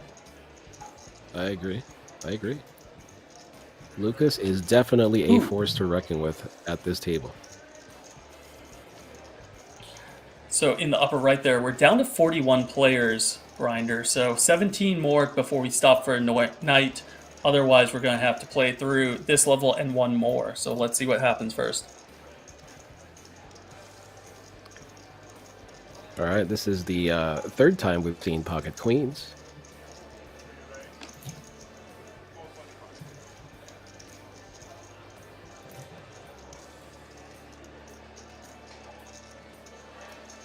A nice raise.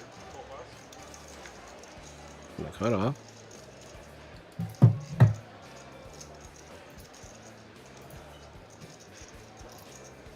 Seb 1 has ace-9 offsuit.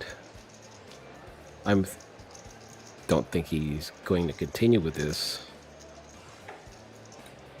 It's a pretty viable hand to take up as a 3-bet bluff candidate. Thankfully for his sake, he decides against it.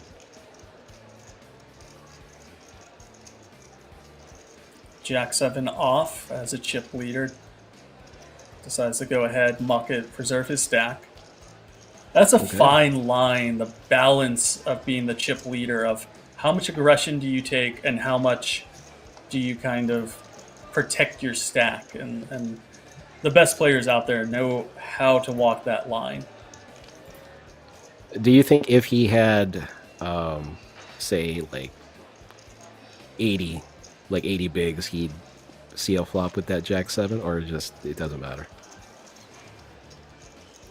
Yeah, Jack 7 is definitely a playable hand from the big blind. There's no question about that. But it comes down to your opponent, how much they have behind as well. And also, we're not really at the stage right now of ICM being a real factor. We're not at the final table. It's not like there's significant pay jumps between everyone getting knocked out. So that's a very real consideration here. We like Lucas's chance. I'm not so sure now, as he's picking up kings under a gun versus the pocket aces of Seb Lins. What can you do, Grinder? There's nothing you can do. Seb 2 is going to raise it up for sure. This is easily the cooler of all coolers. Kings versus aces. 39 players left in this tournament. I mean, this is painful to watch. Oh, and one king dead there in the chip leader, David Vesely. Nope.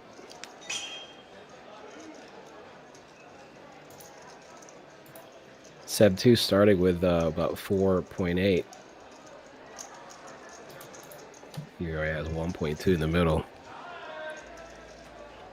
Lucas is going to give him that. Oh, he's going to look at his shoes. Look at his aftershave. Let's see. So it's 1.2, 6 big blinds. He wants him to call. He wants to play this hand. I'm going to say he's going to size it to about 2.5. 2.5 sounds right. 2.6, somewhere in that neighborhood. Be interesting to see where he lands. 2.5 is what it looks like. Maybe 3 million. I can't tell if there's two kinks or not. I think you're spot on, man. It's 2.6. You're spot on, man. This is so. I'll tell you this. As you know, my primary game is mixed. I play PLO. I don't play a lot of Hold'em, but by watching streams like this, by watching high stakes poker, by watching party poker, by watching all of this, it really and thinking it through from that same angle, like, okay, if I got 3-bet here, how much would I 4-bet to? Would I call? Would I do this? And thinking through those exact numbers in your head of what you would do really is what helps you strengthen your game. You know, just sitting there, not passively watching, but instead saying, okay, like, how much would I raise here? Because it's really easy to just armchair quarterback it and say, oh, that's wrong. But instead, it's like, well, what would you do? Seb 2 comfortably in the lead right now, with one king already in the muck. His suits are live though. Oh, what a window card. Oh, wow. We have a backdoor royal flush draw, but that's about it. I think we saw a 10 throw in. Somebody mucked the 10 earlier, so. Well, we now see that the 7 of spades ends everything. All hopes for Lucas. And that's a painful one to witness. Yeah. Don't look now, but I think Seb 2 is our new chip leader, table chip leader. Could be close. If he's not, it's going to be very close to him. They're pretty much tied.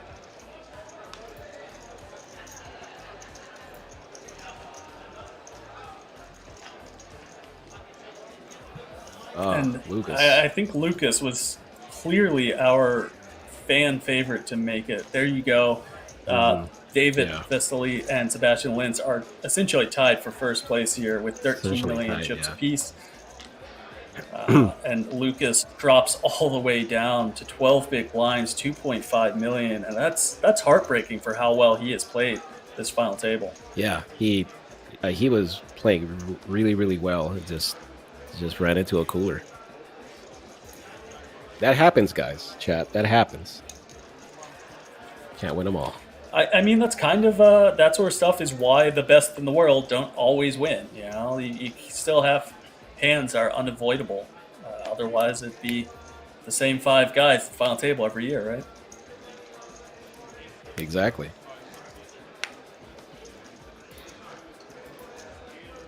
But yeah, no one deserves to have that happen at this stage of the tournament. But such is life. C'est la vie.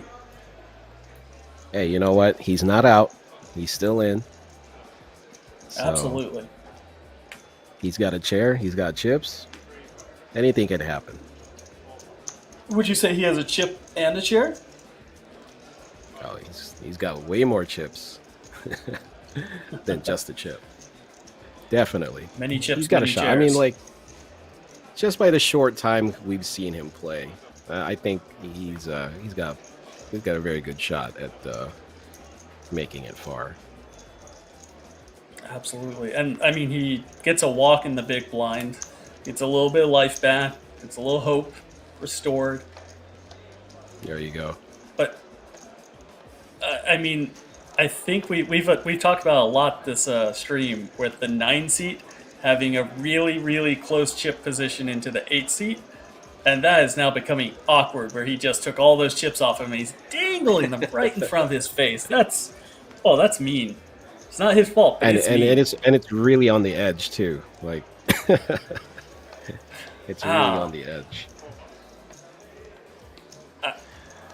I mean, see, there he is. There's a gentleman that looks kind of like Yuri. Oh Zavalsky. yeah. You know what? I can see it. I can see it. Max The Bauer. hair, the mustache. Pain extraordinaire. Max Bauer. I'm trying to think of like a cool action movie name. Like Max Bauer. Optimal Force. Stardate chip leader here. Other Seb has 4.8 million. He started with That's Seb 5.6, so he really hasn't deviated too much from his Stardate chip stack.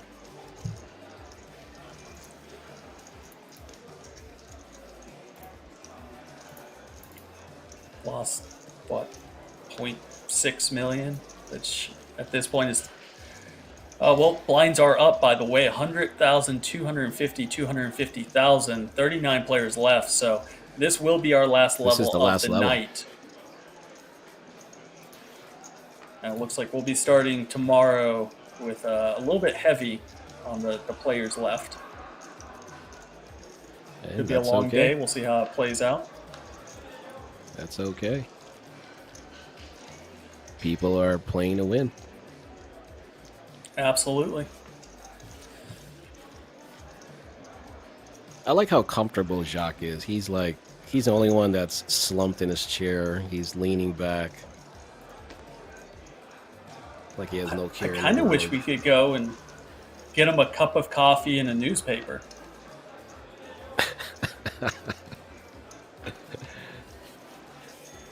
Somebody He looks get him like a the guy newspaper. that just says, "Wake me up when I have, queens and above," but that's not how he's playing. or 10-7 of spades. Yeah, or ace-7 offsuit. Just a little bit of this, a little bit of that. When he's ready, he'll play. Exactly. Oh, he's leaning He's forward. not wasting any energy. He's not going to waste any energy sitting upright.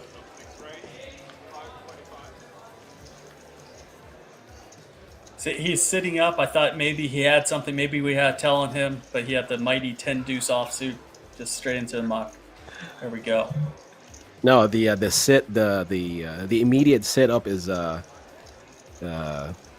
it was he did that once when he triple barrel bluffed into Seb 1.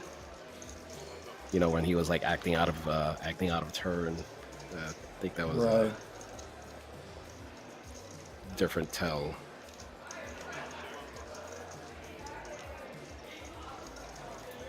And we have the payouts there in chat for those of you curious. We have 39 players left as of right now, and each player is making 1,650 euros, and that goes all the way up to just shy of 90,000, 89,650 euros for first place. That's so sweet. I mean, we're So talking about a $330 buy-in, and you get to cash out almost 90,000. Not too shabby. Not too shabby.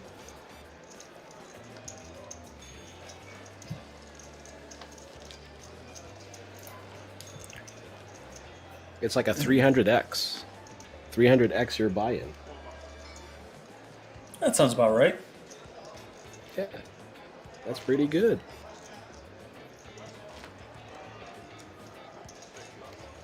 You guys in chat, you guys could be the next party poker champion. All you have to do is play one of these tournaments. Start off with the satellite If you online. don't prefer. Yeah, if you don't prefer paying the straight 300, try satting in.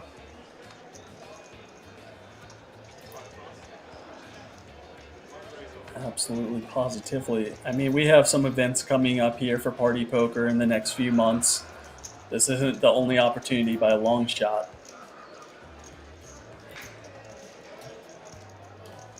I mean, Jacques we talked again, about before. opening, and we don't know. Some of his spades are dead. He's in trouble. No more spades. Oh, Max Bauer. Yeah. He's all in. Max is moving all in. This time, I wonder if Jack actually has a hand he's willing to go with. He's raised the light under a gun quite a few times. Now Could this be? he looks pained by this decision. He thought the red shirt would change his fortunes, but nothing has changed. Now his hand is all over his forehead. Doesn't know. Or he doesn't know what he got himself into. This is the kind of issue that arises when you're playing a 10 big blind stack and you're open raising for 2.5 big blinds. You kind of have to have a hand that you're willing to go with. So curious as to what he's raised folding under the gun. Yeah, because he had like 2 million behind, and yeah, it's crazy. Got less than 10 bigs. And real fast, talking about those satellites and the online events and what's coming up next on the schedule. We do have the Grand Prix UK coming up for, let's see, September 4th through the 11th. You got the Festival Bratislava coming on up October 10th through the 16th. And then you have the Millions UK coming up November 20th through December 6th. So plenty of time to get out there, play some satellites, win your way into these events. I mean, you could be here playing for hundreds of thousands of dollars, depending on how big some of those events get. So Euros. Don't be content to just sit there and chat, but you're right, euros. My apologies. Euros. And here's the thing, chat. Here's the thing. You make it to a featured table, you get to be commentated on by 2-time bracelet winner Nathan Gamble.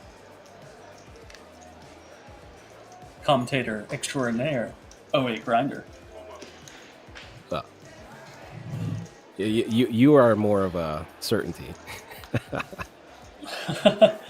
Never. We always just see what happens, what jumps in. That's another nice watch there. You think that's another $23 Casio, or? You know what? It sparkles.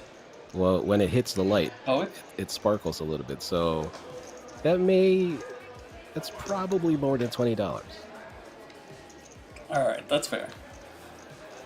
Well, you know what? Since we're back on watches, if you're not a big watch guy, right? But if you could afford one, which nice watch would you get for yourself? As let's say a gift for yourself for a job well done. I mean, I'll put it to you this way: I know so little about watches.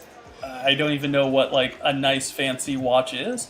So I mean that's the point of like I have a wife that my wife bought me 5-6 years ago from Hawaii. That's a watch I wear every day. I think it's about $300 watch.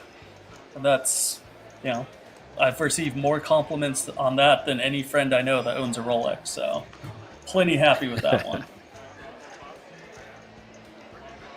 Well, anything from your wife you have to wear. I mean, it's a nice watch. It's made of koa wood, which is only grown in Hawaii. So it's a special one. It's actually a very, very nice piece. Well, there you go. Is there any that you have your eye on that you said, man, if I could only take down the Party Poker Championship, I would buy myself this watch? Actually, I'm not a big watch guy myself, right? But Right. you know, I know of some brands. But I'm not really keen on buying. I'm not really a watch guy. I don't really wear watches, so. Yep. We're in the same This boat. is gonna No be a harm, no fun foul. flop here. Ooh, it is indeed. The last time Straight these draw. two squared up, Queen 9 of clubs, straight draw, backdoor flush draw. I mean, that a king would be absolutely detrimental to Seb here, as we give him 2 pair versus a straight of Vesely. last time these two squared up, Sebi paid off David's 2 pair with middle pair. Yeah, that's been a long time ago. I think that's within the first hour or so of the stream, and that's how Yeah, Vesely got the that was like bulk the of his first jet. hour. Yeah. Good turn card here for the chip leader. Picks up clubs. But this is an interesting one because Seb's sitting here considering what to do, as in theory, this 7 of clubs is much better for his range, as he has the 8-9s, wherein David Vesely does not, which is why he's leading out here. Is he So you gets so the you lead. like this lead? Absolutely. But And David I picks it also off. like this all in. Well, he just has so much equity, and he has a lot of fold equity here. So he can have things like ace king clubs, ace queen of clubs, king queen of clubs, but he also has, you know, over pairs, he has jacks, he has tens, so he definitely gets to make this raise. A good portion. Plus, he had of the time. the 9. He had a 9, so blocks some of the 9-8 combos. Right. Another strong poker play by our chip leader, David Vasily.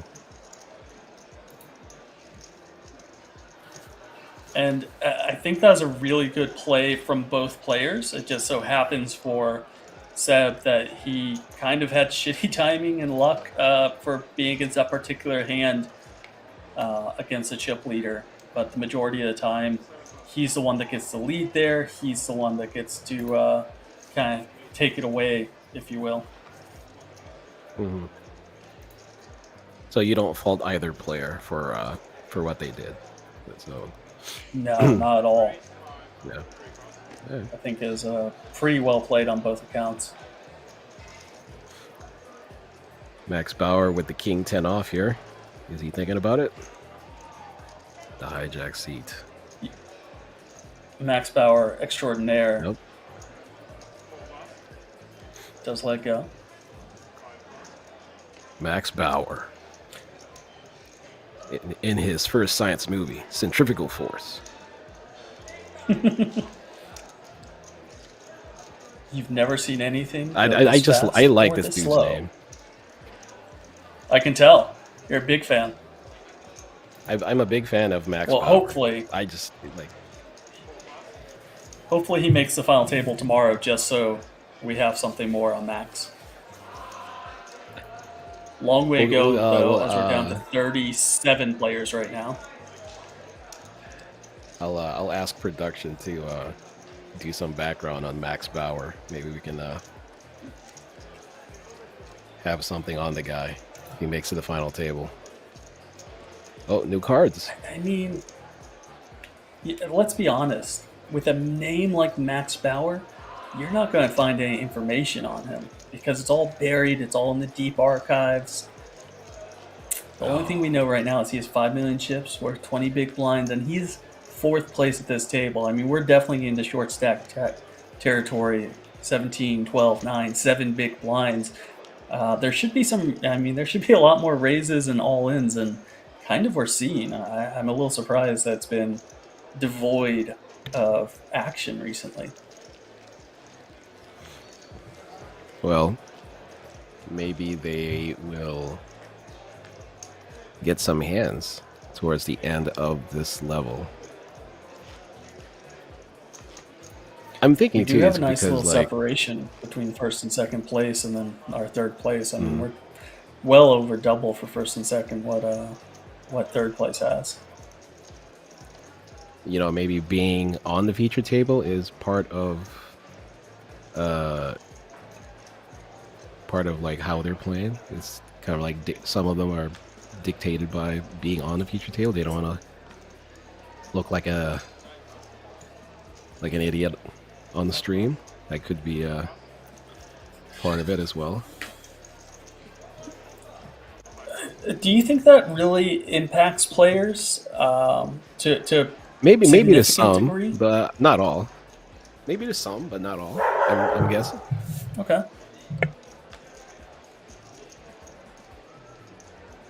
But Like, I if you think, were to like, handpick you know, which players, which one do you think would be the one that says, yeah, it's a little camera shy?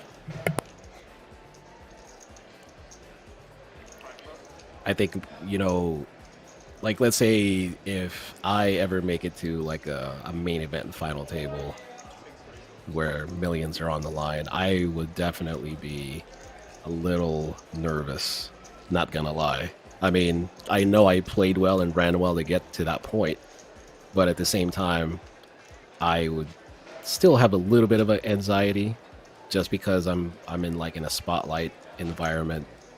Again, playing against some really good players, and there's going to be a rail. There's going to be people commentating. To someone who's never been in a situation like that before, that could be an intimidating atmosphere. You know, like if I ever make it, I'm gonna have to hire Elliot Rowe to hypnotize me, and you know. I'm gonna have to call Elliot and be like, "Hey, you know what? Can you squeeze me in a session between Phil and Fedor, please? Because like I need my mindset like rejuvenated or changed up or whatever. Just make me not nervous at the main event final table." So you don't like the pressure. You don't like the being under the microscope. You're I've never been in that situation. I've never been in that situation. That's the thing, you know. I don't know how I would react. Right. I mean, think of it from this perspective. So let's say you're a table of 8 people, right? And none of them know what you're doing. Okay. But here we are now. We have 253 players, poker players, real, authentic poker players in the chat watching you right this second. Are there any nerves? Do you think you're going to have a rail of 250 people? I guess you know, if you put it that way. If you put it that way, then you know. I don't know. I mean, like I said, I've never been in a situation where I was. Oh, look at this! Look at Jacques with the cigarette. He's got the. He's ready. He's ready to go on break. Right. He's giving me Sam Farha vibes breaks. Right now. They're doing they're doing one last round tonight. So he probably has. I think we're in the last 15, 20 minutes, and he seems to be a man that's just going to run outside and go smoke it up. So yeah, he's had a he's long giving me level Sam here. Farha vibes right now. That's fair. Everyone likes good old Sammy Farha. Raul is. Well, I don't know if everyone does anymore. I was going to say, I was like, whoa. Yeah. Everyone likes the old Sammy Farha from back in 2003. Yeah. High stakes poker. Yeah. Let's put High it that stakes way. poker. Cigarette. Unlit cigarette in the mouth of Sammy Farha. There you go. He's going. He's like, you know what? Screw the antes. He's ready. Going. Oh. Lucas going in here from the small blind with the A7 of clubs up against my goodness, leading Sebastian Lin's pocket nines. 36% equity though, not terrible shape. That's not bad. That's not bad. It would just be unfortunate for Third. Lucas to lose like 2/3 of his stack to Sebastian Lenz and then to get knocked out by the same player. It's brutal. On the last level of the stream. 1/3 of the time, he's going to still be here with double the chips. Let's see after this flop. There's always a sweat. What a sweat. This is Top gonna be a set sweat. here. Oh my god. Against the straight draw and backdoor flush draw of Lucas. Turn he gets there. fills in that straight. 5 of diamonds, and now Sebastian rolls his eyes as he knows he needs to boat up in order to take him out. Can he do it? No. He cannot. Lucas with the 9 high straight to find a double up. And Sebastian Lenz less than impressed with that outcome. All right. Lucas is back. I mean, Welcome. not all of it, but he gets some of it back. Absolutely. And I mean, he doubled up to 4.2 million. That's worth 17 big blinds as we stand. So he's still not working with a giant stack, but it's nice to find yourself a double up versus the exit this late in the tournament. Yeah, I agree. That was a great flop though. Top set versus Always the a sweat. open ender. Yep. And he had backdoor clubs if I remember correctly too, so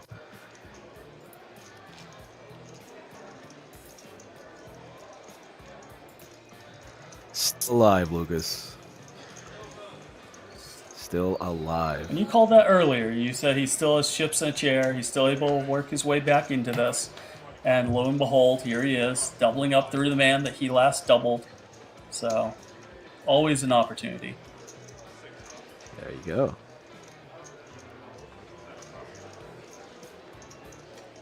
Imagine here from the Ace Czech Jack Republic. suited. And make it He 5. took time off. 5 and a quarter? 525? Looks like 525. Yep. There you go.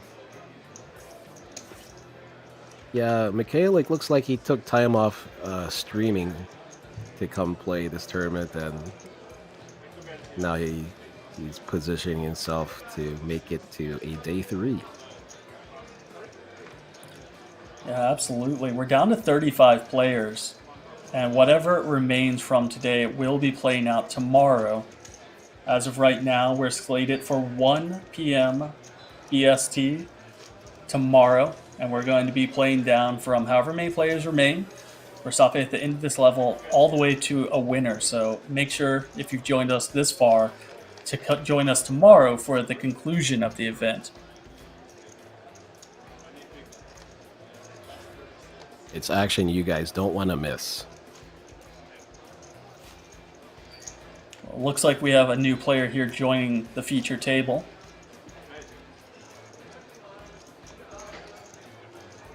Coming with a decent amount of chips there. Let's see if we can roughly add that up. 2 million, he's got a full rack. About 4.5 is my guess as to how many chips this new gentleman brings to the table.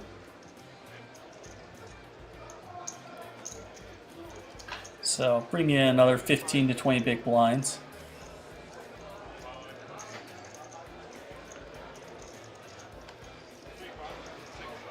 Oh, the other.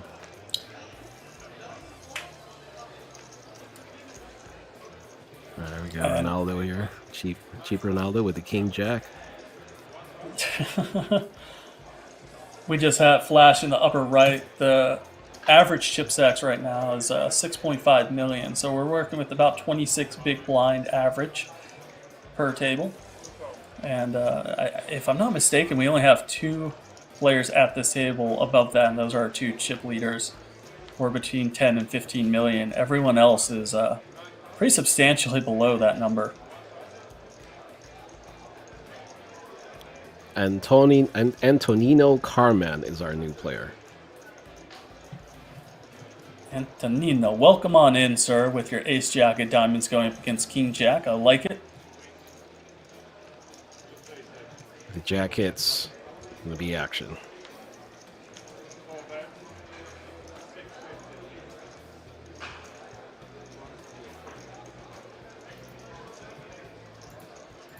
So you can get a call here from ace jack.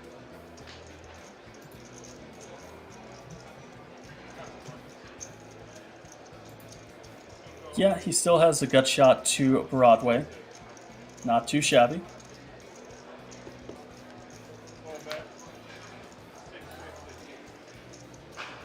Obviously, the king is ahead for the time being. See if he wants to 650 call into 1.5. Okay. reasonable sizing there. Does Okay, continue with his Antonino? ace high.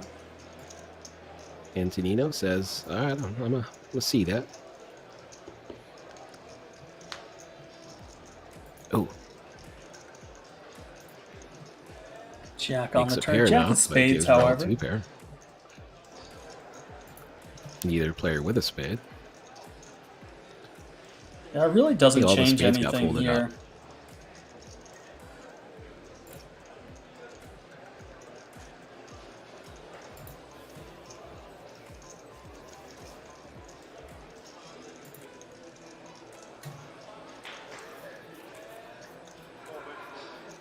Not your favorite card for Raoul, even though it does provide you, two pair.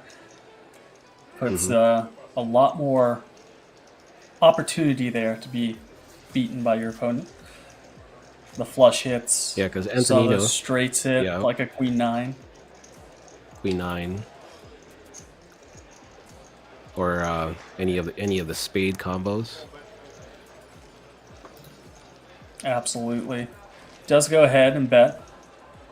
Goes for some protection here. And picks up the pot on the turn. There we go. Nice chip up for Raoul.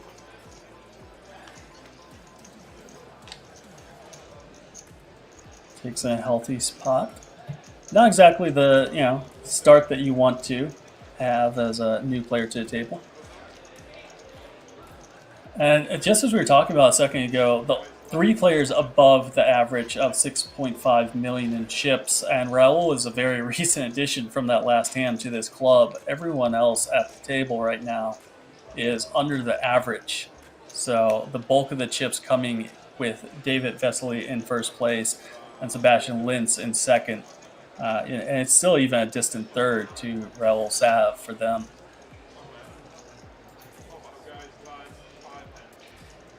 Considering it's the last level of the tournament, do you think people are just gonna lean more towards just let's make it to day 3, not really do anything too crazy? Well, if I'm not mistaken, I just heard the tournament director say 5 more hands. Oh, okay. You're kind of figuring out exactly where you stand in relation to the blinds. Some of these shorter to medium stacks are saying, okay, if I have 5 hands, where do I fall? Am I going to hit the big blinds? And that kind of dictates their action. Because if I have 15 big blinds, like Seb here, then I may be more inclined to push all in, knowing I'm going to be in the blind soon and kind of want to get my chips in the middle. But it's an interesting psychological effect that happens this late in a tournament where people just say, I want to make the next day, even if it doesn't pay extra or do anything in particular. But some people blow up and just kind of give their chips away, and some people will do the opposite and tighten up just so they can make the next day.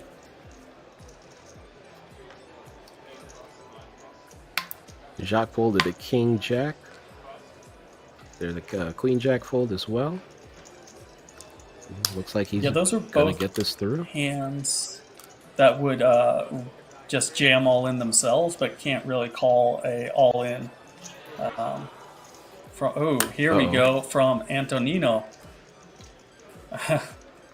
And what a spot for Mattia with pocket 8s. Interesting to see what he does here. Oh, okay. Jacks for Antonino. Antonino has 8s jacks. for Mattia. I think all the jacks are gone. I saw Jack 10 and King Jack folded pre, so I think an ace. I think all the aces are alive, so we'll see. Yeah. Nice fold there from the pocket eights as our new player at the table, Antonino, with the pocket jacks, hearts, and clubs up against the ace-10 offsuit for our start of the day chip leader Seb, with the ace-10 offsuit needing to catch either some sort of magic flush, a little bit of a straight, or as you said, those live aces are his most direct opportunities. And here we go to a flop, 3 of hearts followed by not too much. So I was hoping there for some running 10s, maybe that magic ace, or maybe even just a 5 deuce. None of that's to be though. 5 deuce would be good. And once again, we are needing the Barry Greenstein on the river, asking for his one time, saying, please, one time, let's go. Ace on the river? It's not to be. Good GG. game, Mr. Sebastian Langerozak. 33rd place finisher, came in today to the feature table as our chip leader. Looks to still be in good spirits, seems to play a lot of tournaments and just know this is sometimes how it breaks. And Yep. good game, sir. GG.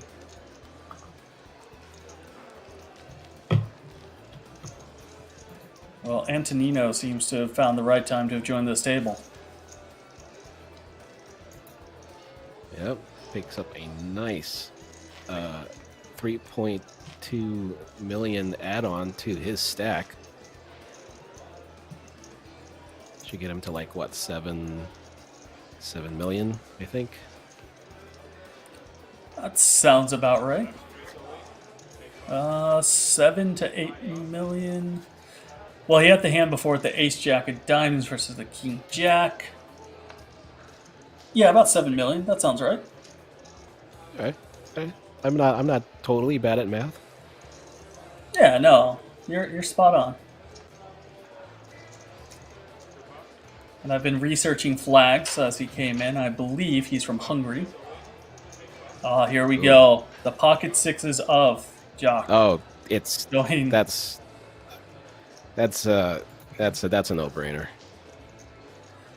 Ace but queen suited for Max Maximilian Bauer, extraordinaire. Max Bauer, he's in there. You know, he's got the action star mustache, so he's very confident that he's gonna win. Oh, look, tough spot again for Back to back. Back to back sevens. I mean eights, now sevens. And it's interesting because the last hand he would have been dominated heading to flop three-way. This hand he would have been dominating, but still finds the fold both times. Doesn't want to get too involved with mid-pocket pairs. This is a pure coin flip. Late on day 2, 30 people's left, and you are down to a pure 50-50. Heads or tails, Grinder. Who takes this one down?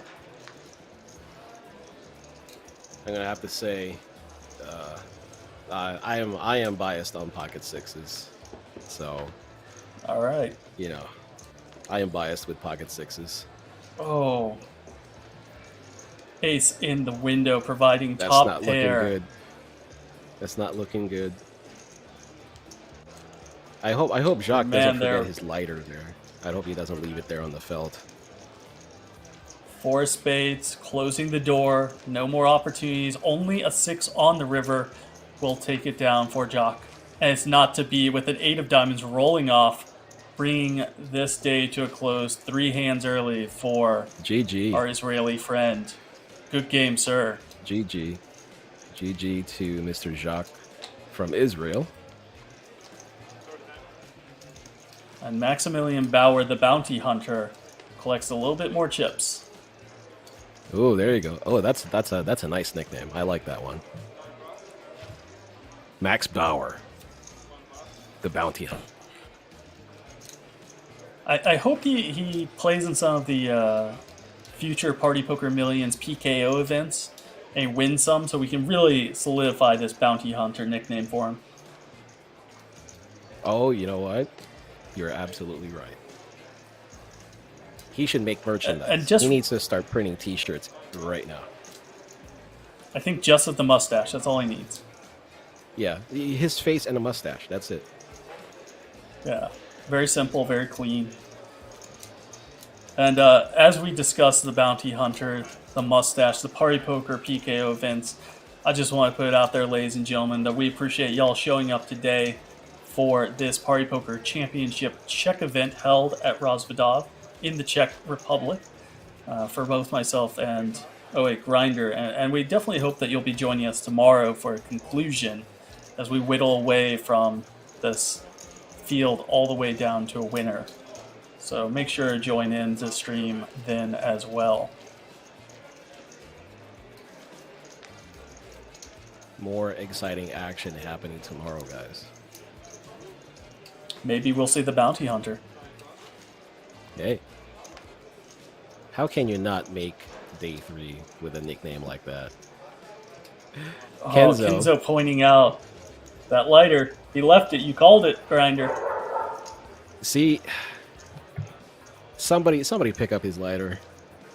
He's not gonna be able to smoke a cigarette without his lighter. He matched his shirt with his red lighter. I mean, that was the whole point.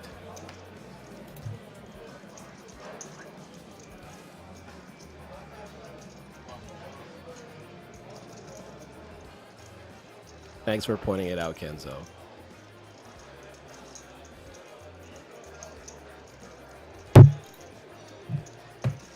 Thank you, Mike. Appreciate you, man.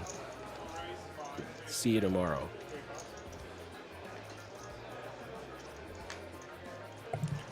And 6 of hearts. Getting spicy here in one of the last hands of the night.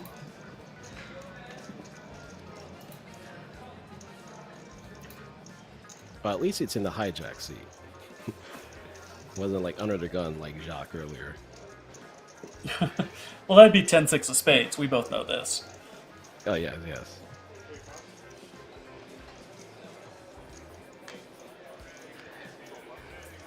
And it kind of provides a little bit more credibility when, you have the big stack at the table in the small blind. You have a player that was playing extremely well earlier, even though he's shortened in the big blind. It adds some credibility to his raise with a little bit of a spicy hand here. And does get on through.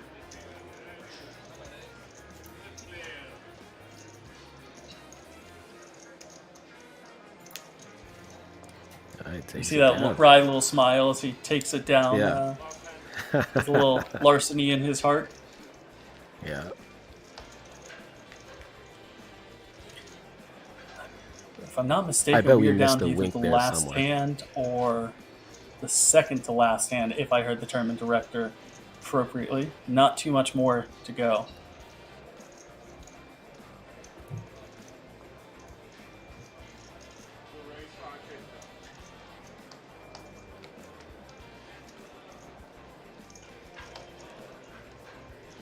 So this is our last hand?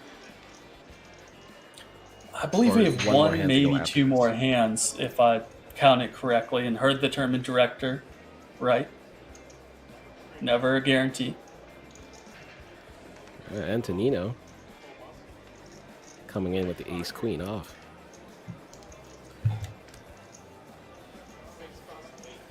Raises a spicy little 10-6 of hearts, then gets rewarded with the ace-queen off the next hand.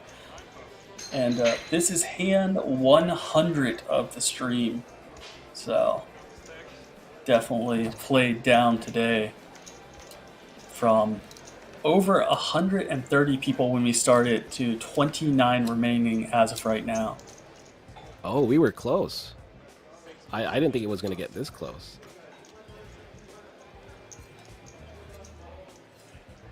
What do you say was needed? 24? Got down to 29. Right, it's either going to be to the conclusion of this level 28 or 24 players remaining. And that, ladies and gentlemen, is the conclusion of today's stream. Your chip leader from the final table is David Vesely with 63 big blinds or 16 million chips. Sebastian Linz find a timely double up with aces versus the kings of Lucas, taking him to 41 big blinds, 10 million chips. And that sadly left Lucas at the bottom of the chip counts, but he did survive the night with 14 big blinds. Antonio Carmen joined our table late and more or less doubled up his stack in short order.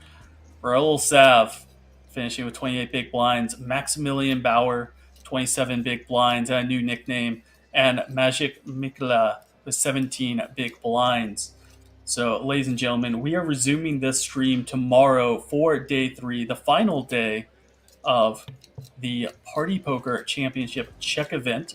That's going to be day 3 at 1 p.m. BST. And they're going to play down to a winner for 89,650 euros.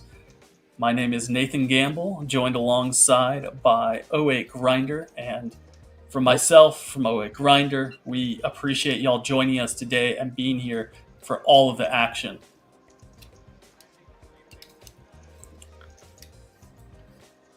For the fans out there, 08 Grinder. To everybody out there, thank you for sticking it out with us, watching the stream. Hopefully you guys enjoyed the stream. Hopefully we entertained you somehow. And stay tuned for tomorrow's stream. Set your alarms. Make sure you don't miss it. Go to church early if you have to. We'll see you tomorrow. Thanks again. Absolutely. Cheers, everyone. From Party Poker TV, from Nathan Gamble, from King's Casino, from 08 Grinder, from all the fine poker players and dealers out there. Thank you, and good night. Adios.